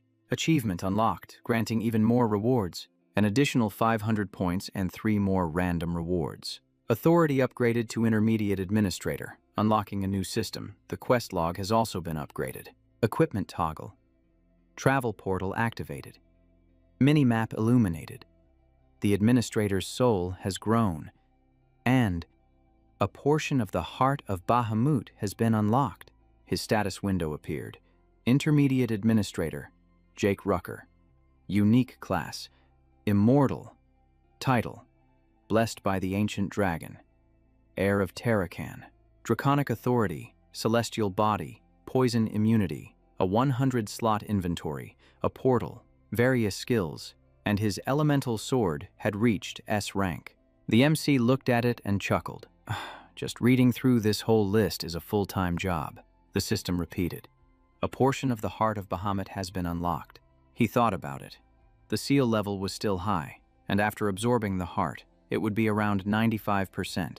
Another notification followed. Power exceeds limits. 95% of it is sealed. Conditions met to access Terracan's vault, but he had already tried to open it before, and he was blocked by the system, citing a risk of physical and mental overload. The MC held his forehead. That feeling of pushing past my limits, I know it all too well. Right now, he could only handle about 10%. Even Dragon Tongue and Dragon Domination were locked, clearly because of the seal. He decided, he'll deal with this later, and moved on to the rewards. The system displayed the Administrator upgrade notification. He received 500 karma points and 3 random pieces of equipment. First up, Meteorite Iron Boots, lightweight yet durable, with a powerful set bonus. Next were the matching Meteorite Iron Greaves, which also contributed to the set bonus, and an exquisite earring that increased mana recovery by 15%. With a little note. It goes well with a red dress. The MC picked it up and laughed. I'd get rich selling this to a mage. Looking at his new gear, he got excited. I'm almost at a full set. Then he turned his head to the side. A golden interface appeared, containing secret slots, the random skill cards. The system asked, "Open card." The card flipped open, its light flashing like a star. First skill, C-rank static charge, which causes an electric shock on contact. Next, crank flash bomb, which fires a burst of energy that creates a blinding flash. Its effects cause blindness and limited vision. And finally, crank sonic burst, which disrupts an opponent's hearing. The main character felt a little let down, thinking, all cranks, what was all my suffering for? But he still decided to try activating the static charge. He held his knife, and sparks of electricity crackled along the blade. Looking at his hand, he let out a small smile. Not bad. His assessment, for its rank. The power was pretty good, and it could be used flexibly. He thought further. If I combine the flash bomb and the sonic burst, I could probably create an effect even stronger than my old artifact. He clicked again. Let's see what the new features are. System. Equipment slot toggled off use equipment as skills. The main character mused. This will be extremely useful in a critical situation. Thanks to his endless stamina and regeneration, those slots could be used for other things. But then he suddenly paused. Even a perfect skill has a weakness, just like Kaisir's. I don't know the limits of my regeneration yet. What if something goes wrong? With that thought, he immediately took action. He bought an A-rank healing elixir, leaving him with 1,465 points. The elixir was stored in an equipment slot. Effect: powerful restoration and instant, life-saving recovery. But it could only be used once per target, and it also had an unknown side effect. The main character nodded. It's expensive, but worth it. This can take the place of 2 separate skills. He held the vial and said, and now for the most important part, the Tear of the Fairy King. Information, an item used to summon the Fairy King from the spirit realm one time. The main character froze. Summon the Fairy King. He looked at the vial, remembering the legend. The Fairy King grants wishes. If that's true, could I ask for a wish? But there was only a single opportunity. I can't just waste this. The main character stared intently at the drop of liquid inside the vial. After thinking it over, he decided to put it away. I'll save it. I'm sure a time will come when I'll need it. Then he stepped outside. The magic circle on the ground began to glow. Energy swirled all around him. The main character looked around as the scenery changed completely. The adventurer's outpost. Did I just teleport? He hopped over a fence, thinking, this teleportation gate is really convenient. The system asked for a destination. His current location was outpost number 8. All he had to do was choose a location on the map to go instantly. Even the Kaisir Cathedral. Long distances cost points, but short hops are practically free. The main character realizes he can teleport across continents if he has enough points, and even use it to shake off pursuers. This is going to be crucial for my plans later on. But then, he noticed something strange. Flowers were blooming everywhere, in the middle of winter. The main character looked around. Don't tell me. The scene shifts to Valhalla Academy. A voice rang out. Good heavens. In my 10 years as headmaster, I've never seen a case like this. The man was trimming a tree, his voice casual. A new student, showing up a month after the semester started. The main character stood there, sweating. I was stuck for 4 months. He remembered the warning. Skipping the entrance ceremony could get him expelled. He grew tense. I can't wait until next year. The main character bowed his head. I fell into a state of epiphany during my training. The other man put down his shears. He turned around, his voice cold. An epiphany. His gaze was sharp. Is that your excuse? This was Headmaster Boxer, a legendary knight who held the longest record of service to the royal family. His reputation was known across the entire continent. He'd even been invited to become headmaster on multiple occasions. The main character thought, this man is a stickler for the rules. He kept his head bowed. I'm not making excuses, but it's the truth. The man fell silent, lost in thought. Achieving an epiphany isn't easy. I would have expelled anyone else by now. But you came with a recommendation, so I'll give you a chance. If I deem you worthy, you'll be officially enrolled. It seemed the headmaster was calculating something in his mind. The main character was overjoyed. "Thank you, headmaster." He rang a bell. Another person entered. "Yes, sir." "Prepare the training hall. Summon the professors. We're holding an evaluation, effective immediately." The scene shifts to the Valhalla training hall. The main character was nervous. This really is a top-tier academy. Looking around, he saw nothing but masters who were veterans of the battlefield. A voice called out, "Everyone is here. Show us the results of your training." Every professor's gaze locked onto Jake, the pressure bearing down on him as if it could pierce right through him. He drew his sword, thinking fast, "What should I show them?" And he made an instant decision. He absolutely would not use his elemental sword here. The pressure radiating from the professors was immense. These were all masters who had trained top-ranking knights, and they wouldn't be easy to fool. But the main character just gave a slight smile. An aura of light flared to life, enveloping his body. "All right, time to get serious." He raised his sword with both hands as a torrent of energy began to surge. The professors were all startled at once. One of them recognized it immediately. "Is that an aura sword?" Whispers erupted. "He's already at the blue level at 15 years old. But the previous record was 19. Jake heard them and remembered something. Kaisha's words echoed in his head. "An aura blade. That's a trick for the weak," he thought. "After fighting Kaisir so much, I completely forgot about controlling my power." Seeing the professor's reaction, he let out a sigh of relief. "Thank goodness this saved me."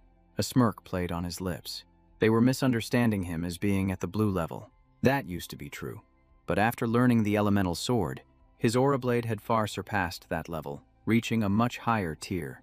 The difference was that blue level could only be maintained, while higher levels allowed one to customize the blade's form. It could retain its power while flexibly changing its shape. Jake was still thinking to himself, good thing their question stopped there. Suddenly, a voice boomed. "Excellent."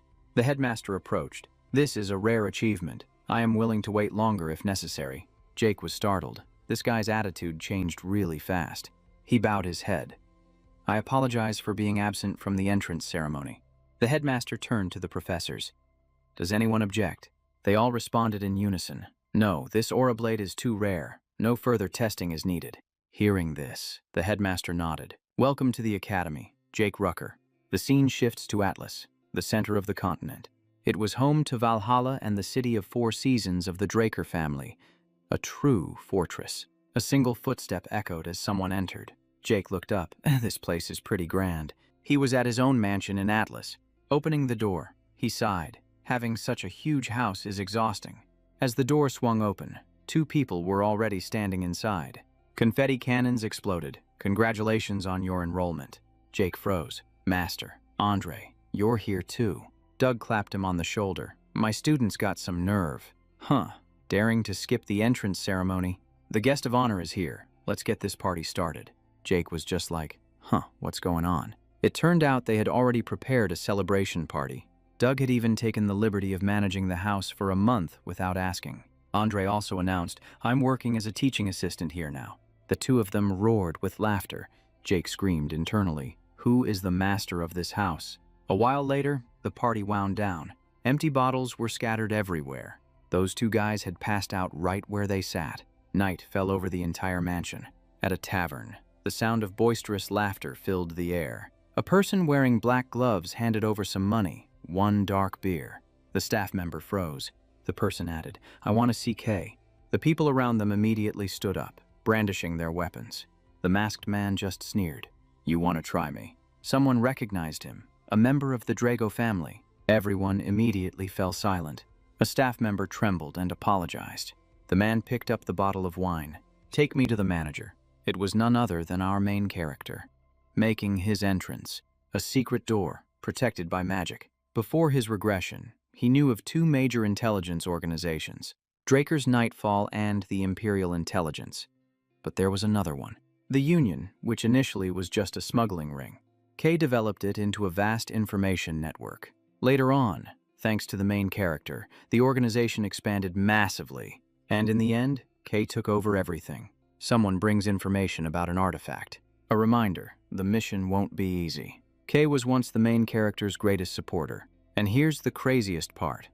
A single piece of information is all it takes to change the future. The main character walked into the room, still calculating his next move. A person was sitting with their back to him. She struck a match, lighting a flame. The main character pulled up a chair. Still have the same habit. I see. The girl lit her cigarette, and the lights flickered on, revealing the space around them. So, the prodigy of the Drago family, what do you want with me? Kay tilted her head. The main character got straight to the point. Let's get down to business. I want to make a deal with the syndicate, she sneered. A 15-year-old genius, partnering with criminals. The main character was on guard. She already knew what happened at Valhalla. He thought to himself, she's probably not interested. But he still slammed his hand on the table. Take a look at the merchandise first. A pair of earrings appeared. These are no ordinary items. Kay tried them on, and her body reacted instantly. At first, she was dismissive. Her cigarette dropped from her lips. What is this? Recovery, 15%. Normally, 1 to 3% is already considered high. This item is many times more powerful. It's unheard of. Her eyes were fixed on the main character. He gave a slight smile. So now, are you interested in a deal? Kay kept it brief, explaining that he just needed to use the personal information she sent to create a new account. She continued her instructions. I've already registered as the representative, so just go to the North Atlas Bank to pick up the package. He immediately figured this was some shady business involving artifact protection. Looking over the documents, she calculated a 10% commission with an additional bonus if the value exceeded 10,000 gold.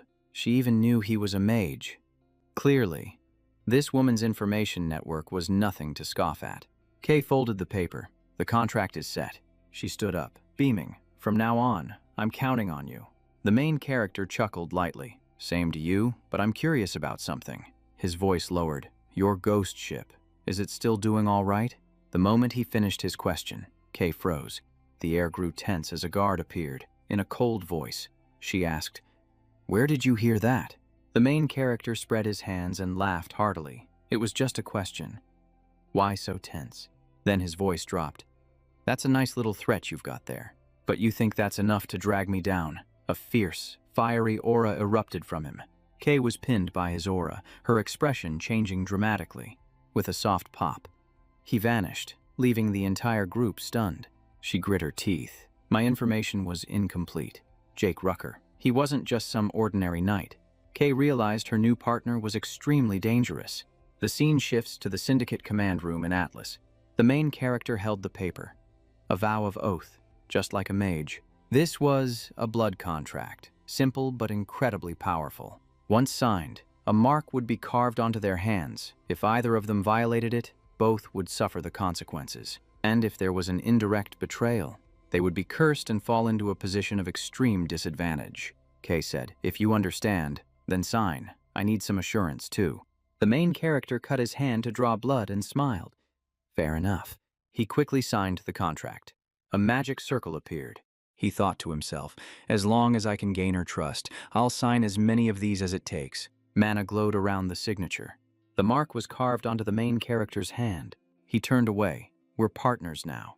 Then he sat down and continued his questioning. About that ghost ship. You're transporting Soma for Moken, aren't you? Kay ran a hand through her hair, looking annoyed. She sighed. I don't know where you heard that, but yes, it's true. I'm distributing Soma. Soma is a magic potion that's banned in most kingdoms, but in the lawless South Continent, it's a gold mine. The main character asked, Is this because of an order from the Ista family? Kay nodded. No one dared to confront a transcendent family. The land routes are blocked, completely isolating the South Continent. She said, The sea routes are controlled by Pavela, which is why I have to use the Syndicate. Moken and Pavela have divided the South Continent, with one controlling the north and the other controlling the south. Moken is strong on land, while Pavela is strong at sea. But with the borders closed, Moken was forced to find a sea route. And Pavela had already taken control of them. Kay asked, How do you know about the ghost ship? The ghost ship is the Syndicate's stealth technology. It has never been revealed to the public. He chuckled, an information broker asking about my source. Then he said, Let's not get sidetracked, focus on Pavela. Kay recalled that Pavela had offered to pay double to end her partnership with Moken. He said bluntly, Refuse the offer. It's just a ploy to strangle Moken. But what if Pavela is actually the pirate crew that was supposedly destroyed? Kay protested. That's impossible. They follow the law. His expression turned serious. It's just a facade. Their real goal is to take over your sea routes. Kay was still skeptical, so he slammed the table. You should be paying me for this information. I only need one thing. A sinister smile spread across his face. Connect me with John from Moken. In return, I'll help you take control of the syndicate. The scene shifts to nighttime, dressed in discreet clothing. He moved silently through the darkness. He thought to himself, Kay is strong, but she's not strong enough. To take over the syndicate, he had to start from the southern continent. One small spark could burn down the entire empire. The next morning at Valhalla, the atmosphere here was much freer than anywhere else. He waited for his guide. A voice called out, "You're Jake, right?" A smiling young man approached him, but he watched the man with a wary gaze. The other man clapped him on the shoulder teasingly. Why so tense? He brushed his hand away. Are you the guide? The man laughed. That's me? What's with the attitude? I'm here to give you a tour of Valhalla. My name is Diego. Hearing the name, he was startled. The musician who blends classical and southern continent styles, Diego Villa. He turned away. A pleasure working with you, Diego asked, feeling less tense now. He thought to himself, the Rhythm Knight, one of the future 5-star knights, legends of the continent, the names that dominate the battlefields, and Diego is one of them. He realized this could be a chance to build a connection. Diego pulled him along. Want to go grab a bite to eat? The scene shifts to a dining table. Our hero takes a bite, and his eyes light up. This is delicious. Diego laughed. Of course it is. The food was beautifully arranged, a Valhalla specialty. Our hero asked, You've been to the southern continent before? Diego replied that his family was once minor royalty there. Our hero thought to himself, so after the Civil War, they must have migrated up here. Diego grinned. That makes me a prince, you know. Our hero sighed. I never expected royalty to be so energetic. He had poured his heart out, but those old-timers still clutched onto the royal dual blades. So our hero, the one with a natural talent for them, got shipped straight off to Halak. Man, that still stings. Diego winked mischievously. He thought he was going to buy a sword, but it turned out our hero wanted to compose music, so he hit him with a sharp question. What about the people who have high expectations for you? His eyes gleamed as he suggested. How about joining the music research club? But our hero shot him down flat, without a second of thought, as decisively as a sword strike. Later in the classroom, Jack naively asked if they could freely enter the upperclassmen's lectures, still stuck in that Royal Academy vibe, whereas Valhalla was much more laid back. Diego chuckled and said, You can attend any class you want. As long as you're willing to learn, it's complete freedom. He then hinted that today wasn't just a regular session, that something super special was waiting for them, grinning like he was hiding a bomb. Suddenly, whispers erupted from behind them. Is that him? Yeah, it has to be. All eyes turned to Jake Riker, Valhalla's youngest freshman, rumored to be of the direct bloodline, who had even defeated an instructor. Hearing this, our hero froze for a second, only to be asked, Are you Draco? He just bowed his head like, What are you talking about? Our hero raised the back of his hand, showing a symbol, and asked back, Then what do you think this is? Diego stared blankly. What is it? Our hero snapped. Are you an idiot? This is the pure blood gauntlet, the symbol of a true Draker. Diego was completely floored. He thought it was just a cool fashion accessory, not the real deal, and he'd been wearing it while eating this whole time without a clue. The people around them chuckled quietly. To get into Valhalla and not even recognize the pure blood gauntlet, that's a bit of a fail. Diego was trembling, his eyes wide with shock, which was an understandable reaction when standing before a pure blood awakened. He thought that would be the end of it. But then Diego switched into a mode of sudden understanding, saying, So that's why you're so full of yourself. Our hero's face darkened, his expression screaming, This guy. Diego threw an arm around his shoulder, laughing loudly and demanding a free meal if he really was Draco, then quickly tried to play it off as a joke, but he was just making it more awkward. Just then, Frobert clapped his hands sharply from the podium. He lowered his hand, his voice serious. Everyone, your attention, please. The entire class fell silent at once, their focus on him. Our hero realized the room was packed because this was a special lecture given by the headmaster himself. Frobert mentioned everyone's excitement. and Diego was still muttering praise under his breath until our hero had to remind him. "You invited me here, so could you please pay attention?" The headmaster cut the intro short, introduced a super VIP guest, and then Draco the Knight had returned. Hearing that, our hero got excited, thinking of the Four Seasons fortress. Could a real comeback be happening? Frobert announced his name, and Doug strode in like a god, waving to the crowd like an idol. The whole hall buzzed with whispers. The Forged Knight, the one who mysteriously disappeared. So the rumors were true. Doug took the microphone, saying it's been a while since he left the front lines, but he was glad to be remembered, and he promised the lecture would be worthwhile. And so Doug Racker began telling his journey from an ordinary student to a legendary knight. Even our hero was surprised, thinking, wow, he's actually a pretty captivating speaker.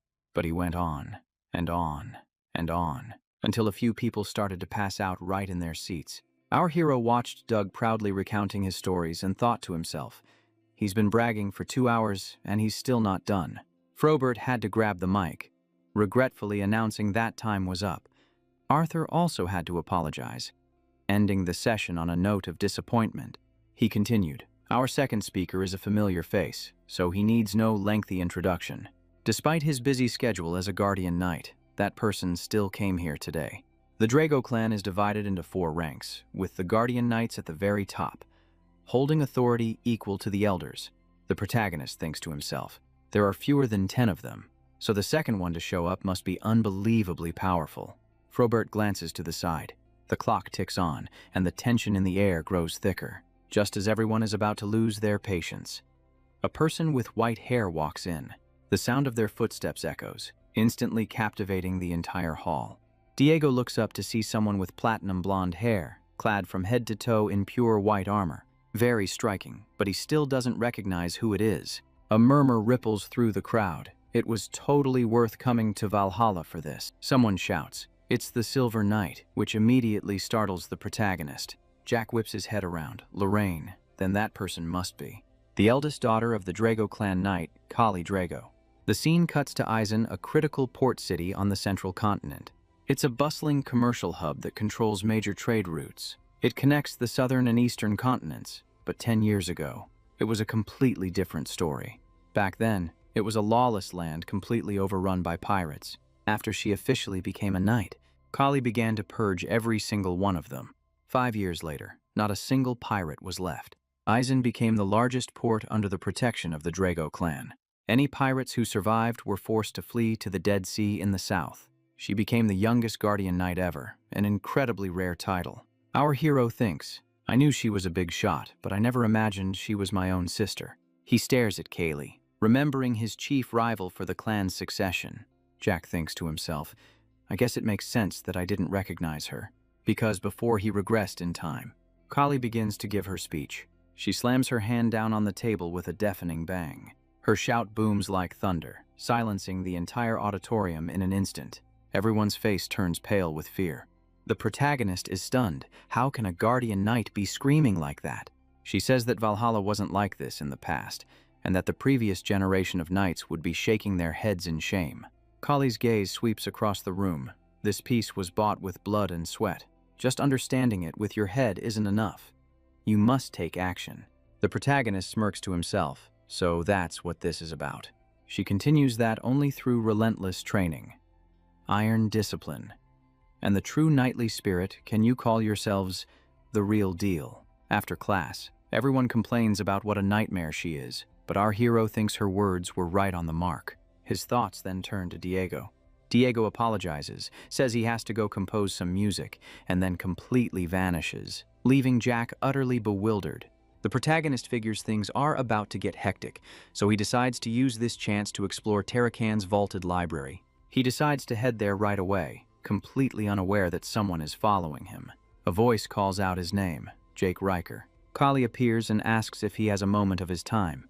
The scene shifts to the Valhalla training grounds. She swings her sword, and her powerful aura surges forth like a tidal wave. The main character was stunned. He recognized the blade as Midrinthi Holy Sword. It was a gift from the Thon Kingdom for defeating the pirates. Both the armor and the sword were top tier. That's also how she earned the nickname, the Silver Knight, Kali said. Show me your full strength. The main character started warming up. Understanding her intentions immediately, she wanted a fight, which meant she must have heard about his blue rank. He planted his sword into the ground, getting ready. His hand tightened around the hilt. The tip of the blade gleamed as he thought. My full power. He smirked. Sorry, but that's not happening. The main character calculated his options. Revealing his full strength was far too dangerous. In Drago, the strong survive and the weak perish. Showing your hand too early was a death sentence. He resolved to only gain the status he needed, without letting anyone control him. With that thought, he shot forward like a flash of lightning. The two swords clashed, letting out a brilliant flash of light. Kali deflected his blade as if it were child's play. The force was immense, pressing both of their swords down. She raised her sword for a counterattack. A single slash grazed him, drawing a bit of blood, and the system immediately responded to heal the wound. The main character realized his opponent was a guardian knight, capable of seeing through his skills. Old memories flooded back. He remembered Doug's question about his healing and swore to himself that he would never repeat that foolish mistake again. The battle erupted without mercy, as Kaylee unleashed a relentless barrage of attacks, swift as the wind and heavy as a hammer, giving him no room to breathe. The main character immediately regained his footing and leaped high into the air. He raised his sword high, locked onto his target, and aimed straight down at Kali, preparing to strike. It was an incredibly powerful dive, with enough force to seemingly tear the air apart. He glanced at his sword, thinking to himself that suppressing his power to the blue rank to fight a red rank was truly making things difficult. The force of his jump was so strong it made the ground beneath him tremble. But just then, Kali also sprang upwards, preparing to counterattack from above. She aimed right for him and slashed down without a moment's hesitation. As her sword came hurtling down, the main character immediately raised his own to block the powerful blow. The two forces collided, creating a loud explosion as white smoke billowed everywhere. The entire area was shrouded in a thick cloud of dust, reducing visibility to almost zero. The main character mused that an ordinary sword would have shattered long ago. Their two clashes had lit up the entire area. Kali laughed and praised him. Not bad. That's a fine sword you have there. He smirked, pouring all his strength into maintaining his defensive stance. Another explosion erupted, sending shockwaves spreading out in all directions. After it was all over, the ground was left scarred and ravaged. The main character dusted himself off, thinking that holding back his power to pretend to be a blue rank while fighting a red rank was a reckless gamble. Kali's voice was cold. Did you think keeping your distance would keep you safe? Hearing that, his eyes sharpened instantly as he realized his oversight. Before, she was the Silver Knight. She was also known as the Colossal Sword. Every swing was like a gigantic blade. While he was still lost in thought, she had already rushed forward for a direct assault. With no time to dodge, the main character was forced to block head-on, the immense force sending him stumbling backward. The impact created a tremor, sending rocks and debris flying everywhere. Through the dust cloud, his sword was still holding firm. Another explosion erupted. Kali muttered softly, "My control over my power isn't good enough yet." But then, her gaze suddenly froze. Through the cloud of dust, the sound of footsteps echoed clearly. He slowly emerged after taking those last two hits. He slapped his hand against a rock and smirked. That little performance should be convincing enough. Right, he teased her. So, are you satisfied now? All that remained around them was a pile of rubble. Kali immediately praised him. That was impressive. She watched him, trembling slightly but still standing, far exceeding her initial expectations. But then she frowned as a dull ache started in her head. Looking up, she said directly, "I have a favor to ask you." Suddenly, he collapsed to the ground. He lay face down, completely motionless. Kali rushed over in a panic. "Are you okay?" As she helped him up, she realized his internal injuries were not light. She wondered, is this from overusing his light energy? Her hand quickly fumbled inside her pouch. A potion vial was uncorked in an instant. She made him drink it, explaining that it was her family's best recovery potion. His body began to absorb it, and he gradually stabilized. A system notification appeared, activating continuous recovery. He narrowed his eyes, thinking to himself, this should be enough to avoid any suspicion. Everything was going according to his pre-planned act. From holding back his power to impersonate Lamb to this very situation. He had intentionally let the attack graze him instead of countering. There was a strange opening right before the blow landed, just enough time to handle it safely. He allowed her light energy to surge into his body, faking the internal injuries himself. This way, Kali would believe he was suffering from the backlash of using his own light energy. He clutched his head, pretending to be in pain, and Kali immediately checked on him. He gave a faint smile. "Thanks to you. I'm okay now, thank you." She stood up without saying anything more. Kali said, "You can just call me sister."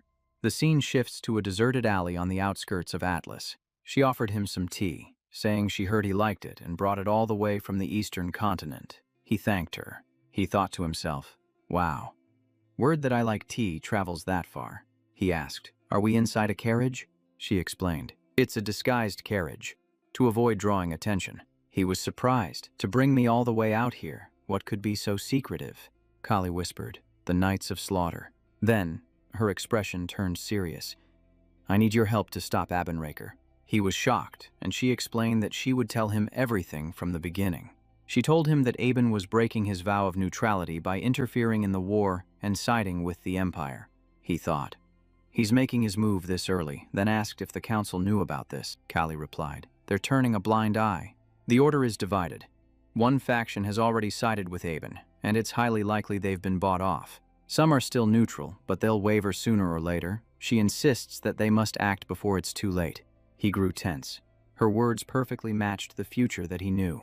It has been 3 years since his regression, and there are only 7 years left until the Great War breaks out. It will be a brutal conflict that consumes countless lives, Kali said. "That is why I have made my decision, to create a force strong enough to stop Aben. Aben currently controls the upper echelon, thinking that's all he needs. But true knights do not simply bow to power." She said she would gather forces who remain loyal to their ideals. However, she wouldn't force him to join because his future was still wide open. The protagonist now understood the kind of person Kali was. She was a person of integrity, yet flexible enough to do what's necessary for the greater good. He even noticed a flaw in her swordsmanship, caused by her concern for him. A model Drago, powerful, but not cold-hearted. Kali warned him that this could be seen as treason and told him to think it over carefully. A chair scraped slightly against the floor. He knelt down, declaring that he had already made his decision. His voice was filled with resolve. Though he still lacked experience, he asked to join her cause. Kali smiled, expressing her joyful gratitude. The scene shifts to the Valhalla research area as he looks at his system. He realized that the corruption had taken root long before the Great War even began. Previously, he had wanted to leave the family to get away from Aben, but now that he had an ally, there was no need to run.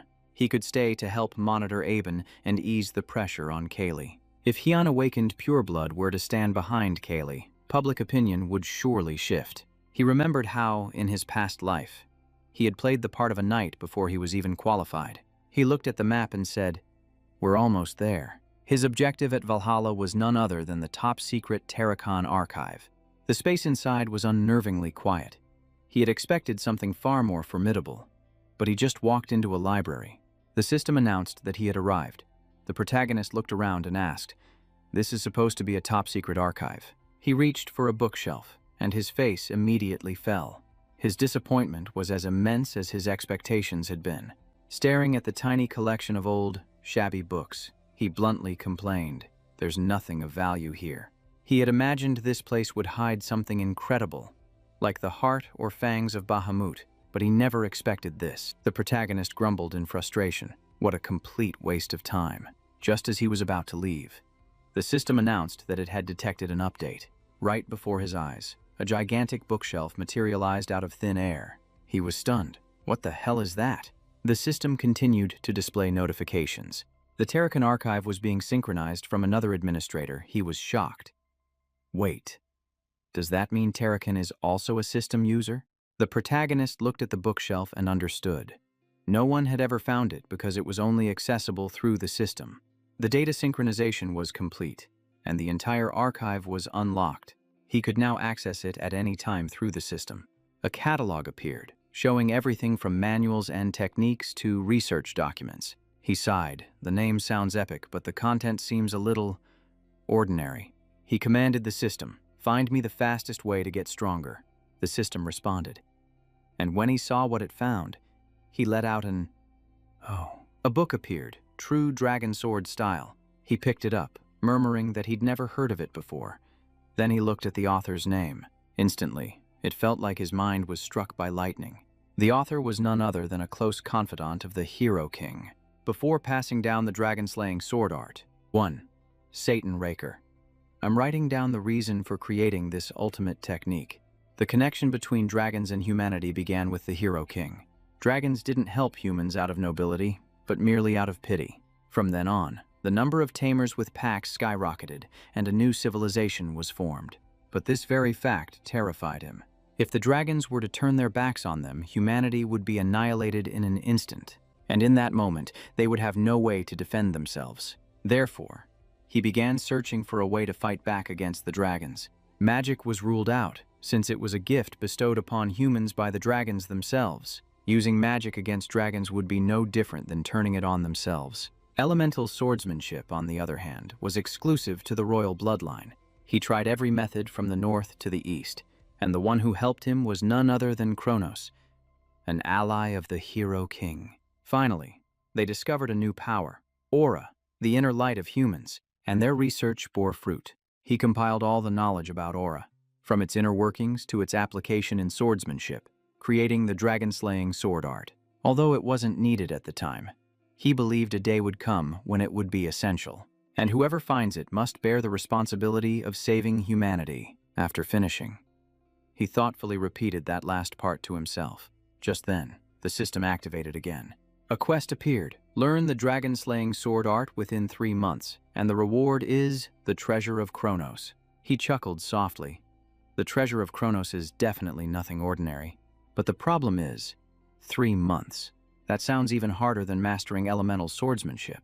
He thought about it again, and everything started to click into place. No matter how much time had passed, the fear of the dragons had become a reality. He asked the system, "Do you have Tarakan's journal?" The system confirmed that it had been found. Visual data began to materialize. The space around him completely transformed. He immediately became alert. The feeling was just like when he activated the beginner's tutorial. A strange space appeared, leaving him bewildered. He realized this was a space created by the system.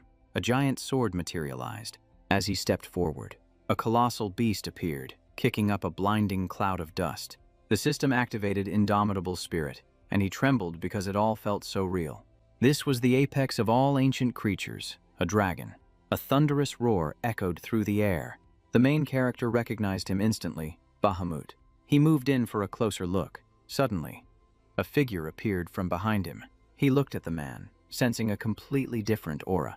But the man walked right through him. He understood. This was a memory being replayed. And this very scene was from Tarakan's journal, the legendary battle between Tarakan and Bahamut. Bahamut let out a ferocious roar. Our hero grinned. This was it, the battle of legends. The dragon stomped its foot, and the ground trembled. Tarakan remained perfectly still. Bahamut bellowed, "What are you waiting for?" But the old man remained silent. Bahamut's voice was laced with disappointment. "You, who were once my contractor." The main character was floored. What? Tarakan was once Bahamut's contractor. If that's true, then the whole dragon-slaying legend is a lie. Before he could even process it, the scene began to distort. The space warped and glitched like a TV losing its signal. He panicked. What is happening? The audio became garbled, and he couldn't make out a single word. He yelled at his system. Is there any way to fix this? The system's ice-cold reply, "Administrator's request cannot be confirmed," felt like a bucket of cold water dumped on his head. He gritted his teeth, clearly holding back a stream of curses while a storm raged in his mind. Suddenly, a strange sound echoed, making him freeze as his heart skipped a beat. Jake's eyes darted backward, his reflexes so sharp it was as if he were accustomed to danger. The Dragon Slayer title also began to distort, like a signal that something was about to go terribly wrong. Old memories flooded back, a voice echoing in his head. A contract that turns on its master. The idea was so absurd it was laughable. Kaishia had once stated with absolute certainty that dragons would never betray humans. Her voice lowered, but if there was a betrayal, Kaiser had said it plainly, it could only be the result of a fake contract. The sound repeated like a curse. If that were to happen, then it must be a fake contract. After the battle, All that remained was heavy breathing and an exhausted body. As the dust slowly settled, the dragon slayer appeared amidst the ruins. He steadied himself, his eyes scanning the area as if searching for something. Something shiny appeared, a heart and a fang, belonging to Bahamut, lying right in the dragon slayer's sanctuary. He remembered, dead dragons usually fade away, leaving behind only a few rare items. But with pure blood armor made from dragon hide, Bahamut was clearly an exception. The space around him began to warp and then transform. A bright light flared, and a library appeared, leaving the main character thinking, "Huh, is that it?" He slumped down, clutching his head and sighing. "This makes no sense. I'm done for today." After his trip to the Great Halak Library, Tarakan's archive had been synced with his system, allowing him to review it whenever he wanted. He replayed the log, but it was interrupted right at the beginning, making the content inaudible. Even so, he didn't leave empty-handed, managing to dig up information by searching through it bit by bit. The true dragon sword art was the original version of the dragon-slaying arts. Tarakan had simplified it. In exchange for being easier to learn, its power was drastically reduced, not even strong enough to harm dragonkind. But if one knew how to utilize their own unique style, it could still deal effective damage. Basically, it was still usable. What was terrifying was the massive gap between the legend and the actual log. The legend told of Tarakan defeating Bahamut and ushering in a golden age sounding like a classic hero movie. But in the log, there wasn't a single word mentioning they had ever formed a contract. Night fell, but he remained lost in thought, unable to break free. A familiar voice rang out, "It's been a while."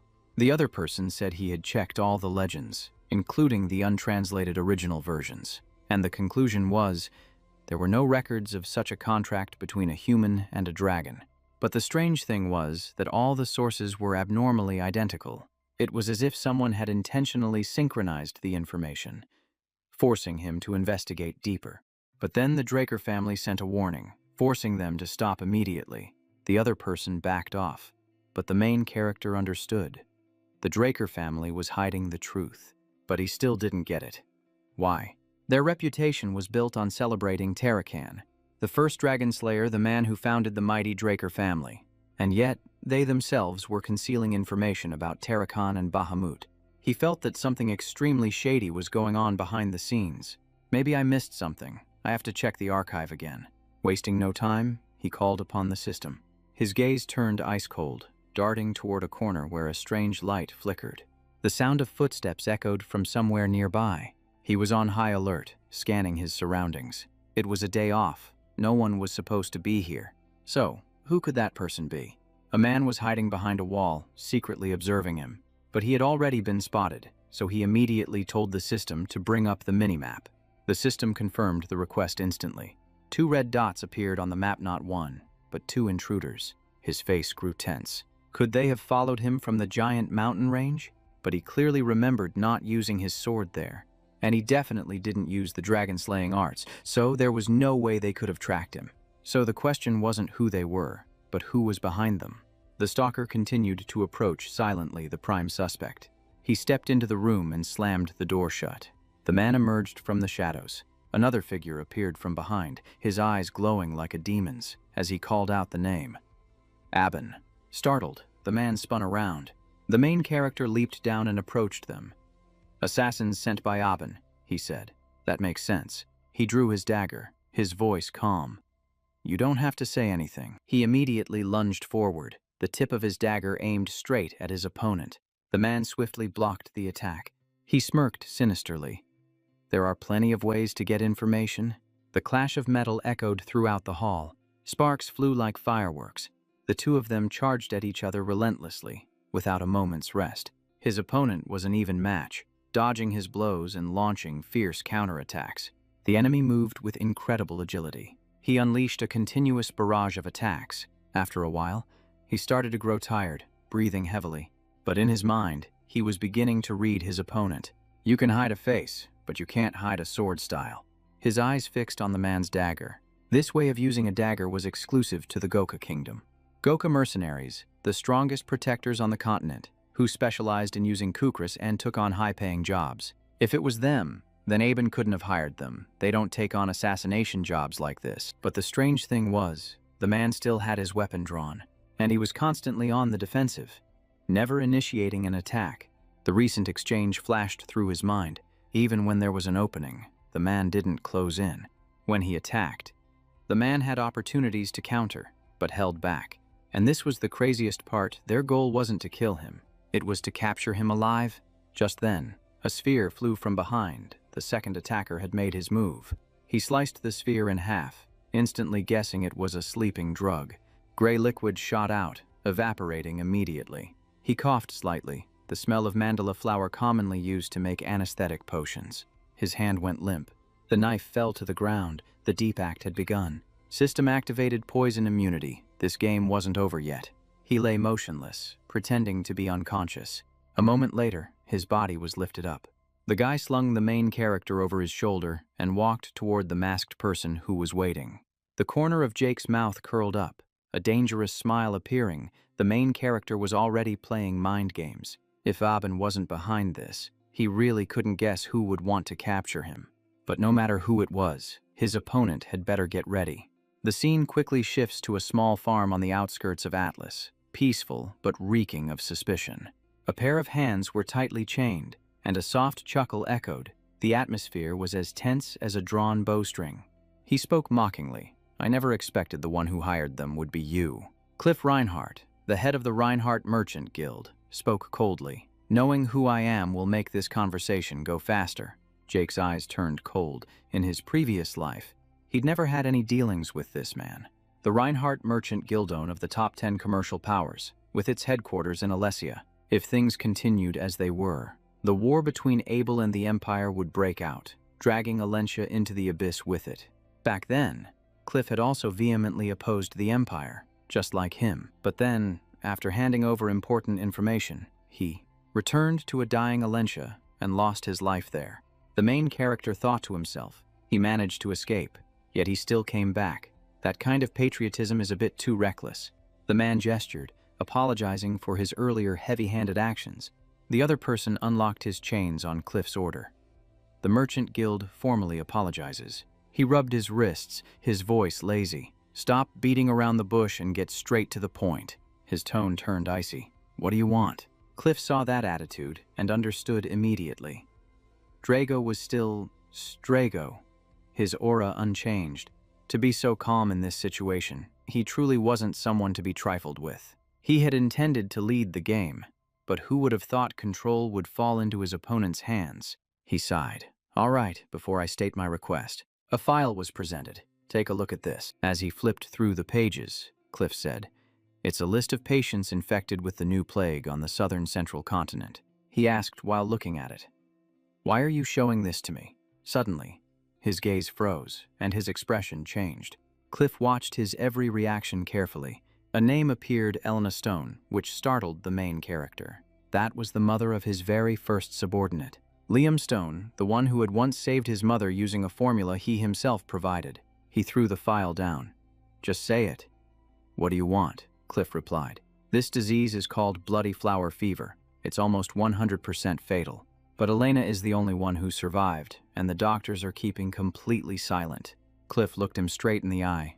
"Do you know anything about this?"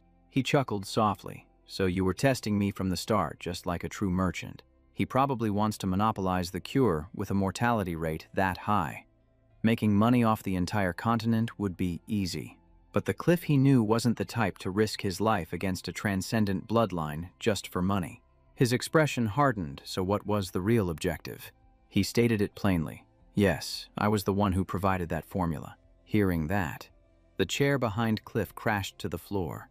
Cliff became agitated. "Sell it to me. I'll pay any price." But then he composed himself, retracting his expression. The corner of his mouth curved into a knowing smile. He held up a hand. "Calm down. Getting so worked up isn't very merchant-like." Cliff realized. Money wasn't what he was after. The main character tapped his fingers. "Let's make a deal." "This is a matter of life and death," Cliff asked. 3 conditions for the formula." He replied lightly. "Sounds simple enough." When asked for details, he refused. "The conditions will be used depending on the situation." Seeing his worry, he reassured him. "It won't be anything beyond the guild's capabilities. We just need to define what's reasonable beforehand," and he smiled with a calculating look again. Cliff watched tensely as he wrote something on a piece of paper. He offered the paper. "Just do as this says." Cliff's eyes lit up. "This is exactly what I need." But he raised a hand to block him, not letting him take it yet. Cliff froze as he said, "I have a personal question first." He asked, "Who is the one so desperate for this medicine?" Cliff feigned ignorance. "It's just to protect a valuable asset of the guild."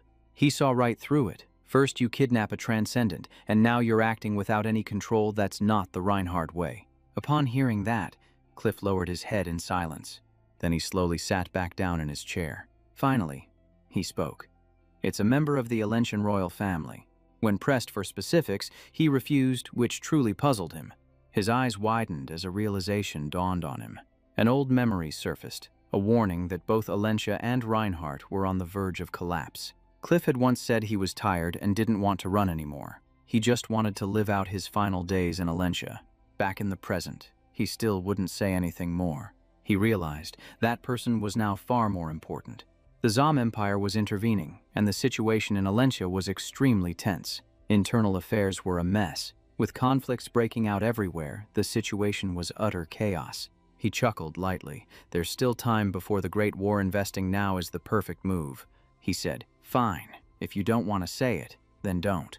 The deal was considered done. Cliff was still suspicious, but remained silent. His hand trembled as he took the paper. He clutched it tightly, breaking down in tears as if a great burden had been lifted. He cut in.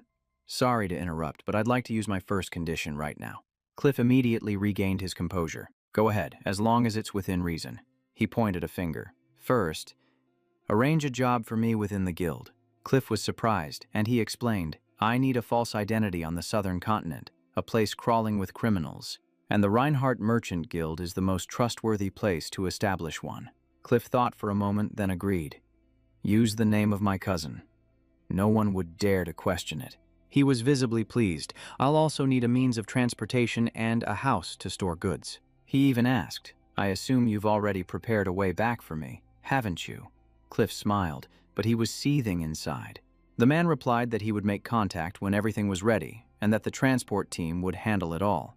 He thought to himself, that person must be very important.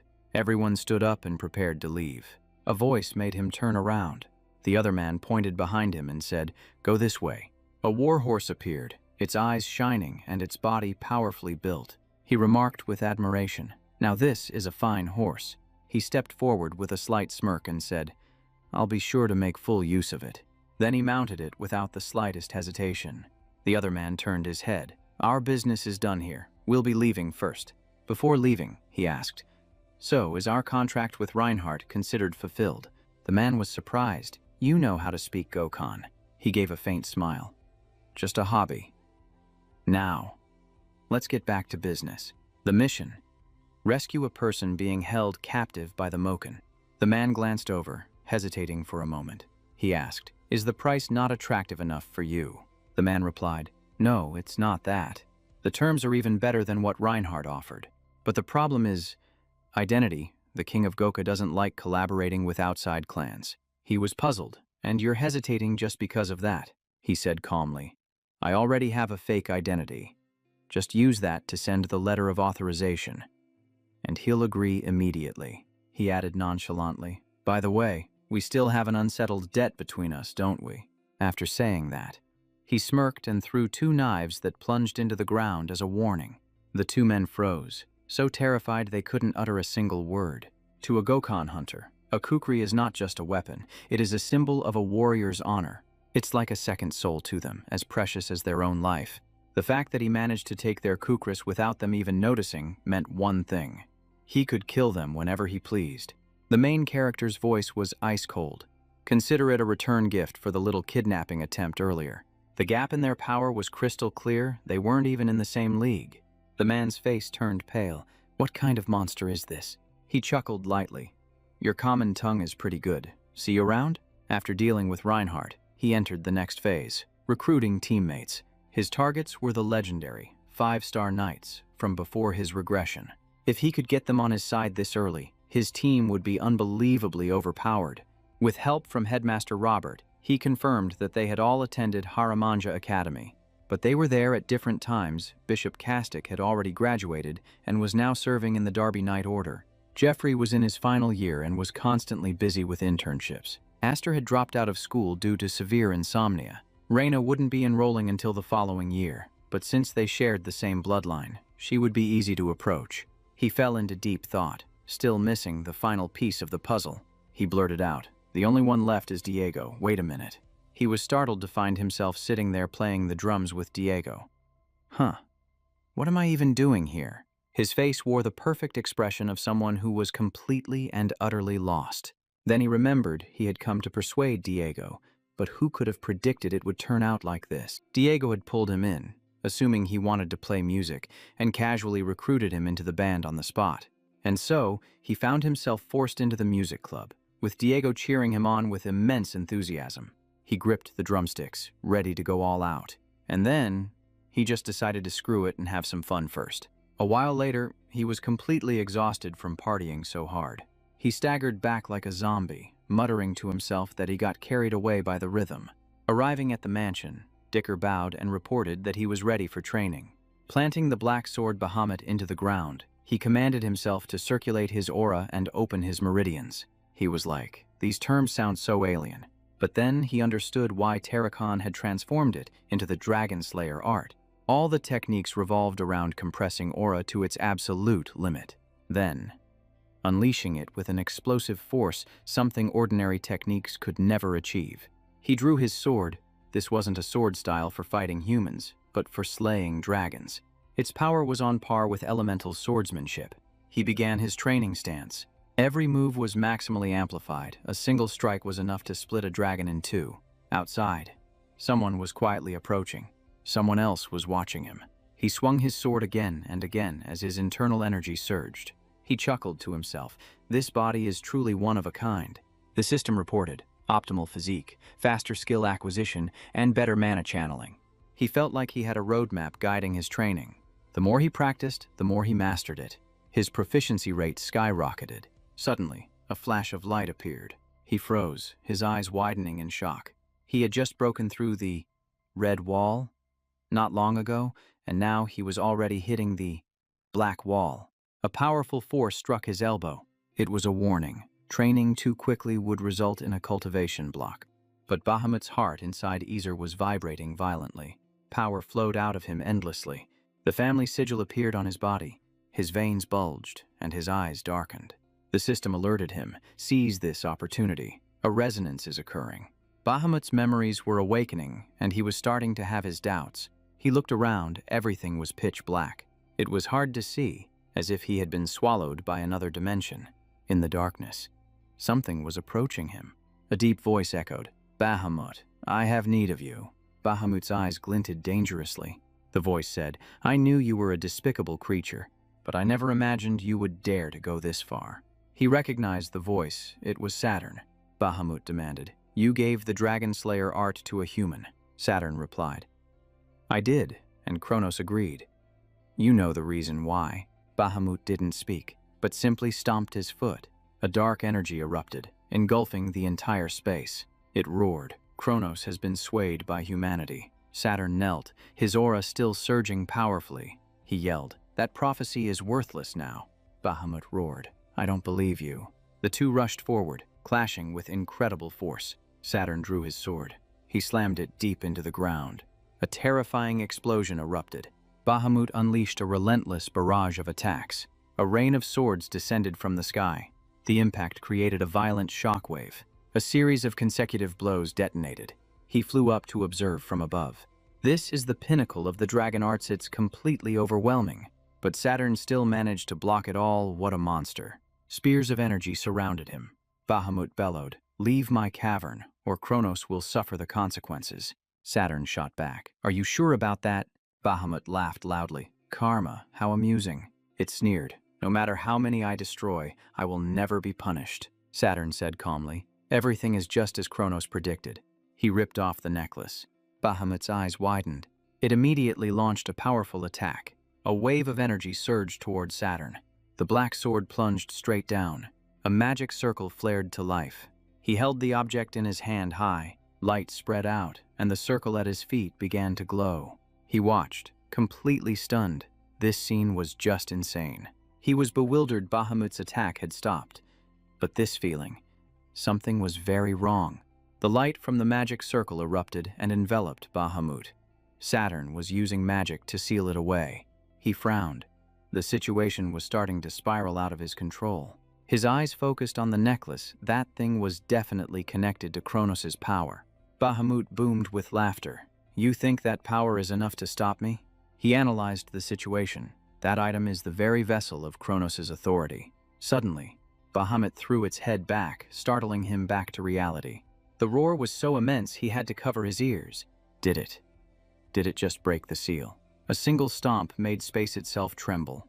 Bahamut charged straight down, landing right in front of Saturn. The ground cracked in a spiderweb pattern as it landed. It roared. That illusion just now. Was it real? Saturn smiled. That was a prophecy from Kronos. Now do you understand why? He admitted. From the very beginning, it was a mistake for dragons to make pacts with humans. Model. Bahamut opened his mouth. Give me the dragon-slaying technique, the true dragon sword.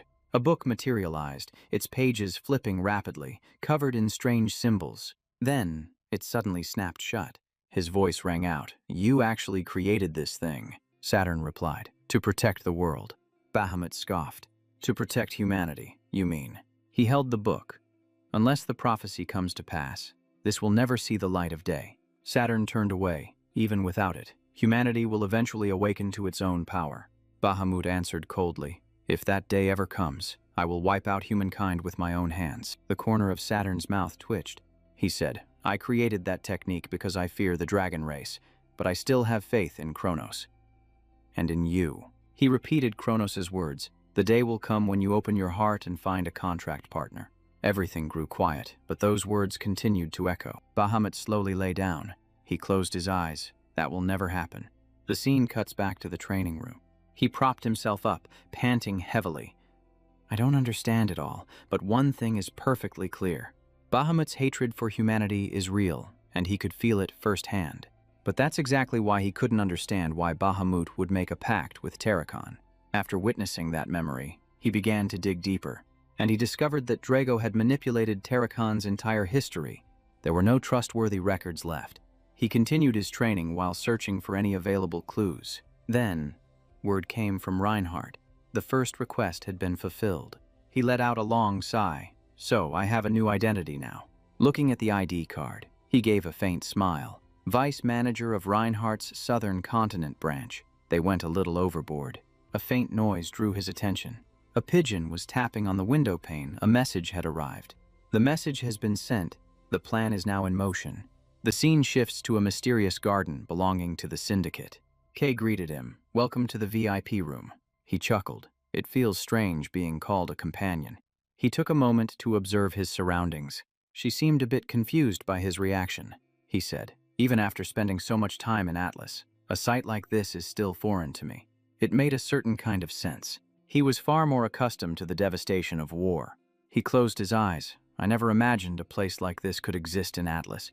Kay teased him. Are you captivated? She explained that the hotel was used for secret dealings, and he politely declined the wine she offered, asking for tea instead. She smiled. What? Not old enough to drink, he replied. I just don't care for alcohol. He remembered that his body now purged alcohol as if it were a poison. He used to drink to get drunk, but now it was impossible. She brought out a folder. Let's get back to business. Pavla, the one he's backing, used to be a pirate. There's plenty of evidence, but no one has discovered it yet. The timing of his rise coincides perfectly with when the pirates vanished. And there's even more shocking information. Joaquin Merkel's number 2 has been secretly dealing with Pavela. She said this matter was too dangerous to report up the chain. She lowered her voice. And about that ancient artifact you asked me to sell. Her eyes darkened. He laughed. Well done. Now, listen to the bigger plan. The rain began to fall. Rainwater flooded the streets. The system announced. Teleportation gate activated. He started walking. Everything is ready. It costs a lot of karma, but in return, he gets absolute anonymity. Teleportation magic is extremely rare. This plan will look like an ordinary accident. He smirked.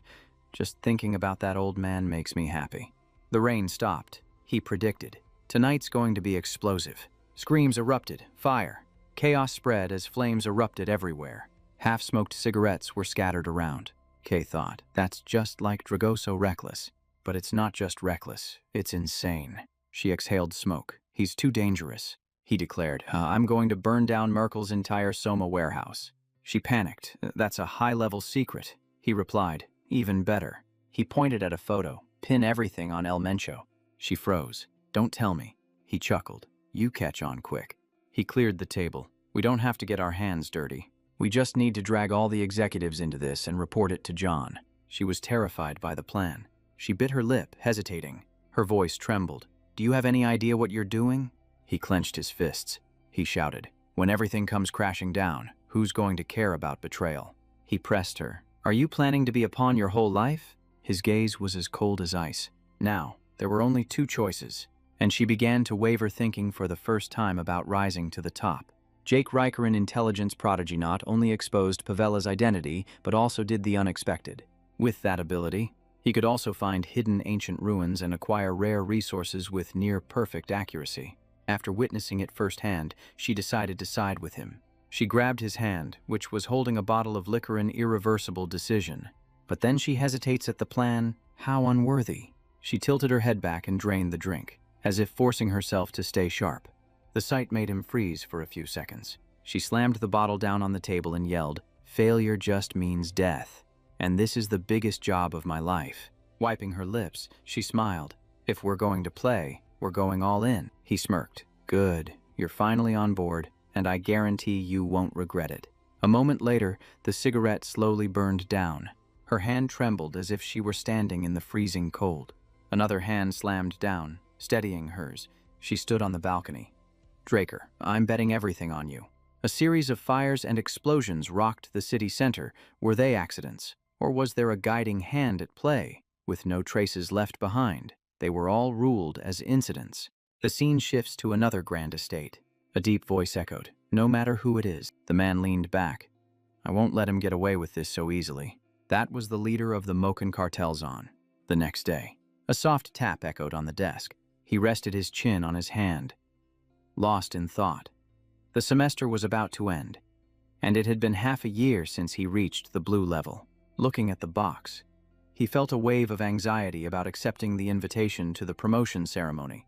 This was a ceremony for Dragon Knights who had advanced a level, usually held for those around the age of 20, but as for him, he recalled that it had been 3 years since he'd last seen the head of the house. He hoped nothing had gone wrong. The scene shifts to the Four Seasons castle. Laughter and conversation filled the great hall. A voice called out to Arthur, drawing everyone's attention. Aben smiled gently.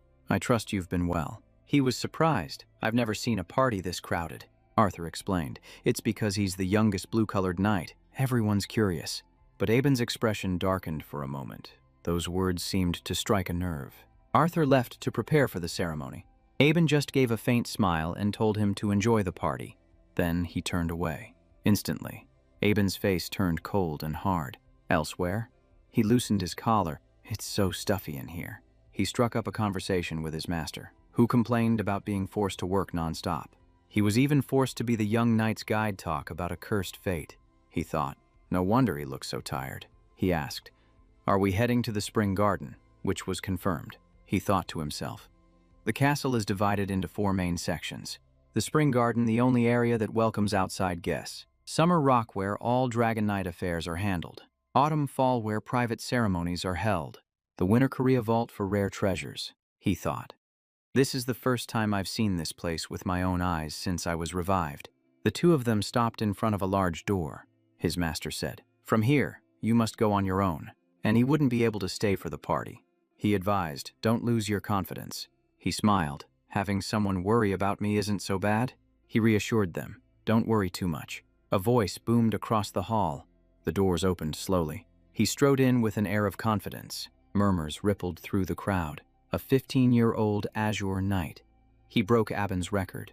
Arthur Draker appeared, the Lord of the Dragon Slayers. He knelt, officially beginning his path as a knight. The sword was placed upon his shoulders. Arthur bestowed a blessing upon his future. His gaze dropped. Arthur announced that he had officially become a knight. When the title was bestowed, the entire hall began to buzz. Everyone was shocked, an official knight at only 15. Some were skeptical, it was all too fast. But in the House of Draker, achievements were everything. Rank was only one part of it.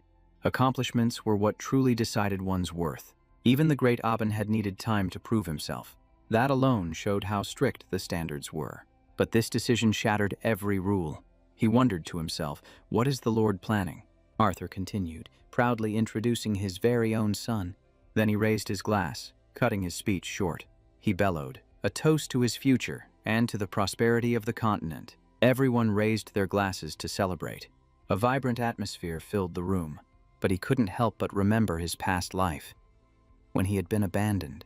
And now, here was this man, playing the part of a good father. A voice suddenly pulled him back to reality. He bowed his head as Arthur told him to follow. He wanted to have a private talk, as father and son. Time passed, and the party eventually wound down.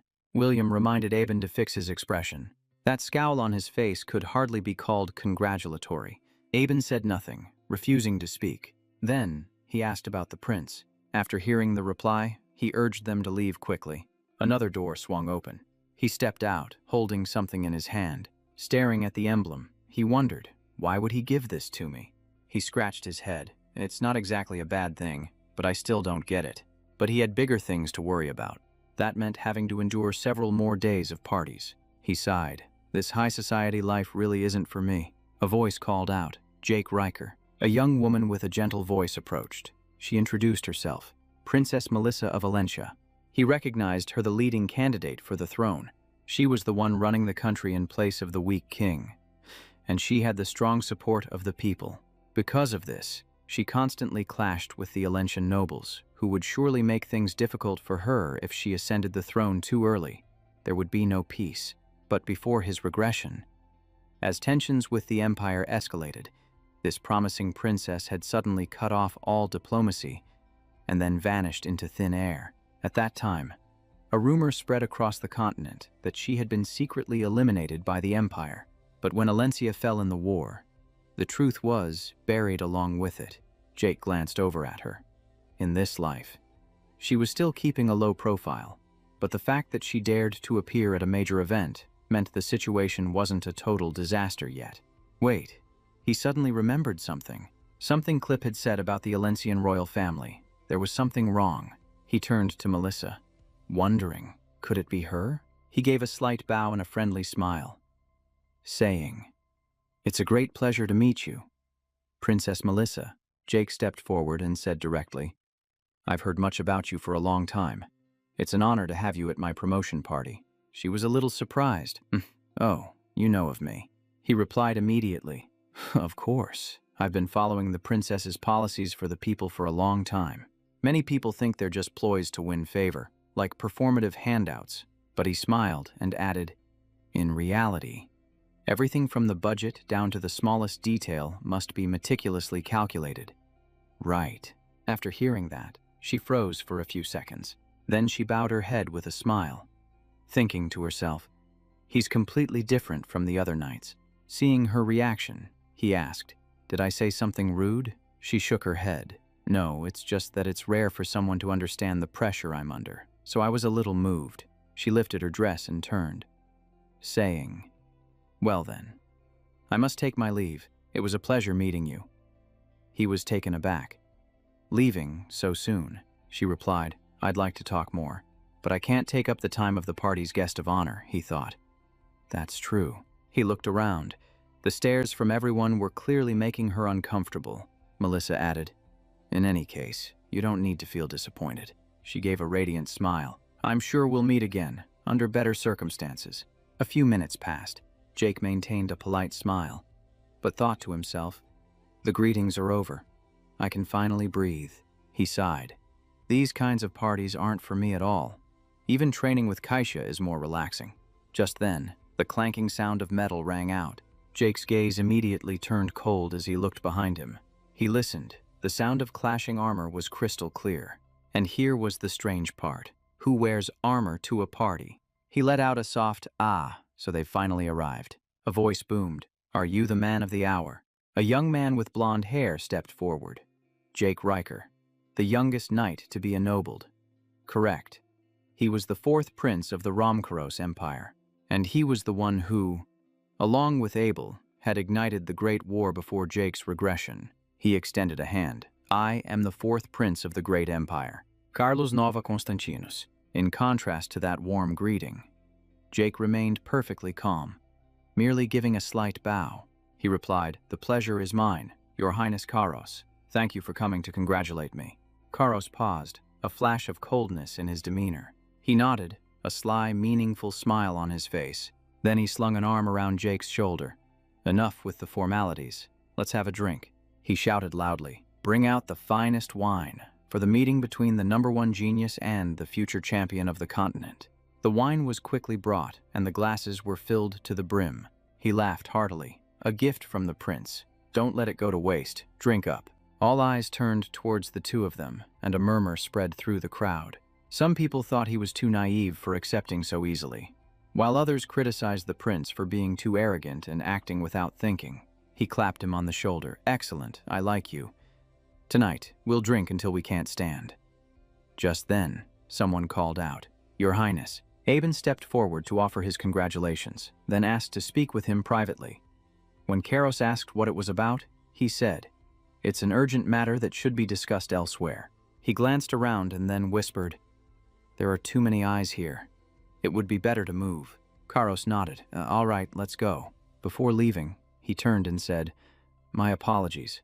The next time we meet, I promise we'll drink through the night and talk about the legend of the Dragon Slayer." He departed with his soldiers, and the pressure he exuded left everyone feeling suffocated. People began to whisper, "What kind of prince is that?" Then they praised Aben for handling the situation so smoothly. He thought to himself, all this praise for Aben. Anyone who didn't know what was really going on would think he actually saved the day. But what was really on his mind was, this is happening much earlier than it did in the timeline before my regression. And the way those two interacted? It was as if they had known each other for a long time. The scene changes to Karos and Abel discussing something in private. The Continental War. It seems it's about to start much sooner than anyone predicted. The space returned to its former tranquility. Jack held the token, thinking, this can be exchanged for Draker's report. He remembered Arthur's words. "Is the grandest plan on the continent progressing well?" He had replied, "Yes, thanks to the family." The old man chuckled. "When we are in private, you should just call me father." He took a sip of water. That statement made him think. He remembered Kaylee once telling him to call her sister to be more familiar. He put the glass down. "So that's why I felt so uncomfortable back then," he thought. Abel is pulling the entire council of elders to his side. Kali had already noticed and was preparing to counter him. But Arthur was acting as if he knew nothing. That means he's turning a blind eye on purpose. He made his decision. "I'll just assume he's on Abel's side." Then he replied, "Yes, father." The old man smiled. "Good. I shall reward you with a gift." With that, he placed an object on the table. It was a token, one for exchanging a treasure at the Bronze Trove. He picked it up, feeling a rush of excitement, the place famous for its rare ancient artifacts. The old man reminded him, it doesn't just contain treasures, but also countless worthless items in disguise. He left the room. In his mind, he wondered, what is he planning by giving me this? But the report on the Dragon Slayer is in the Bronze Trove. I have to use every resource I can get my hands on. A young woman greeted him. "I will be your guide. Please follow me." This place holds approximately 17,000 artifacts, which can be exchanged using a token.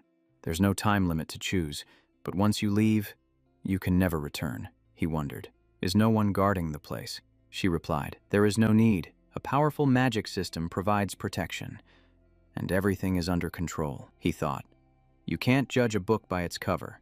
She pointed and said, "Place the token in here." He inserted the token into the slot. The ground began to tremble. A door creaked open, and a blast of cold air rushed out. He smirked, a little surprised. Inside, countless shelves were revealed. He stepped inside. The space was much larger than he had imagined, totally Drago's style. After she left, he asked the system, "Can you filter these artifacts based on specific criteria?"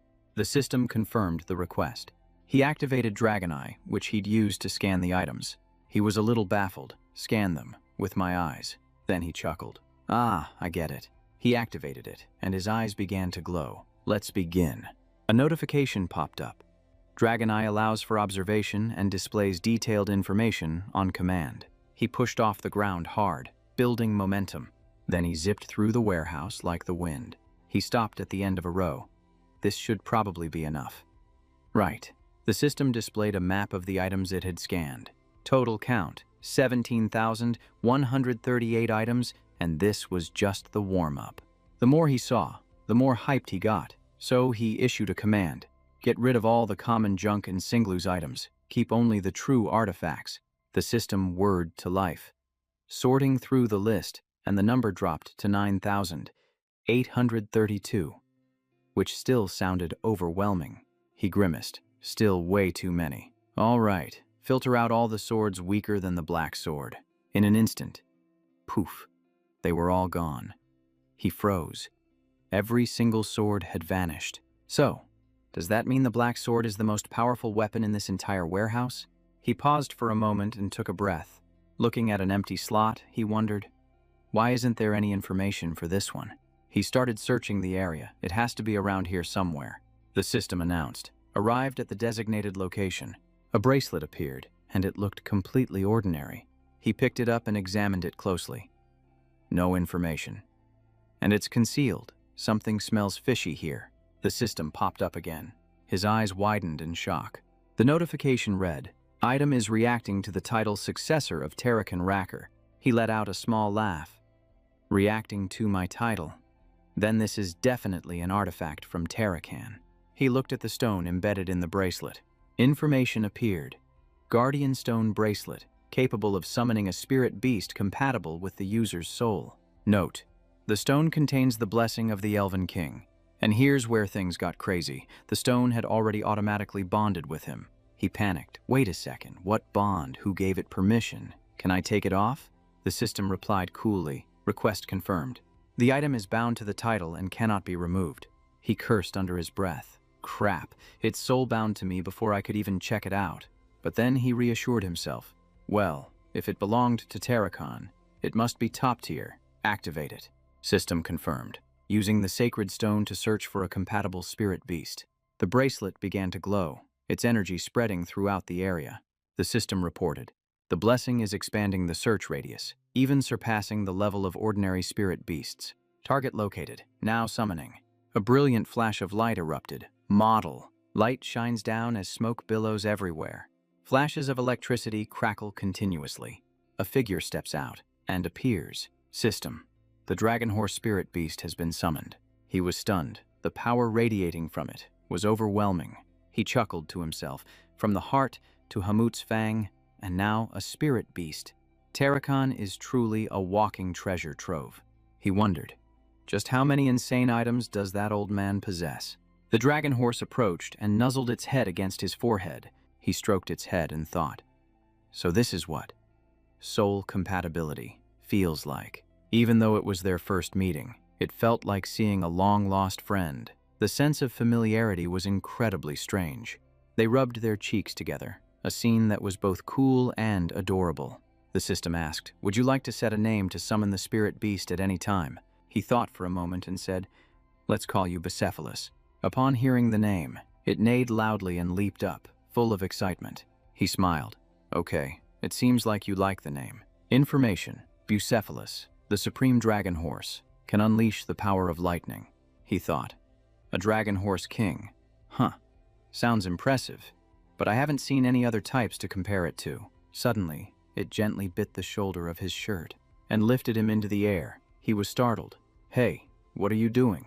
Before he could even understand what was happening, he was thrown upwards, and he landed on its back, as if to say, hold on tight. He stroked its mane. I get it now. It can read my thoughts and knew I wanted to test its power. He shouted, Bucephalus, full speed ahead. It shot off like a bolt of lightning. It moved so fast that it left the wind behind. He held on tight, his head spinning. For it to run this fast without a single hoofbeat, this thing is a true monster. Then his eyes widened in amazement. Every step it took created a magic circle on the ground. It was an absolutely stunning sight. He yelled, this is seriously the coolest thing ever. Scene change. He recalled the question. Are you sure you want to choose this item, sir? Sitting in the carriage, he thought. The guide's attitude back then. was one of pure disbelief. He remembered Arthur's words, "This warehouse contains both treasures and disguised trash," he concluded. This bracelet was once considered trash because it hadn't been activated. "I can't believe I got Tarakan's relic so easily. What a steal." He relaxed. That was a huge haul. Now I just want to go home and rest. A voice rang out. "Congratulations on becoming a Drago Knight, sir," he complained. "You don't have to talk like that all of a sudden. It's making me feel awkward." Clip chuckled.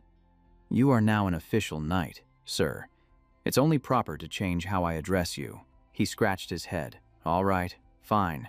But don't just appear out of nowhere anymore. If we get exposed, the whole plan is ruined." Clip apologized. "Someone was insistent on meeting you, so I had no choice but to bring them here." A person took off their hood. Melissa appeared. "We meet again." She smiled. "I am the head of the Reinhardt Merchant Guild, and also Princess Alencia." He nodded. "Just as I suspected." "You're the one behind the Merchant Guild." She smiled. "You guessed it beforehand, didn't you?" The princess was known for being private, yet she appeared specifically at his party. At the same time, the cure for the crimson flower disease was released and proved effective, he thought. With a coincidence like this, anyone would see there's something more to it, she said bluntly. "Let's skip the pleasantries and get down to business. I need to ask you for a favor," he asked. "What is it?" Specifically, she handed him a document. As he looked it over, she explained, "This is the data on the crimson flower disease, along with an analysis from the Nirvana family." He flipped through the pages. Then he froze. He asked, Is this real?" "The crimson flower disease was created by magic," she confirmed. "It's research from Nirvana. It can't be wrong." He clenched his fists. "So the disease was man-made, and it's spreading abnormally fast," she said. "That's not all. The disease broke out in a village near the border, between the Roman Empire and Alencia, but it didn't spread to the Roman side." He put out his cigarette, his expression tense. She continued, "It's only spreading toward Alencia." He cut her off. "Are you implying that?" She looked him straight in the eye. "It's highly likely that Rome created it and deliberately spread it." A chill ran down his spine. This is truly a serious matter. And at that moment, he realized. This very disease was the reason Alencia fell in his past life. Zick's eyes locked onto Melissa, and he finally understood. This was the real reason she needed him. He put the document down and asked directly, "What do you want?" "Princess." His voice turned cold. "It's the right to produce and distribute the crimson flower cure on a large scale, isn't it?" She nodded. "Exactly," she explained. "The previous contract only covered the basic principles. To implement it nationwide, we need to sign a new clause." But the crucial point was, she offered an incredibly attractive term. She smiled. "I have no intention of breaking our contract, but partnering with you is never a losing proposition." Hearing that, a slight smirk played on his lips. In his mind, that's the mastermind behind Reinhardt. "All right, she's a force to be reckoned with," she continued. "The medicine will be distributed for free as relief supplies, so there's no risk of the formula being leaked. And of course, there will be a worthy compensation." She concluded, "I will give you 20% of the Merchant Guild's profits." His expression changed instantly. Reinhardt was currently one of the top 10 most powerful merchant guilds. If it didn't collapse like it did in the old timeline, then the value of this 20% could reach tens of millions of gold, an insane amount. He fell silent, weighing his options. Then he gave a slight bow. "Your offer is very tempting. But I have a few questions." He looked directly at her. "What if I were a citizen of the Empire? How could you dare to share this information and make such a huge offer?" She remained calm. "I will answer each question," she stated clearly. "I am certain you are not aligned with the Empire. It's an intuition honed through countless betrayals. After the party, I observed you from a distance. You were cold toward the people from the Empire, and you especially refused to shake Prince Karos's hand," she concluded. "That was an instinctive reaction, so I believe you're not on their side." He thought to himself, her powers of observation are incredibly sharp. She continued, "As for the second question," her expression turned serious. 20% in exchange for the lives of my people is more than worth it." Hearing that, he froze. Memories came flooding back. The screams, the pleas to retreat. But in the end, someone still chose to sacrifice themselves to buy more time. And now, she was saying the exact same thing. He grumbled in frustration, "But I tried so hard to change things." He let out a long sigh. Then he said, "All right, I agree." He warned her, "But don't reveal my identity." She nodded. "Don't worry." 2 weeks later, in the training room in the basement, he was training like a madman. His sword strikes were swift and decisive. His speed and power had both skyrocketed. He lunged forward, kicking up a cloud of dust, creating a vortex that resembled a whirlwind. He stopped, catching his breath. A screen appeared before him. "System. You have mastered the S-rank dragon-slaying sword art. It's finally done. The successor of Saturn Quest is complete. Rewards, coordinates to Kronos' treasure, a title, 500 karma points, and 2 random gift boxes." He cheered. 2 gift boxes. It's like I got back all the points I spent before. He sheathed his sword. "Now then. First, I'll check the treasure coordinates." The system confirmed it. But a red warning appeared. Coordinates cannot be read. Seal fragments must be collected to activate them. The locations of the fragments are now displayed on the map. He looked. 2 in the center, 1 to the south, and 1 to the north.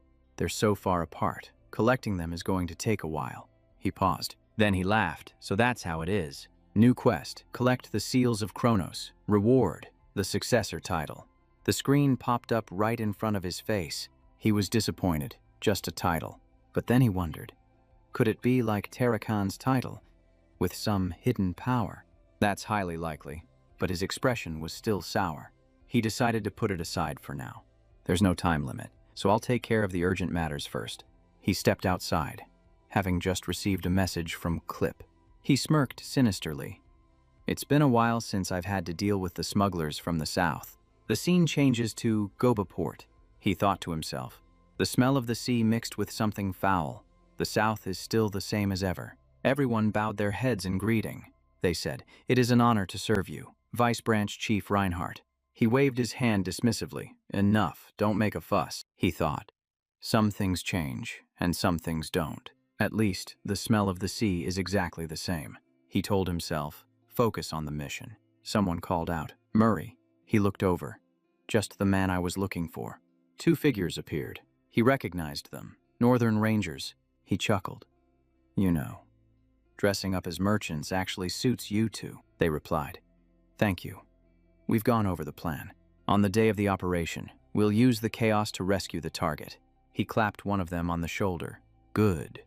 But don't forget to protect the target and get her out safely."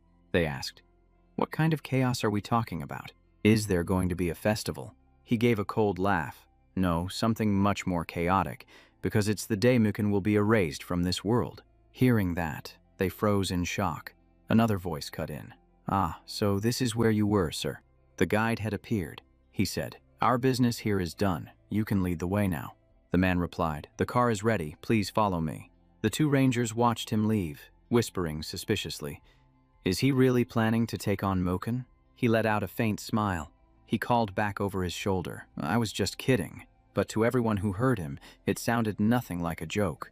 Arriving at a residential area, he asked, "Is the safe house in order?" The guide replied, "It looks old on the outside, but the inside is hotel quality." He reiterated the plan. "Today is John's birthday, which is also when the big meeting happens. Kay and her assistant Murray will be attending." "Correct," she replied. "That's right.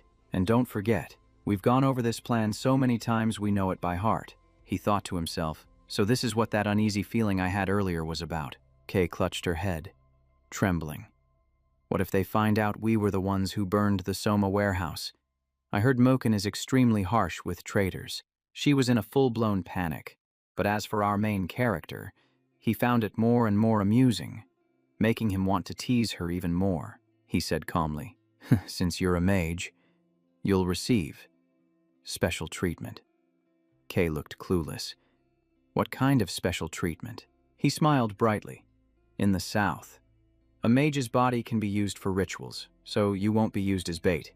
You'll be dismembered and sold off piece by piece." Upon hearing this, she completely froze. She shrieked, "You mean those bracelets? Were they made of real fingers? What about my hands?" He remained completely unbothered, while she was on the verge of tears, already thinking about asking for a proper burial. In his mind, "I understand the South better than anyone. I've faced life and death here more times than I can count." He had been expelled from the academy, captured and forced into slavery. Then he was sold to Moken's Soma farm. That place didn't just produce Soma, it also turned people into cannon fodder, and he was the only one who survived. Back then, he thought he was just lucky, but now he understands it was his survival instinct activating a special ability. After surviving a few more times, John began training him to be an assassin. And sure enough, assassination skills were a perfect fit for him, letting him take down purple knights as if it were child's play. But the blue knights were different. They could detect and neutralize poison. Even so, he still found their human weaknesses and managed to take down even the blue knights. As the number of blue knights he eliminated grew, so did his standing within Muken. After that, he climbed to a high position and became John's adopted son. But on the night the successor was to be announced, he eliminated the entire leadership, including John, and then left the organization. He smiled lightly. That's all in the past. Kay snapped him back to reality. Hey, you've been dodging my question this whole time, she asked suspiciously. Are you a spy from Muken? He thought for a moment. Then he looked into the distance without answering, leaving her frozen in place. She panicked. Say something. All the while, he was just thinking. It was fun to tease her. The scene shifts to John's mansion. The grand hall was packed with people. A voice announced, "This is Kay, the mage who was recommended." She bowed her head in greeting.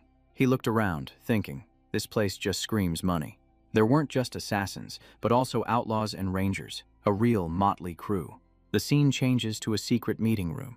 A deep voice commented, "I didn't expect the mage to be such a beautiful young woman." John chuckled. "Let's begin." The atmosphere was heavy. She had to keep her composure. She asked directly, "Sir, do you remember the Soma warehouse fire?" He replied, "I could never forget." Then he asked, "Why bring that up?"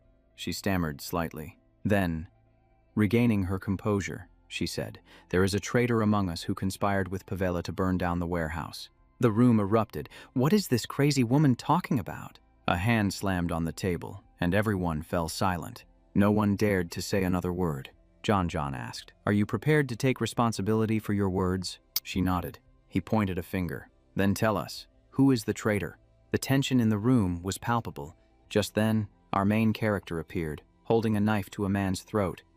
"A pleasure to meet you, sir." He introduced himself. "The name's Jake Murray, and I can help clear this up." John replied, "The pleasure is all mine." The man chuckled. "Bringing me news on my birthday, are you?" He looked at Joaquin. "The man you're looking for is right here," he said bluntly. "Joaquin, or should I say, El Mencho, why don't you confess?" The man thought. No one was supposed to know about this. He yelled at his underlings. Then he cursed, "You eat my food, and this is how useless you are." The group stammered. "We couldn't get close to him," they said. "He's too professional. He could even use Joaquin as a shield." He chuckled. "Truly a trusted right-hand man. But you're the real spy, Pavela." A voice rang out, quite confident. "Aren't you? Do you have any proof?" Kay was standing behind them, activating his magic. John just calmly smoked his cigarette, as if watching a play. He held a file of documents. He opened it and looked through it page by page. Then he frowned. "This is interesting." Everyone fell silent as he read. "Pavela, turns out he was also a pirate." He smiled to himself. Just mentioning pirates is enough to change the mood in the room.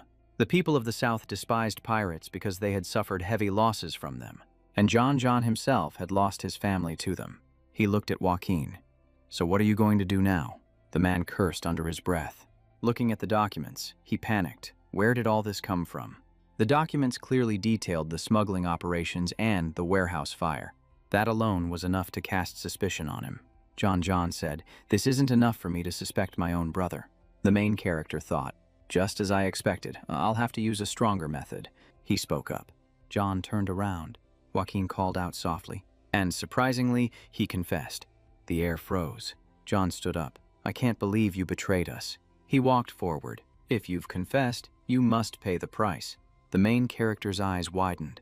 Before he could even react, a single blow was struck, ending it all. The man lay motionless. He looked down. Such a swift end for a right-hand man. Before this, he had forced the man to confess in exchange for his family's safety. He wiped his face. "I'll keep my promise." But his fate was unavoidable. He looked at the axe in John's hand. In reality, John probably wasn't entirely convinced, but he still had to deal with the situation. because the Soma fire had caused enormous losses, and the main character had pushed the situation to a point of no return. Plus, the fact that Pavela was a pirate made everything even more tense. But the most terrifying thing was that, amidst all that chaos, John remained perfectly calm and clear-headed. Model, but his underlings weren't as level-headed as he was. And things started to spiral out of control. Right in the middle of the chaos, El Mencho himself admitted he was the traitor. True or not, if he let it slide, all discipline within the organization would crumble. He thought to himself, "That's John for you," as cold and calculating as ever. The axe swung down, and blood splattered. A fierce energy erupted from him. He said, "If the report is true, then my syndicate is also full of traitors." The axe slammed into the table. The Soma fire was just a stepping stone for you all to turn to Pavela. His voice turned cold. "If you confess, I will grant you a swift end." One of them stammered, "It's a setup." He pointed at Kay, accusing her of a dirty plot, but before he could finish his sentence, he was dealt with on the spot. Blood splattered onto her. Kay trembled uncontrollably. Morgan turned to him. "What do you think you're doing?" His eyes locked onto Jake Murray. He calmly replied, "Just helping the boss deal with his traitors." He continued, "Joaquin confessed, which gives the syndicate all the justification it needs to act." John thought, "So this kid plans on using my own hand. His goal is to wipe out the syndicate." He nodded. "Your pretext sounds plausible enough." But his eyes grew cold. "Who are you, really?" He just gave a slight smile. Placing a hand on his chest, he said, "I don't belong to any side. I'm just a business partner." He frowned. "A partner," he said. "You want to restore order, don't you? But ISTA and Pavela have a stranglehold on your sea routes. Right now, Moken only has one distribution channel left for Soma." He gestured to Joaquin's body. "You know this full well, which is why you hesitated," John asked. "You understand me that well." He turned to Kay. "Don't worry, she already controls the distribution system." He tapped his chest. "From now on, we're taking over. And we will handle the distribution of Soma." The chair turned slightly. John leaned back. "Not a bad proposal. But if it's true," he tapped the table. "A deal requires trust. We've only just met. Why should I trust you?" He stepped forward. In that case, a single strike knocked his weapon away. Papers scattered everywhere. He spun his blade and plunged it straight into the map. He said, "Paulo Santos, I'll take care of him. The most famous coward in the region. He plays it safe, so he's despised despite his position." John thought, "This guy even knows our internal secrets. Well, as long as it's profitable, I'm fine with it." Morgan stood up. "But this mission is extremely dangerous. We'll send an assassination squad to support you." He sneered openly. "Support or surveillance?" John pointed at Kay. "She will stay here." He understood immediately. "A hostage," he said. "I understand. I'll be counting on you to take care of her." Night fell, and the mission began. A hand was raised. The assassination squad moved forward. Manuel thought, even I'm unconsciously following his orders. He had to admit, his skills are just on another level. His stamina is higher than a typical assassin's. His speed and precision are both far superior. His combat skills are incredibly well-rounded. He could probably defeat a top-tier mercenary. Manuel came to a conclusion. He's a monster. Just then, he said, "Everyone, stop." Manuel hesitated. "We have to keep an eye on you." He reminded them, "Just stick to your roles." Before he could say another word, he had already charged forward. Manuel's face tightened. He ordered, "Hold your positions and stay camouflaged." A sound echoed through the area. He said, "It's starting." Flames erupted violently. The entire area was engulfed in firepower. A scream rang out. "We're under attack by a mage. Requesting immediate backup," he whispered. "Their reaction is just as I predicted." Another shout. "Intruder detected." He closed his eyes. This was all part of the plan. The enemies reacted with incredible speed, surrounding him in an instant. They attacked in unison. He unleashed his elemental sword. A field of fire exploded outwards. He slid across the ground, turning back to look at the scorched bodies. He let out a small smirk. "But this isn't even enough to get me warmed up." Another sound broke the silence. He frowned. "Paulo, you really are overly cautious." A combat vehicle aimed directly at him. He thought to himself, "This kind of investment is really paying off." A barrage of firepower came raining down. He swung his sword, deflecting every bullet. The bullets ricocheted, causing a series of explosions behind them. He shot them a look. So much for playing fair. He unleashed his wind-type elemental sword. The attack came crashing down. He smirked. In the past, I definitely would have run away. But now, he was no longer that person. A secret door opened, leading down into a basement. All the guards were completely wiped out, with not a single one left standing. A gale force blast shot straight toward the last survivor. He locked onto his target and struck straight for the man's head. Decisively and without hesitation, Jake casually walked inside. After clearing the field, it was time for the main star to make his appearance. From high above, an arrow shot down with incredible speed, looking like it could pierce through anything. His reflexes were lightning fast, and he snatched the arrow right out of midair, but it shattered on impact, releasing a toxic gas that spread all around. The system announced HMAM3 poison detected. Body has complete immunity, effect nullified. The arrow and the cloud of black gas fell to the ground, dissipating as if they had never existed. Notification. Command from administrator has been confirmed and applied. His recovery skills were temporarily locked, and the protagonist thought to himself, "So you finally decided to show your face. What the hell are those guys in the basement doing? Letting an intruder get this far?" Paulo Santos. The sound of footsteps echoed as a man spoke. "What you just inhaled is a deadly poison that even Aura can't defend against." The large man spoke up. "Give me information on your accomplices in exchange for the antidote." This was Paulo Santos of Pavela. He continued, "It seems like a diversion, but with how quiet it is up there. Your friends must have all been taken care of." Jake thought to himself, "Trying to bargain with something that doesn't exist. You must think I'm easy to fool."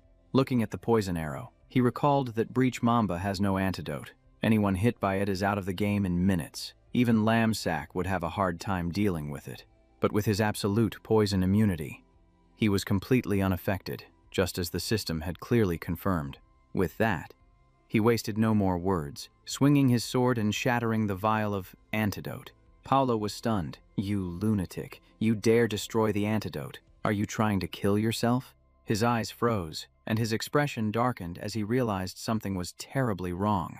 The protagonist stated bluntly, "Don't worry, I'm immune to poison, and as for your men outside, I've already cleaned them all up."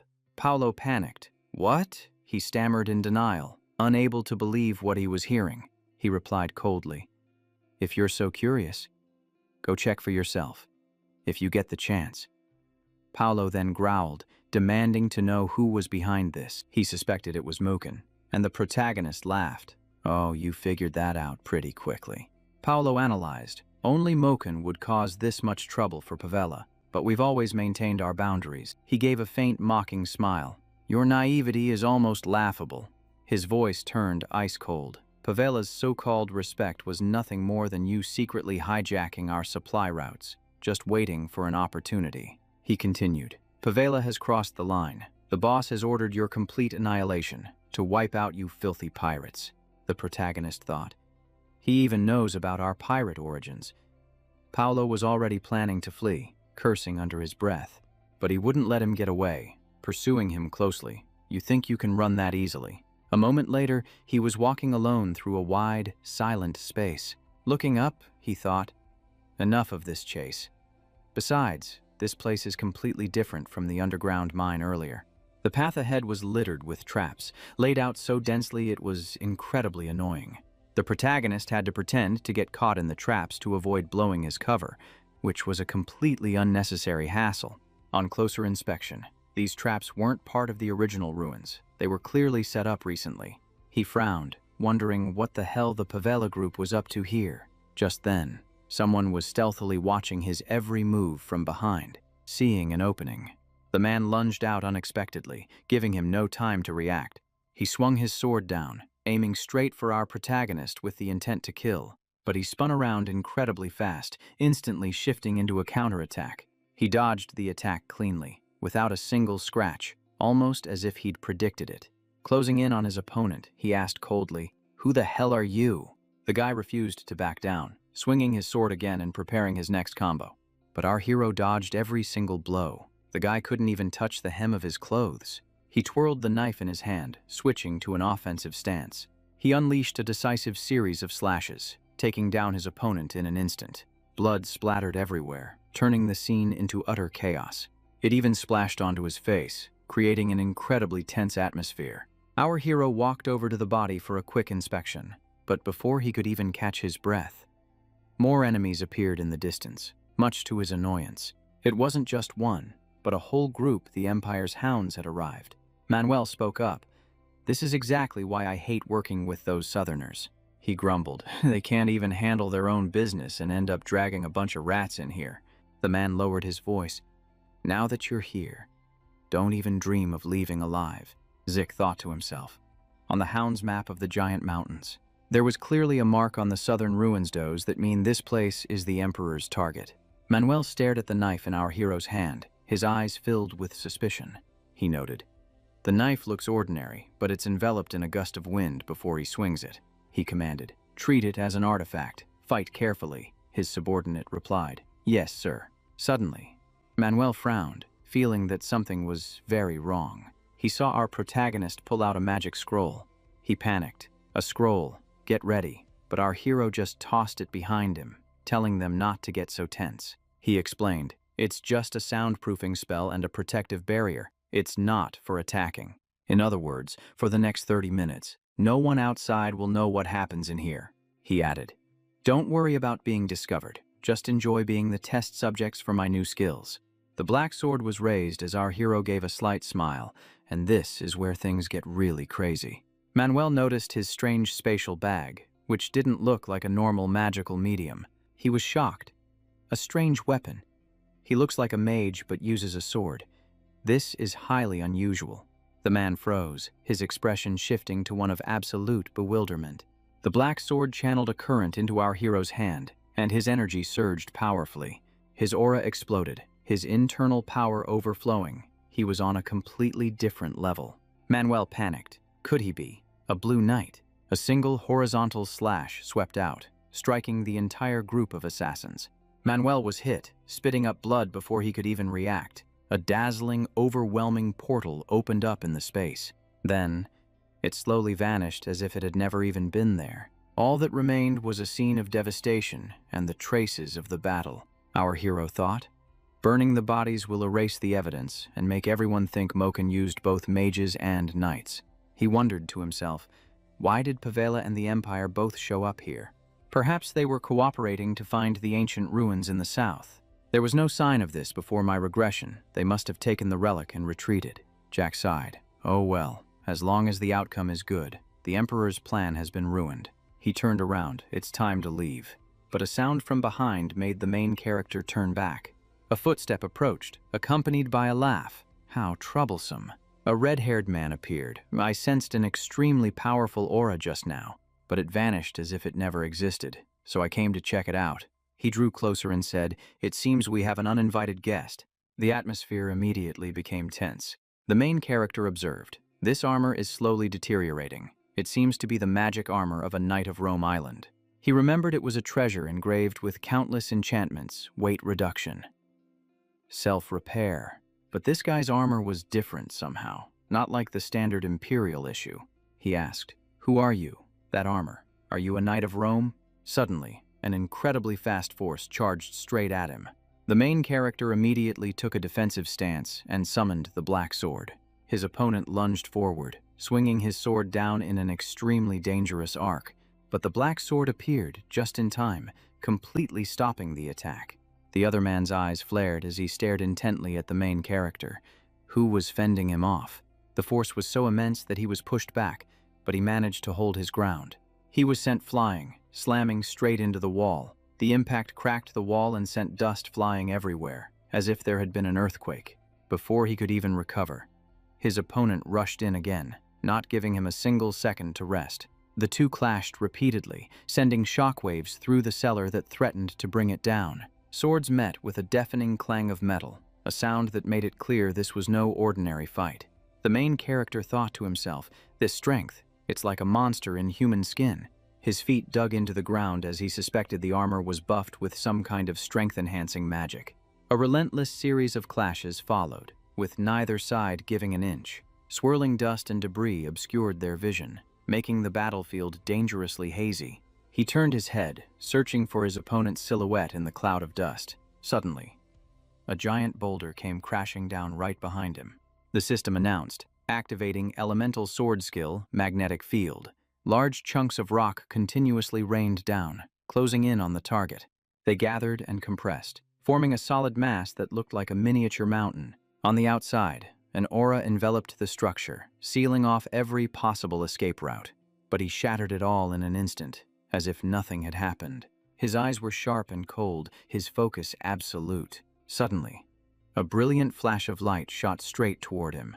It flew forward like an incredibly powerful attack that could not be taken lightly. The system displayed, Flash Bullet skill has been activated. The earth and rocks exploded, launching toward the opponent like a shower of shrapnel.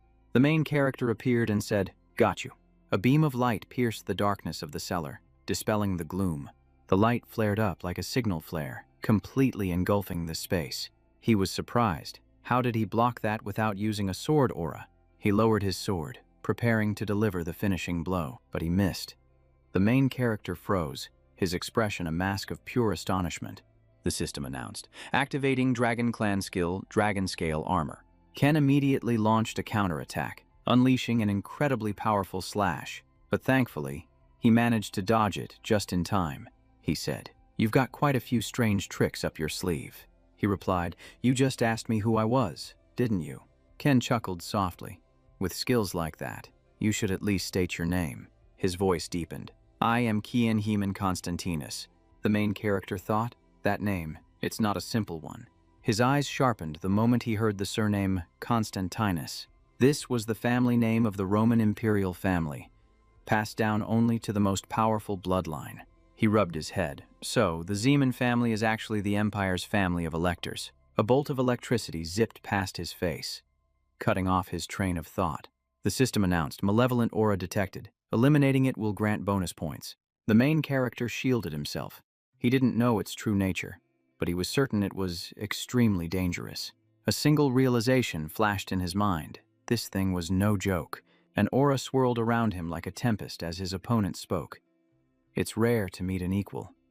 I'll grant you a proper death." He realized, "I can't fight him normally anymore. My skill level is still too far below his."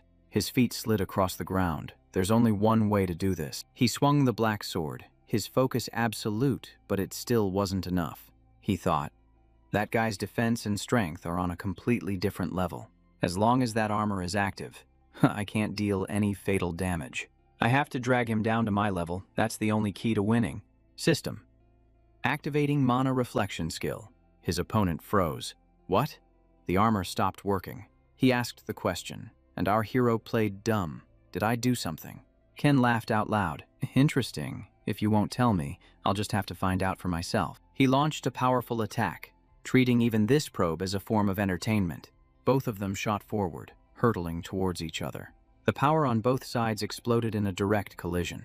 Two immense forces clashed head-on, with neither side giving an inch. A massive explosion roared, shaking the very space around them. A tidal wave of energy surged forth, completely engulfing the area. These were blows that would make any spectator tremble in fear. When the dust finally settled, only ruins and smoldering embers remained. The main character's hand hung limp, blood pooling on the ground as he growled, "Damn it." System. Malevolent aura has exceeded the permissible limit. The effectiveness of the healing skill has been greatly reduced. He was severely wounded, his body covered in gashes, his voice trembling. "This is really bad," Ken said. The Drago bloodline. As expected. Impressive. The main character stammered in shock. He analyzed the situation. Only Drago's sealing magic could neutralize the armor. And then, there's that swordsmanship. His conclusion. It's remarkably similar to the Dragon Slayer technique. The main character thought, the dragon-slaying sword art is its true origin. But the move I just used is a forbidden secret technique. The fact that he recognized it is beyond strange. That proves it. The Heman family must have offered the Dragon Slayer technique to the Empire. He coughed up a mouthful of blood, his condition deteriorating by the second. "Kneeling," Ken said. "Your body is being corroded by demonic energy. To leave you like this would be disrespectful." The main character was stunned to hear that. His opponent delivered the final blow, murmuring softly, "Rest in peace." He drew his sword, ending it like a ritual. Turning away, he said, "It's been a long time since I've met an opponent of this caliber." But suddenly, a dagger flew past his face. Startled, he immediately spun back around. There was only a pool of blood. The main character had vanished. He was in shock. What just happened? System. A recovery potion has been used. Damage has been significantly restored. In that very instant, the main character charged out and dealt a fatal blow, finishing his opponent. The man's entire body collapsed to the ground. The main character's knees buckled, and he coughed uncontrollably.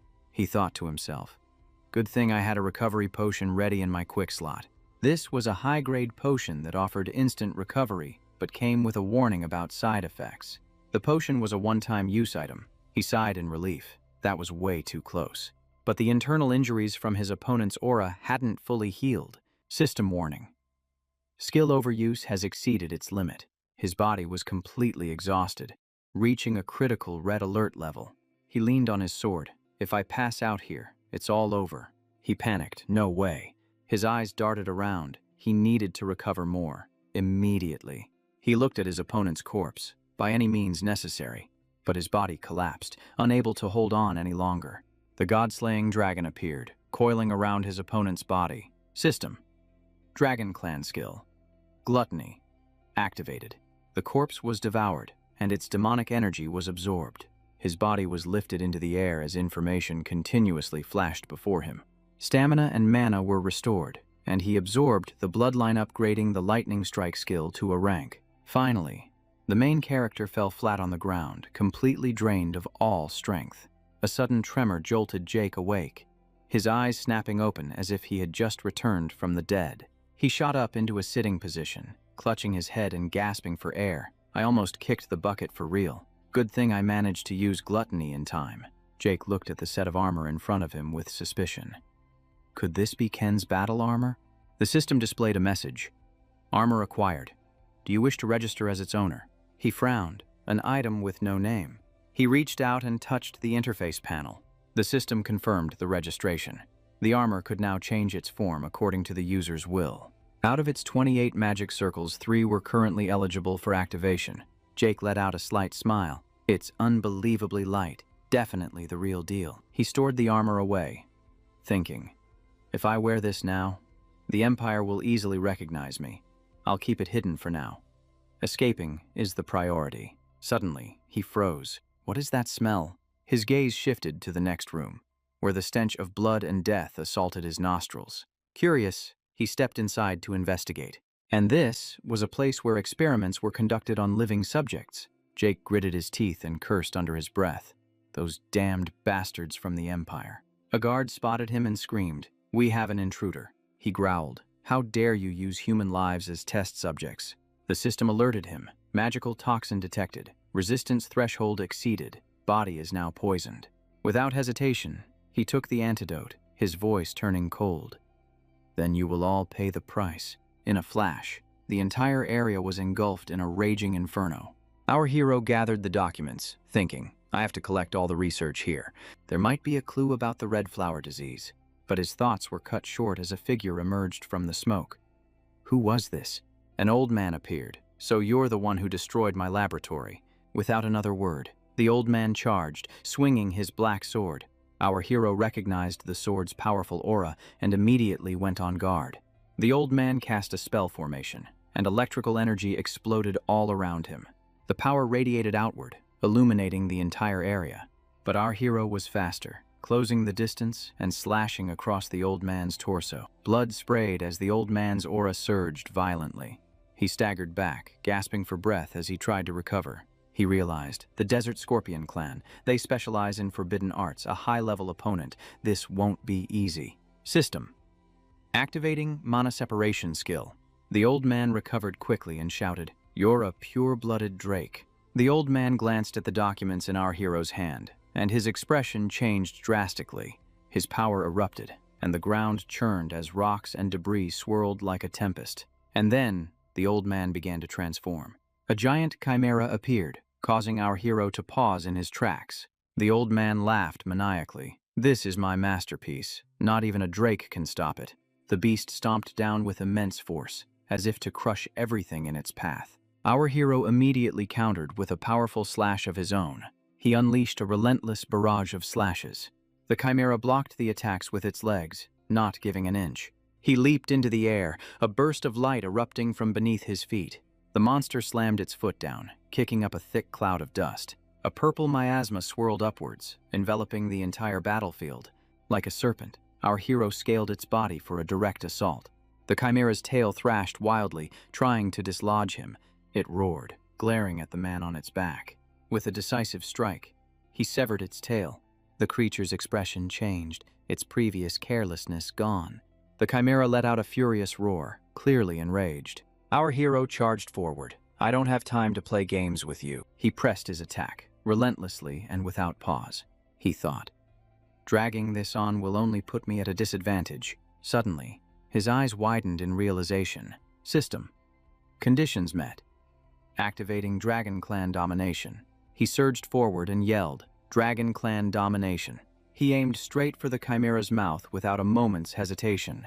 He growled, submit to me. System. Activating Dragon's might. The beast kept charging, refusing to submit. But then it froze, its cries growing weaker. System. Fear-induced, domination over draconic lineage enhanced. He realized something. The chimera was part dragon, so it was being affected. System. Confirmed draconic target is ready for subjugation. He didn't hesitate. Subjugate. Two swords crossed each other. Then they transformed into chains, binding the chimera tightly. System. Subjugation successful, and this is where things get crazy. He approached it and said, now you're as tame as a pet.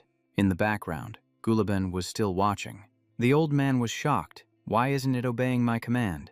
The protagonist turned around, his eyes ice cold.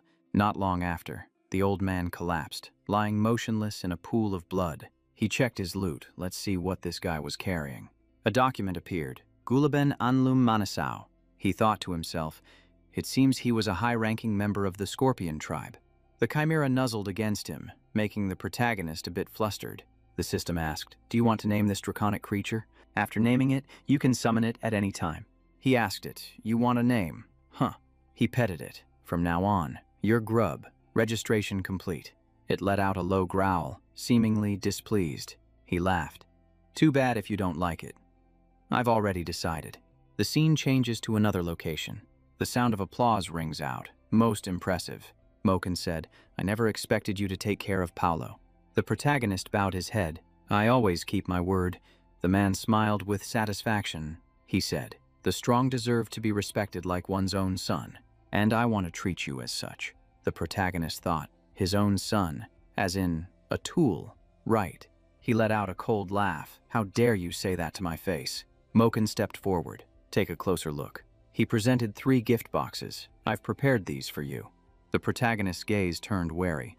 Moken said, cooperation requires proof to build trust. He stepped forward and opened one of the boxes. The protagonist thought to himself, this isn't going to be simple. He slowly opened the box, and the atmosphere instantly grew tense. And this is the craziest part. Inside was the head of a syndicate leader, stunning everyone who saw it. Moken gestured with his hand and asked softly, are you satisfied now? The protagonist just gave a faint smile, a cold smirk that was enough to send shivers down anyone's spine. He replied politely, but in his mind, he nodded in approval. A perfect plan. The syndicate is as good as wiped out, with only the final step remaining. But Moken continued, his tone shifting.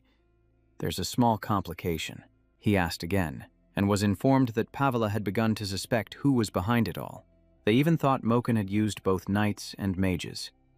And after hearing this, our hero just laughed to himself, thinking that, given the scene, it was an understandable mistake. Moken stated bluntly that this was an opportunity to send a decisive warning to those bandits. He took a puff from his cigar and declared that the master of the southern continent was Moken. And our hero knew right away. They were getting ready to fight Pavela again. Him again. He agreed with a sharp nod, accepting the deal so quickly it made our main character pause. Huh. Was it really that easy? Zik clenched his fists, his eyes as sharp as a blade, and declared he would go to Pavela to directly convey his boss's will. His voice was ice cold. In return, he asked for only one thing, grant her more authority. Make her the core of the new syndicate. You can just smell the power in that. After hearing the request, the man closed his eyes in thought, and the air grew tense, stretched taut like a bowstring. Then he spoke, agreeing to sponsor her, saying he'd do it as a favor to him. The man even waved his hand, dispatching an elite team of assassins from Kateo to provide support. Instantly, a group of figures descended from above, surrounding him. Among them was a guy with half his face covered, named Simon, who looked anything but simple. The man added that this guy was very useful, causing Zeke to glance over, wondering who this person was. Cutting to the Palo Santos territory within the Favela cartel, the air is thick with the scent of danger. Slow footsteps advance inside. Something big is about to go down. William speaks up, reporting to Abel that the investigation is complete. The Imperial Intelligence Bureau had already sanitized the scene, leaving nothing more to analyze. The combatants included both knights and mages, and the battle that took place here must have been incredibly intense. But Abel bent down, picked up a handful of dirt, and declared, "Wrong." He said there was only one person, which shocked William. William, bewildered, asked how a single person could leave behind traces of both sword slashes and b. He analyzed that this individual was at least at the level of a red knight or higher. Their skills were no joke, and it was this one person who wiped out everyone here, a thought that sends a chill down your spine. Abel also noticed that the Intelligence Bureau had cleaned up in a hurry, which meant they were definitely hiding something. He turned and walked away, determined to unearth the secret the Empire was concealing. William called out after him, warning of the consequences of messing with Imperial intelligence. But he stopped, simply calling out William's name as if giving an order. Then he turned back, saying with certainty that this place once held something that couldn't be missed. His intuition told him so. He roared, proclaiming that he himself had craved it for a very long time. His eyes grew dangerous as his ambition to seize Rake and the Empire flared to life. Cut to a port in Pavela, where things are about to get intense. A man on a ship spots a small boat approaching and becomes wary. He yelled out, demanding to know who they were. But before anyone could react, it happened. Zick leaped up and delivered a clean slash, finishing his opponent in the blink of an eye. The man's body fell into the sea and vanished without a trace. At the same time, Simon swung his sword, his movements as precise as if they were programmed. He locked onto his target with perfect accuracy, not off by a single millimeter. The sword pinned the target firmly, taking care of business cleanly at the edge of the boat. Zick quietly reminded them to handle things smoothly, then called Simon aboard the ship. Simon looked up, his eyes cold and emotionless. Our main character recalled his past life. It was this very man who taught him Southern martial arts and assassination, even in this den of criminals. He was the only one he could trust. Even after turning back time, his combat coordination remained flawless. The main character thought to himself that it would be amazing if he could recruit him. The group entered the city, where guards were posted everywhere. He asked if there was a way into the city center, and the answer was yes. This place used to belong to the Holy Empire, so it definitely has an ancient sewer system. Hearing about using the sewers made everyone feel a bit uncertain, but he said to just follow him, and they'd find a way.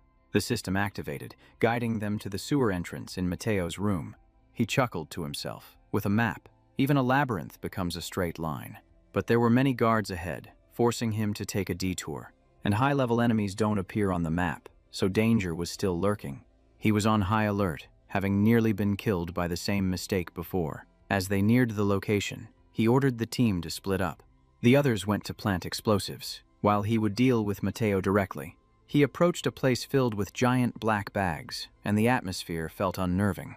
If he kills Mateo, Pavela will go insane and a war will break out. The iron door was shattered, and nothing could stop his advance. He rushed into the sewer, but doubts began to creep into his mind. Did John Doe really want them to succeed, or was he scheming something behind the scenes? Maybe he wanted the entire team wiped out just to send a message to Pavela. Meanwhile, he calmly proceeded deeper inside. He grinned sinisterly. This time, Mateo definitely wouldn't escape. A sudden leap startled the men below, who had no idea what was happening. He charged in, wiping out the entire group in just a few breaths. He realized Pavela seemed to be allied with the Empire, but he didn't see any Imperial soldiers, Suddenly, a bright light flashed directly in his face. He immediately knew that someone was hiding nearby. The soldiers swarmed in, shouting to capture him alive. They all attacked at once. The pressure was relentless, but he leaped up, cleanly dodging the fatal blow. Then he landed and launched a counterattack, wiping them all out. One of them tried to cast a spell to summon the magic squad, but before he could finish, the magic circle was destroyed. He drew his dagger, preparing to finish the job. A flurry of slashes flew out like a spider's web, leaving no one any chance of escape. He noted that this group was even weaker than Imperial soldiers. They were clearly just cannon fodder. He stopped and issued a warning. A fiery aura erupted around his body, releasing immense pressure. The system activated Dragon's might, and the air felt like it was being crushed. He coldly gave them one last chance. Disappear if they wanted to live. Otherwise, they could charge forward and face the consequences. A few minutes later, everyone lay on the ground, with no one left standing. He began to suspect what the Empire's true purpose here was. A stream of dark energy emanated from his hand. He looked up and spotted someone standing on a higher level. He was startled because he hadn't sensed the person's presence before. The figure didn't speak, simply raising a hand to manipulate the energy. The dark energy spread down to the bodies of the soldiers on the ground. And then, they slowly rose to their feet as if they had never fallen, now transformed into monsters. The figure ordered them to seize him. He attacked relentlessly, realizing this could be a powerful dark archmage. He looked up at the figure above, preparing for a confrontation. But he found it strange, as there were no faction insignias or visible magic circles. He continued to slash, clearing out these annoyances. The system announced the defeat of an undead knight, awarding 10 karma points. He paused, a glint in his eye. He smirked, thinking these points were a pretty good haul. The karma points kept stacking up with every kill. As if he'd been buffed, he unleashed much stronger slashes. He checked his surroundings, thinking he had taken care of all of them. Then he looked up at the figure standing on the high ground. But the man started to fade away as if he'd never existed. And then he vanished completely, leaving the main character stunned, wondering what the hell just happened. He turned and left, vowing to turn that guy into points the next time they met, since this area was now considered cleared. He pushed deeper inside, knowing he was just a little further from Mateo's room. He looked up, sensing the decisive moment had arrived. Suddenly, a sharp object whizzed past his head, unbelievably fast. He glanced down to see a blade at his throat and immediately spoke up. "I've been waiting for you for a long time." His voice dropped low as he said Simon's name directly. The other guy was a bit surprised, not expecting him to actually show up here. He figured John must have sent Simon to take care of him before everything blew up. The knife in Simon's hand slowly lowered. Then he switched it to his other hand, still maintaining his close-quarters stance. Simon said the plan to destroy Pavela had no room for someone from the central continent like him. The main character scoffed and replied that without him, their supply line would have been taken, the alliance would continue on, and the one to do it wouldn't necessarily have to be him. He reached out his hand as if preparing for something. The system confirmed that the administrator request had been approved. The continuous maintenance of the recovery skill was temporarily halted. He pulled the blade closer to his own neck, daring him to go ahead and kill him, then called out the nickname Shadowless Ghost. Simon was shaken, asking how he knew that old nickname. He stated his full name, Simon Zapatero. The main character said he knew about his past and the reason he served John. The guy tried to argue but was cut off. "It's to protect the Cusco bloodline, isn't it?" Simon's expression changed completely as he growled, asking how he knew. Seizing the opportunity, his body instantly moved. A dagger was summoned back into his hand. A single decisive slash knocked Simon's weapon aside. His eyes were ice cold, completely overpowering him. Simon stammered, asking just how much he knew and who he really was. He gave a slight smirk, saying there was no need to hide his identity anymore. He introduced himself as Zikrako, a direct descendant of the Drago family. Upon hearing this, Simon froze and even uttered the name Jake Rucker. He couldn't believe it, exclaiming in utter shock, the youngest person ever to be granted the title of Blue Knight. Simon realized that if the Dragos were involved, the entire South would be shaken, but he denied it, saying this was a personal decision. The man asked why he would reveal his identity so soon. Both sides raised their weapons again, and the tension became extremely thick. He forcefully knocked his opponent's weapon away and shouted, Pledge your loyalty to me, and I will help you protect and restore Cusco instead of following John." Simon looked down at his own hands, his resolve clearly wavering. The man pressed on, telling him that following Maken offered him no future. The protagonist then analyzed the situation. What if Simon had followed his orders to kill him? What would he do when Pavela's forces arrived? Would anyone come to reinforce him? Simon hesitated, realizing he had always been forced to survive on his own. The protagonist reminded him of what happened after Cusco fell. It was the gangs who seized his homeland, and John only ever intended to use him. John would just sell the princess for his own gain. That was his true objective. The story then flashes back 10 years, to the time when Cusco fell. Simon had fled with the newborn princess, escaping to the borderlands. He became a criminal just to grow stronger, waiting for the day he could restore his kingdom. But in the previous timeline, he was eliminated by John, and the princess was sold off. Before he died, Simon begged our hero to find and protect the princess. But by the time he found her, it was too late, and all that remained was ash. Understanding this painful past, the protagonist was determined to pull Simon away from Maken. Simon was hesitant, because the very group he was once loyal to was becoming corrupt. He asked what the protagonist's true goal was. He replied that he wanted the two gangs to destroy each other, which would allow him to proceed with his plan. And when it was all over, he would come for Maken. Simon was shocked, realizing the ultimate target was John himself. The man confirmed it with a grave expression, wanting Simon to join him.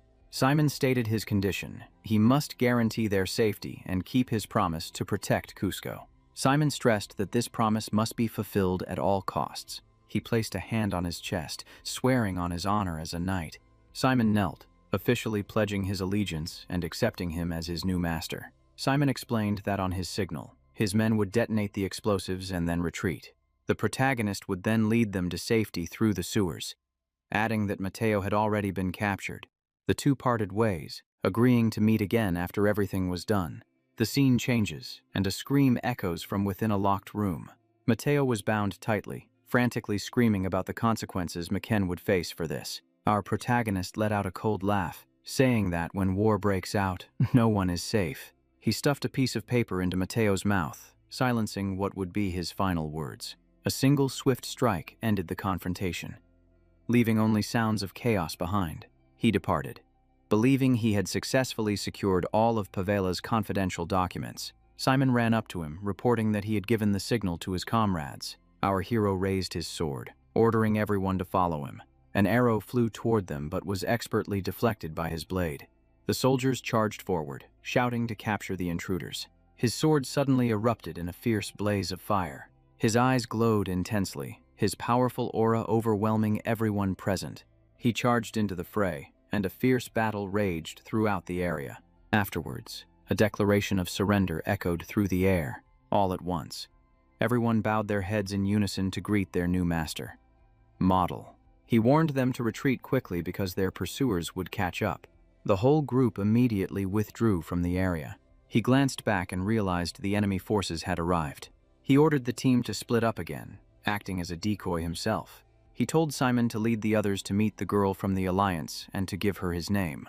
He reassured them, saying that everything regarding the princess was already taken care of. He recalled the plan to rescue the princess during the Day of Chaos. He smiled faintly, confirming that the princess had been rescued. The scene shifts to a mansion, where a furious shout echoes. An angry fist slammed on the table, a reminder of the 1 month of fighting. But the results were still unexpectedly disastrous. Morgan was furious about being constantly ambushed. Half of their officers had already been taken out of the game. Maken clutched his head, admitting that those two were far too dangerous. He had planned to give them an impossible mission just to get rid of them, but he never expected them to drive Pavela completely insane. Just then, someone spoke up with a suggestion. Pulling the boss from his thoughts, the man waited for an order. He proposed a temporary withdrawal to formulate a new plan. He analyzed that Pavela was blinded by rage and would charge in recklessly, which was an opportunity they could exploit.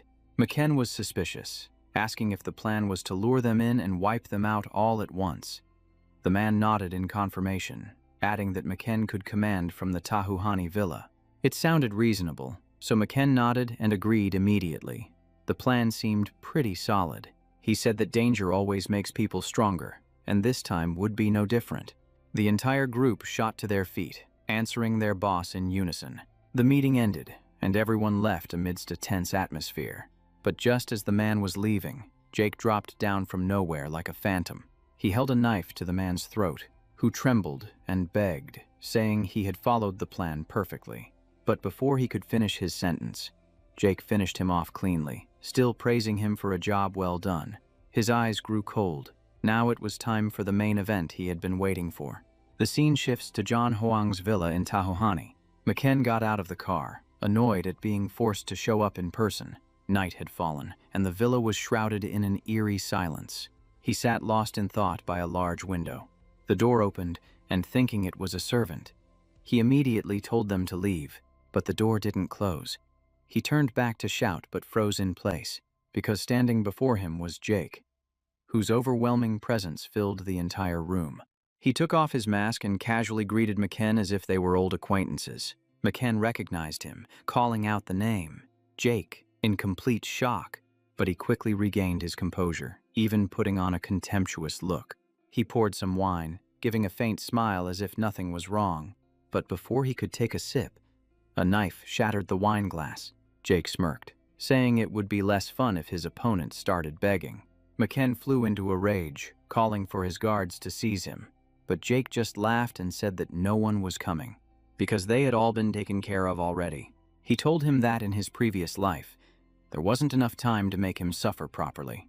He said he was still haunted by a past filled with humiliation and abuse. Maken, in a state of shock, denied everything, but he lunged forward, slamming the old man against the glass. A heavy punch landed, followed by desperate screams for help. The same pleas for mercy he had once screamed were now being repeated back to him. He raised his knife, telling him this is how they begged for their lives. Terrified, Maken claimed he was one of the chosen, but he was silenced with a sharp command to shut up. In the next moment, a brutal strike sent the old man collapsing in agony. Blood splattered everywhere, drenching his entire body. He wiped the blood from his face and promised to make him experience every last bit of suffering. The night passed in brutal torment, and dawn began to break. A trail of bloody footprints stretched across the floor. He changed his shirt and asked if everything was finished. Then, he inquired about the status of the syndicate. She reported that everything was proceeding exactly according to his plan, and as for herself, she was completely in the clear. He handed her a document, stating that from now on, the syndicate would be taking over. She read it with a bewildered expression, wondering what kind of contract this was. He removed his wig, beginning to explain the new merchant guild. The plan was to produce and distribute a high-quality version of Soma.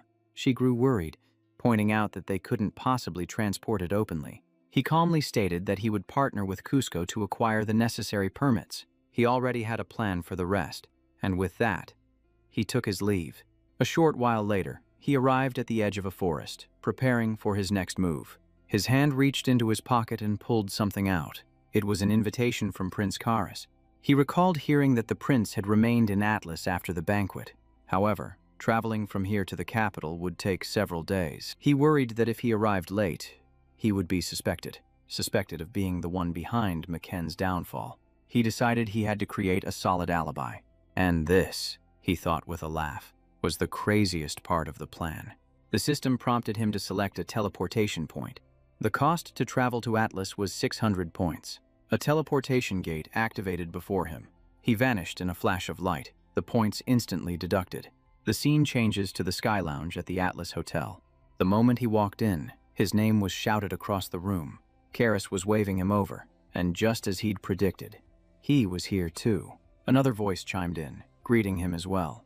He bowed his head respectfully, greeting the prince according to protocol. Karis said he had something important to discuss, but then he threw an arm around his shoulder and held up a bottle of wine. It turned out he just wanted a drinking buddy, since no one else could keep up with him. He cursed inwardly, wondering how he'd gotten the reputation for being able to hold his liquor. He observed Abel and William, getting a general idea of what was going on. Abel's gaze, in particular, seemed to indicate that he wanted a private word. Karis dragged him over for a drink, and he had no choice but to agree. Their two glasses clinked together, and the atmosphere was buzzing with energy. A little while later, the prince was the first to get drunk and had to be escorted away. The system activated its poison immunity, completely neutralizing the effects of the alcohol. He realized he was the only sober person left, which felt a bit awkward. Abel approached him and apologized for interrupting his training earlier. He then poured him a drink, pulling him into a private conversation. He was a little surprised by the unexpectedly intimate atmosphere. It seemed as though Abel wanted to share something important. And sure enough, that's when the real story began. Abel asked him what he thought about the Drago family. The mood instantly grew heavy and tense. Then, Abel declared his intention to completely annihilate the entire clan. He said he could smell the scent of blood and battle coming from the main character. He called him a true predator, someone who possessed all the right qualities. And he was confident that a man like him would understand. The main character just cursed to himself, thinking this was another one of those annoying bloodline issues. He asked what the purpose of forming an alliance with the Empire was. Abel explained that it was all part of a much grander plan.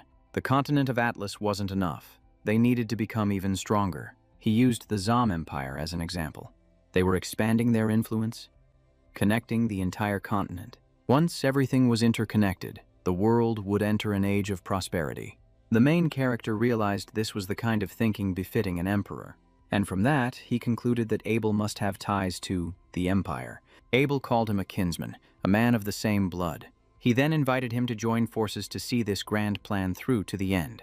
He paused to think, wondering if this guy really wanted him to serve as his second in command. After considering it, he bowed his head in thanks but then immediately gave his blunt answer. He then turned his back and walked away, stating that he had chosen his own path and could not follow him. Abel's voice turned cold as he asked if that was a decision he wouldn't come to regret. The main character gave a short, simple answer, no regrets. Abel's teeth clenched tightly, his eyes darkening with rage. He had no desire to become Abel's pawn, and he had made that perfectly clear. Just then, William returned after having escorted the prince to his quarters. He wondered why Abel was all alone and asked where the other guy had gone. Abel snapped angrily that since he had chosen a different path, he would have to be eliminated sooner rather than later. William thought back for a moment and then smiled faintly, because the final chance had already been given. The scene changes to the main character standing in front of Headmaster Valhalla's office. He was already a second-year student but had no intention of studying for the full 5 years. He submitted an application for early graduation on the grounds that he had already become a knight. As he stood there waiting, someone walked up and asked if he was also there to see the headmaster. He turned and recognized Diego. Diego was with a stranger who caught his attention. He had never seen that face at the academy before. The guy had an irritable expression and was clearly not the approachable type. The principal called all three of them in at the same time. Upon hearing the name Aster, he was startled into recognition. It was the illusory Shadow Knight, Aster Iladov, a character who had reached 5 stars, but whose background was a complete mystery. Aster apologized, saying his insomnia was making it hard to keep up with his classes. Diego teased him, but Aster immediately snapped back. He remembered from his past life that Aster had fought for the Empire, and this was his chance. Recruiting him would be a massive gain. The principal explained that since the three of them applied together, they would be tested as a group. Their mission was to cooperate with the Delta Knight Order. They had to eliminate a man known as the Black Yaksha.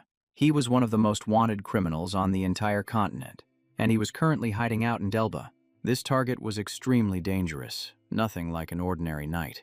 They could back out of the mission if they wanted to. Diego asked what round of the test this was. The principal replied that this was only the first round. No one backed out, so they all decided to participate. After that, they all dispersed to prepare. As Aster walked away, he clutched his head, complaining of pain. He called out to him, asking if he needed some medicine. Aster asked if it was sleeping medicine. He said he had a type that was extremely effective, but Aster refused, saying he had already tried many different kinds. He offered the medicine, telling him to just try it first and see. The guy was still skeptical and didn't want to use it, but as the scent of the medicine spread, Aster instantly fell asleep. His consciousness faded as darkness enveloped him. When he woke up, he had somehow already signed a contract without realizing it. He asked him why he signed so quickly without even reading the contents. Aster just laughed, saying he would accept anything as long as he could get a good night's sleep. He thought to himself that having a system shop was a huge advantage. As long as he had enough points, he could get rare items. It was so convenient. With this, Aster would surely be on his side for a long time, but he still wanted to test the guy's true strength. He called out to Aster, demanding he demonstrate his abilities before the mission. A spear slammed powerfully into the ground. Aster spun the spear like a top. Then he unleashed a powerful strike forward. His entire demeanor changed the moment he held his weapon. He told him to attack with all his might and not to hold anything back. Model. The two of them clashed. He realized the spear's effective range was incredibly wide. He decided to use his agile footwork. He swiftly dodged his opponent's attack. Appearing behind him, he prepared to counter. He unleashed a powerful slash, but Aster's reaction was lightning fast. His weapon was knocked off balance, and the fight grew even more intense. Aster countered immediately. His attacks were fluid and unpredictable, impossible to anticipate. He continued to press the assault. The tip of the spear stabbed down toward the ground. He backflipped to evade the blow. He recognized it as a technique used by a dangerous criminal. He let out a slight smirk, finding this fight rather interesting.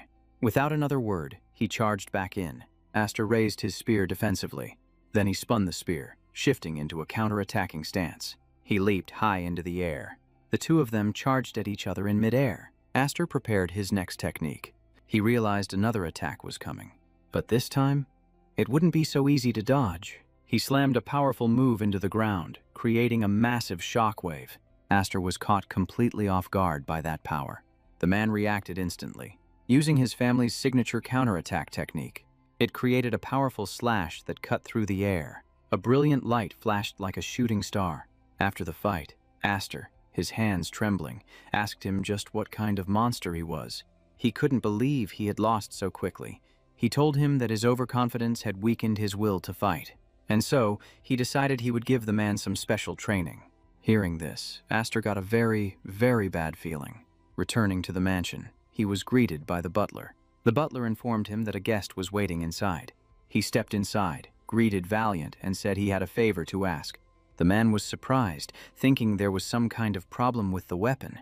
He remembered that Galleon's reputation was growing rapidly, but he explained that the weapon was fine, that there were no issues at all. The real issue was what happened next, when he activated it. A suit of armor immediately covered his body. He smirked, saying he had just recently acquired this item. Galleon stared, completely frozen, his eyes wide in disbelief. He screamed in astonishment, refusing to believe that what he was seeing was real. He explained that even he wasn't sure what it was, which is why he needed a discreet appraisal. In a low voice, he asked for a very thorough inspection. Galleon took it immediately, agreeing without a moment of hesitation. A moment later, he spoke up, sounding apologetic. He said he'd never seen an artifact like it before, and asked for more details about its properties. He pensively recalled his previous battle. He thought back to his confrontation with Ken. That armor was able to repel even sword aura. Galleon shot to his feet, exclaiming that such a thing was incredibly rare, and that only one type of metal could do that. It had to be orichalcum, the metal of the gods. The man couldn't believe he was seeing it with his own two eyes. He asked just how valuable it was. The man explained it was beyond rare. It was the stuff of legends. It possesses superior magical conductivity. This allows for more enchantment circles to be engraved on it than usual. Ordinary metals couldn't even withstand a single major battle. He looked at the armor, realizing its value was far beyond his wildest imagination. Then, he asked if its shape could be altered. Galleon reacted strongly, saying it was nearly impossible. Any mistake would ruin its entire structure. He then asked about the master blacksmith, Goli. Galleon confirmed that only his master would be able to do it, and he was currently in Himunas, up in the north. The blacksmith was surprised that he knew of that region. He just said that he'd heard of it before. Then he thanked him and gave him permission to study it further. Galleon was stunned by the offer. He was incredibly grateful. He thought about Himunas, but decided to handle the matters at hand first. The scene shifts to the Merchant Guild. Clip reports that the production process is going smoothly. However, building a soma factory in the capital is proving very difficult. He thought that if word of this got out, it would damage his reputation. He asked what would happen if it were sold as a finished product. It could be classified as a pharmaceutical if it had certification from the Magic Tower. He decided to build the factory on the southern continent. Melissa said their budget wasn't large enough. He told them he would build it himself, and they just needed to handle the paperwork. And he made it clear that this had nothing to do with his family. Then, he handed her an important document. Melissa opened it to take a look, and she was completely shocked by its contents. The Empire was collaborating with the Scorpion tribe on experiments. It was likely they were experimenting on the people of Alessia. She trembled at the sheer cruelty of it all. He requested that they keep it a secret. Melissa objected, wanting to make it public immediately. He explained that there wasn't enough evidence. The Empire had already pushed the blame onto the Scorpion clan. All they had to do was deny it to get away with it. Keeping it a secret would be more advantageous, because the Empire didn't know that their leverage had been discovered. Melissa understood that they needed to gather more proof. He confirmed this and told her to get ready. There might be more biological weapons. They needed to complete the antidote first. She realized this was the best way to minimize casualties, and it would also serve as a powerful counterattack. She trusted his decision. He said he would be busy with academy matters. Melissa understood and arranged to see him again. He then asked about Alencia and said he hoped he would have a chance to visit. She agreed to give him a tour. The two of them said their goodbyes. The scene shifts to a training room. Aster was lying flat on the ground, panting for breath. Diego was also exhausted and complaining. He yelled at them to keep training. Diego lost his temper and lunged at him. He smirked, knowing that provocation was the best method. After a week, both of them had improved significantly. He observed their every move. Diego had become noticeably more serious. Suddenly, someone appeared. The group greeted Professor Andre. He arrived with an important announcement. They would be participating in the campaign to exterminate the Dark Yakshas, but they wouldn't be going alone. Andre would be accompanying them. The ship began its journey. He mentioned he was surprised that they were participating as well, and that he had some information he needed to pass on. He asked them what they knew about Delba. He answered that mages ruled over that land. Andre confirmed that was true. The knights there are used primarily as shield-bearers for defense, while the mages attack from behind them. Aster wondered aloud if that meant casualties would be high. Andre confirmed that was correct, which is why they focus on defensive skills. Diego said that knights only serve mages. Andre agreed and warned them about their attitude. The mages there were very arrogant. A moment later, Andre introduced himself. The other man replied, showing respect at the mention of the Drago name.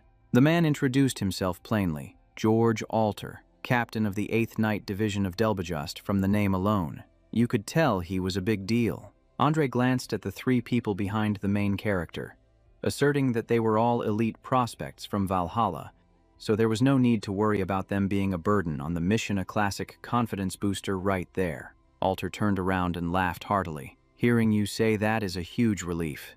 Then he pointed. The captain was already sitting inside the carriage up ahead. Diego was bewildered. Wait. What? The guy in the hat from before wasn't the captain. Jake immediately corrected him. Keep it down. He walked over to open the carriage door. Of course, that person would be in the central position. The door swung open, revealing a man sitting quietly inside. With an aura as cold as ice on look was all it took to know he wasn't someone to mess with. His sharp gaze swept outside, the kind of look that was enough to make others automatically keep their distance. Diego blurted out, "What an unpleasant face." Jake immediately shut him down. He'd already been told to keep quiet, but still hadn't learned his lesson. Rick observed silently, immediately guessing.